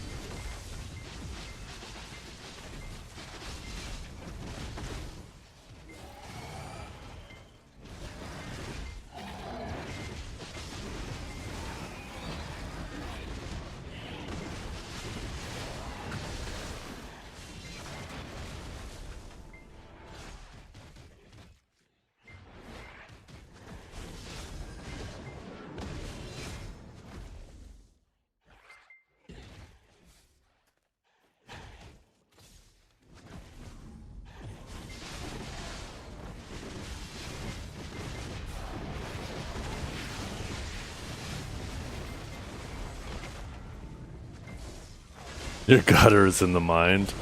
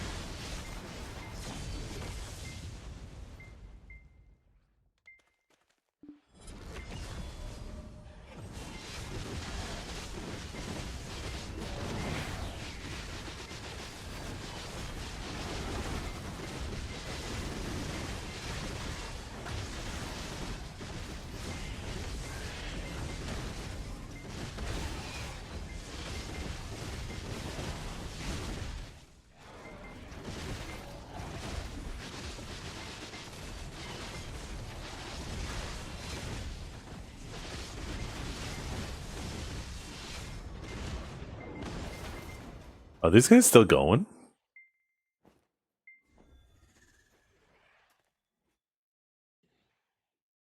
I must have missed Dragor's previous message.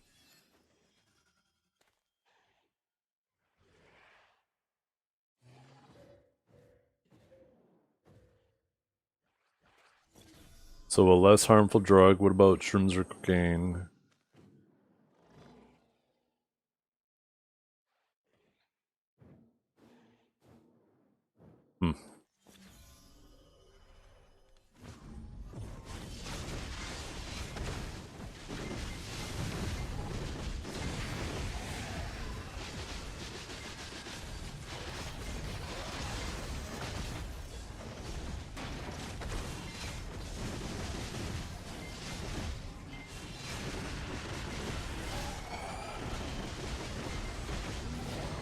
Bad idea if I take my PC to Best Buy Geek Squad, have them swap your Intel to AMD, since it probably involves a new motherboard. Oh, it 1000% involves a new motherboard.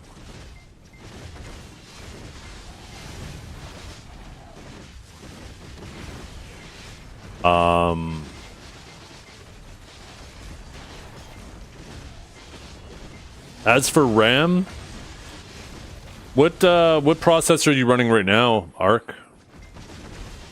It's probably going to be new RAM if you're upgrading to a DDR4 board. You have a 4080 currently? Well, that's your GPU. That's not your CPU.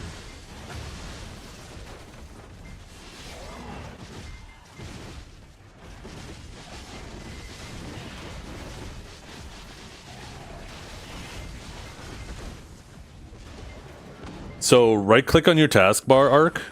Click Task Manager. When the Task Manager pops up, click Performance, and then click the CPU window there, and in the top right of that window, it'll say what processor you're using.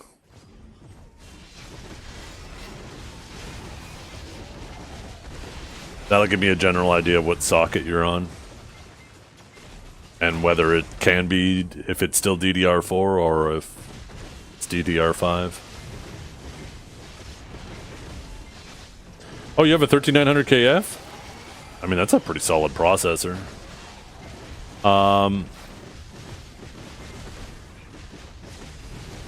Yeah, I guess that could... I think that can go both ways.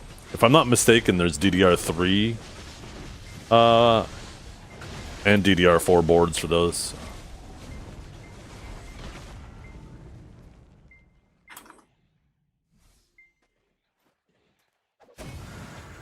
Oh no, never mind. Intel Core i9 9030 does not support DDR3. It is compatible exclusively with DDR4. Oh, that's right. We're up to DDR5. God damn.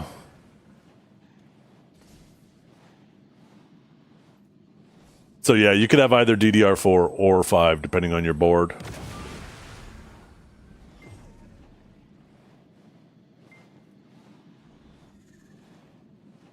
So in that same window, click the memory window, and what does it say the speed of your memory is? That might give me a general idea of your whether you're on DDR4 or 5.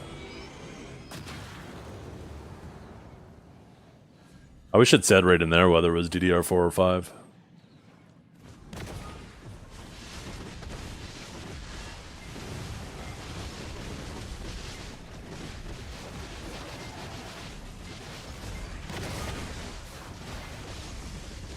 $3,200 MTs. Oh yeah, so you're on DDR4. So you will need new memory.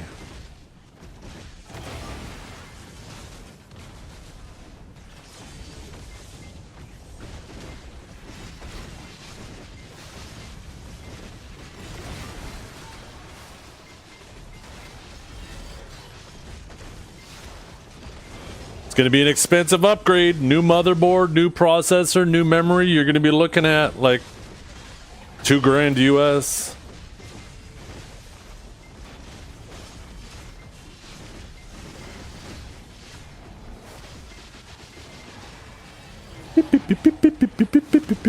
What's up, Red? Yo, we got the song request back. You got your jams back.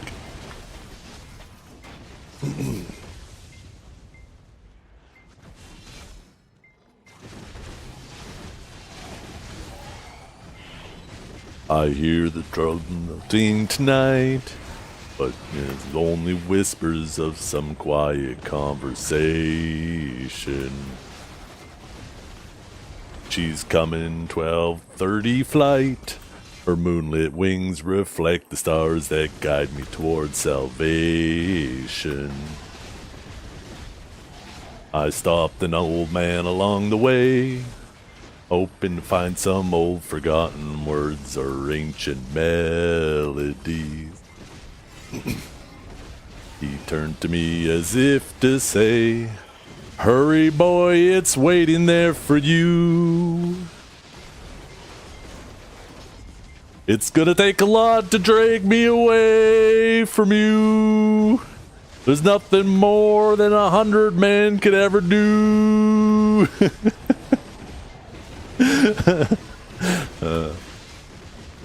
Sorry, chat. Just something about the rains in Africa just gets me, you know?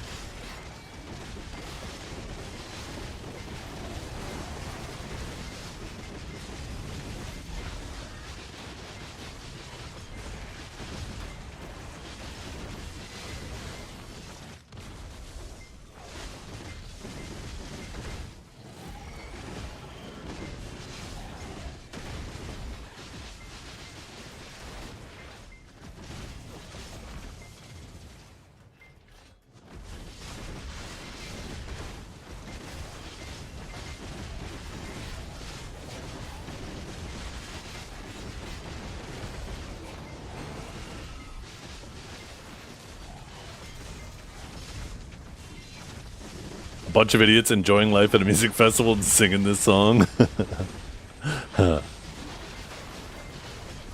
Hey, that would be me, okay? If I were there, I'd be totally into that shit.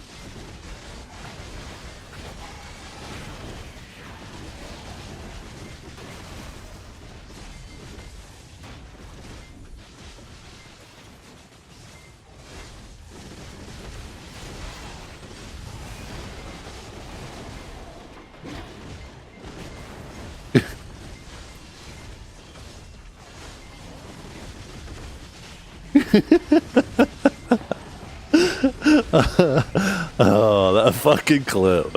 Holy, I suck at singing. Oh, fuck.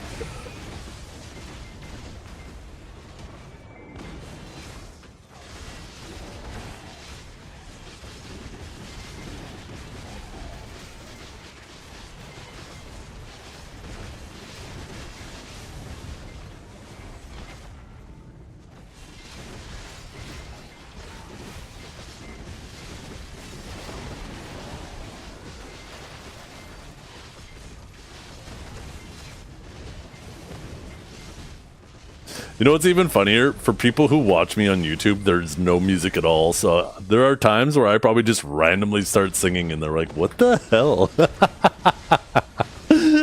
Oh, shit.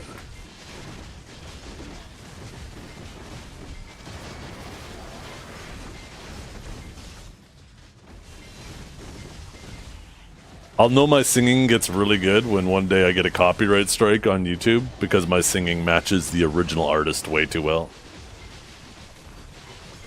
That's when I'll know to hang up the streaming career and start becoming a musician.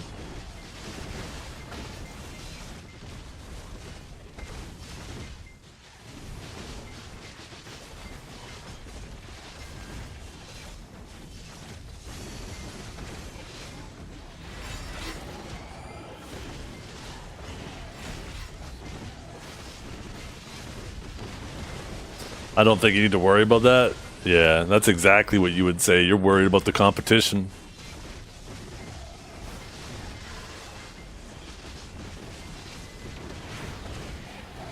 Check DM, what's this? Oh, you fucker. Yo, is that the same place? That looks so good. You got like some nice crispy chicken. You got some pork belly. You got the bok choy. You got the scallions in the middle, some saffron, some marshmallows, mushrooms. You get those crispy tortilla chips, some corn with some noodles and a nice broth there. Holy shit, that looks so good. You should be dumping those pictures in the food channel on the Discord though, Fug. You make people go crazy with pictures of ramen like that.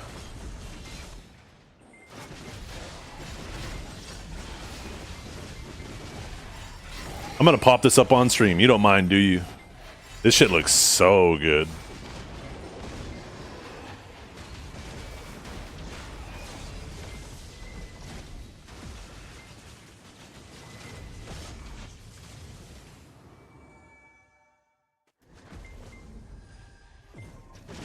Go ahead. Okay. Look at this, chat. I gotta warn you. Consider this your warning. You're about to be hungry. It's not Dynamobs. We're trying to show this. Hold second. It's super high.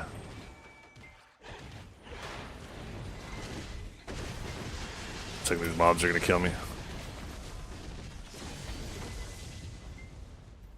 Look at that shit. Holy, that looks good.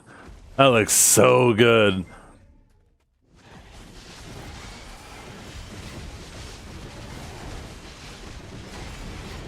Oh, almost died. I'm at like 1% health.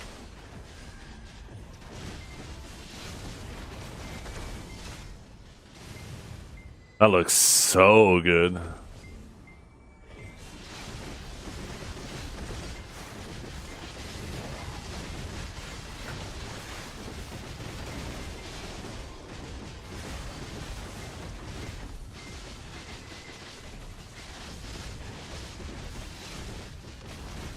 Making me want to go warm up my soup.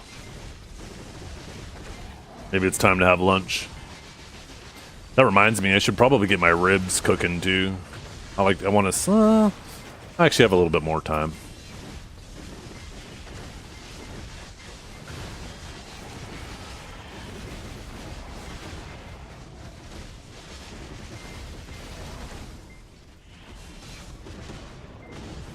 Yeah, I got.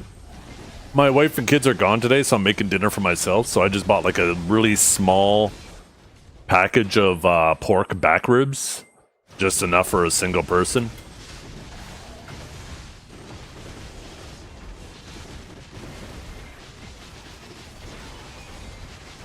Dragor, you can't just add numbers every time I talk about food. Like it's me eating. I've only eaten once today. I ate the muffin. That's it.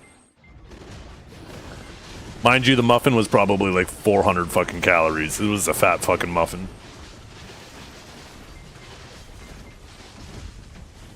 You know what I might do while I'm heating up my soup though?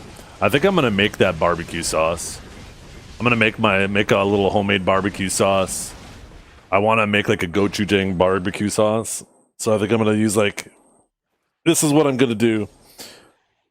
Ketchup, soy sauce, a little bit of molasses, garlic, honey, and like a tablespoon of gochujang. I'm going to mix it all up and let it sit for, a few hours.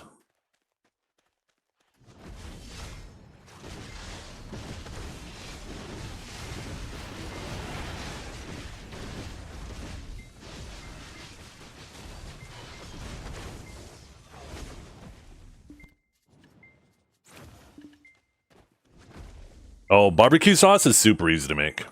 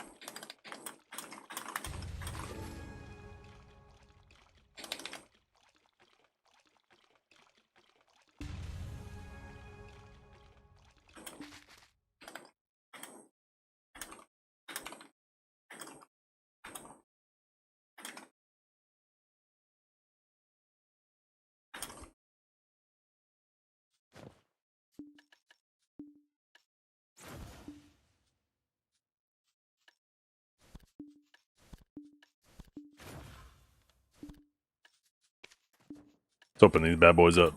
Bing, bing, bing.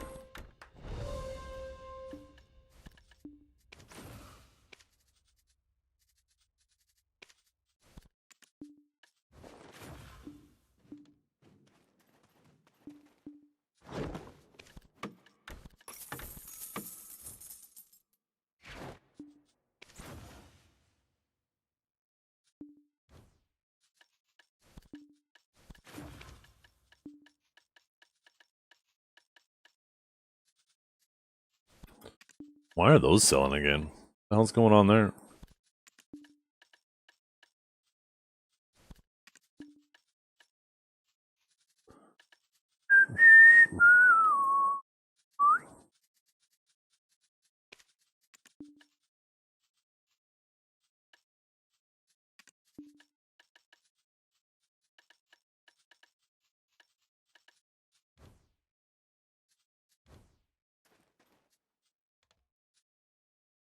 Okay, let's see. Let's see how much XP we got on our Sork today. That'll give us a general idea of how much XP we need. 'Cause we did like what?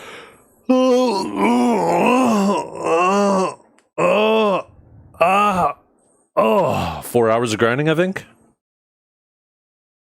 That was such a good stretch. Holy, that felt so nice. Okay, we're at 91.11111111111. 94! We got like 2 more days, and then our Sork's level 66.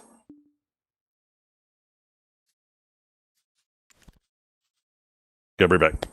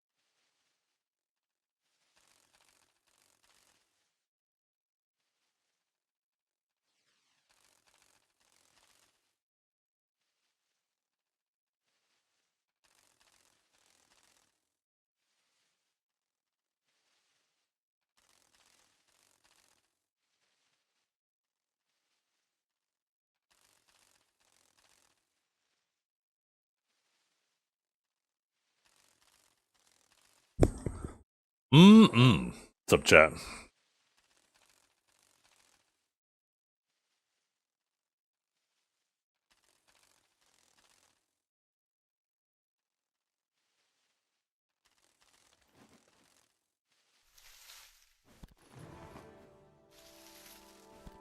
I didn't end up making my barbecue sauce.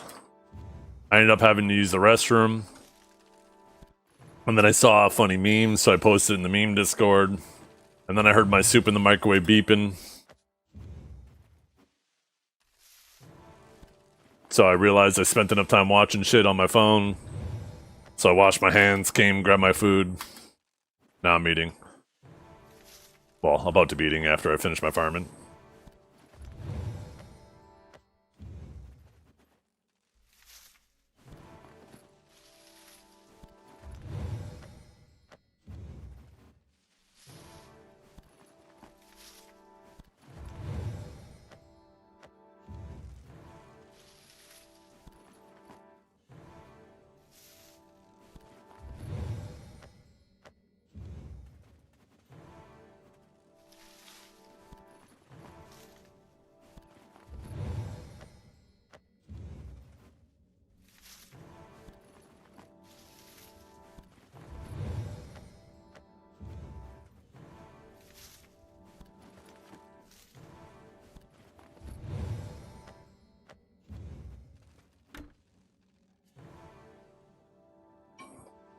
You know what sucks about a can of soup, and I just realized a hack for it, which I guess probably isn't really a hack, but is, you know how when you have a can of soup, you open it up and you go to pour it in, and there's like the little bits of like the substance that's in the soup, in the broth, is usually stuck to like the bottom corners of the can. I thought to myself before I open it, why don't I just tilt this upside down and shake it? And it worked out perfectly. As soon as I opened it, poured it in, everything from the can came out. Flawless. Flawless execution. Well, this Mexican soup is nice. It has tomatoes, corn, beans, peppers. I think there's some sesame seeds in here too. Has that cumin taste. Real man of genius, thank you. Doesn't it say on it to shake it? I wonder. Let me go look at the can.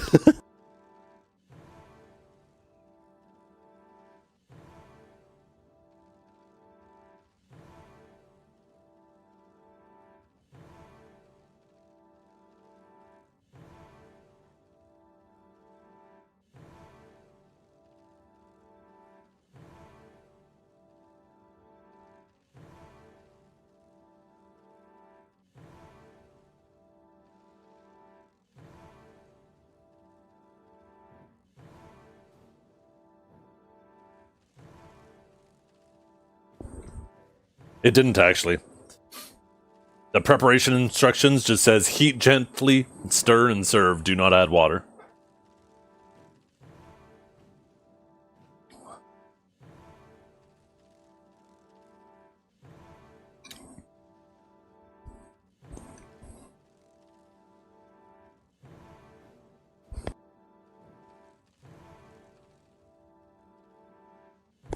The soup's good though. It's almost like a liquid taco. It's not either. It's the President's Choice. So, like Loblaws brand, right?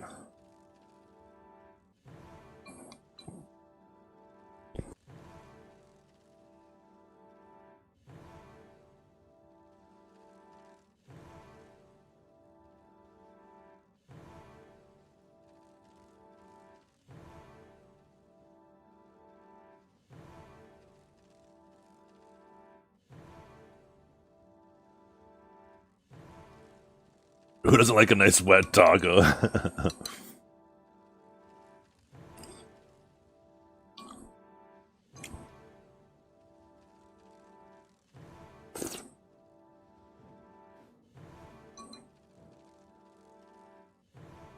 Wait a minute. Wait a minute. I just realized. You guys.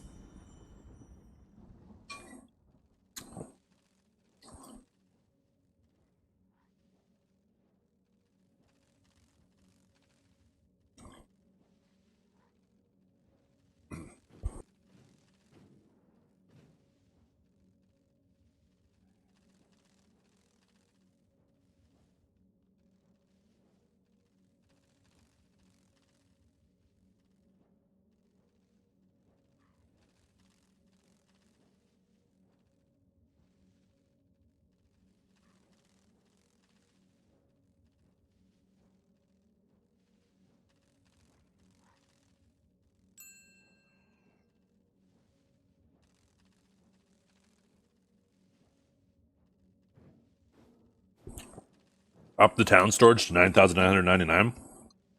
Or they should just give you the means to upgrade the storage. Right? That too.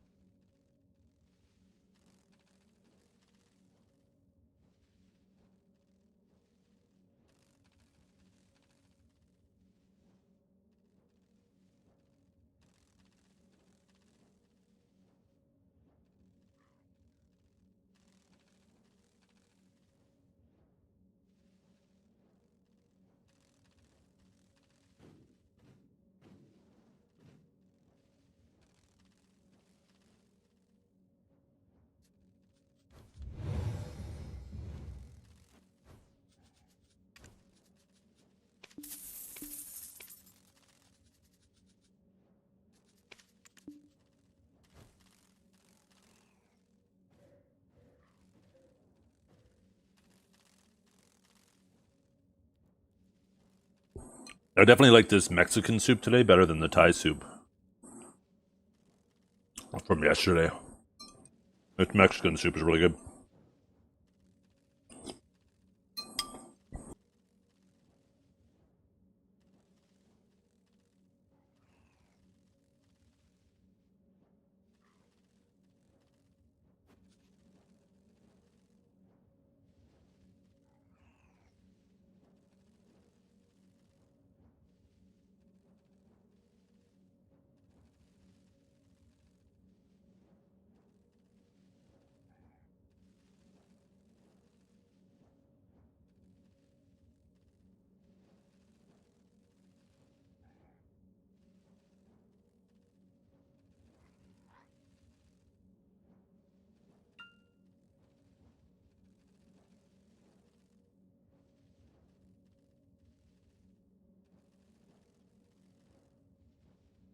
Ooh, breakfast tacos with the pancakes, where you put like sausage and stuff in there, and then fold it up.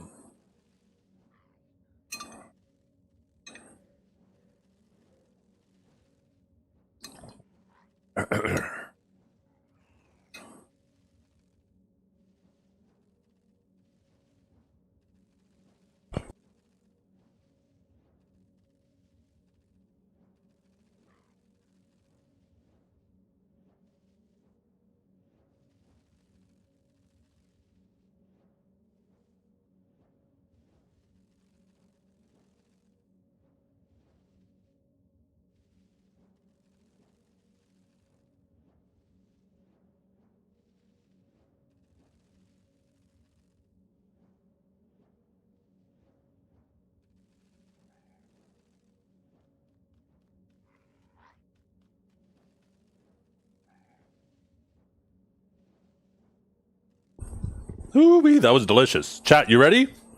You ready, chat?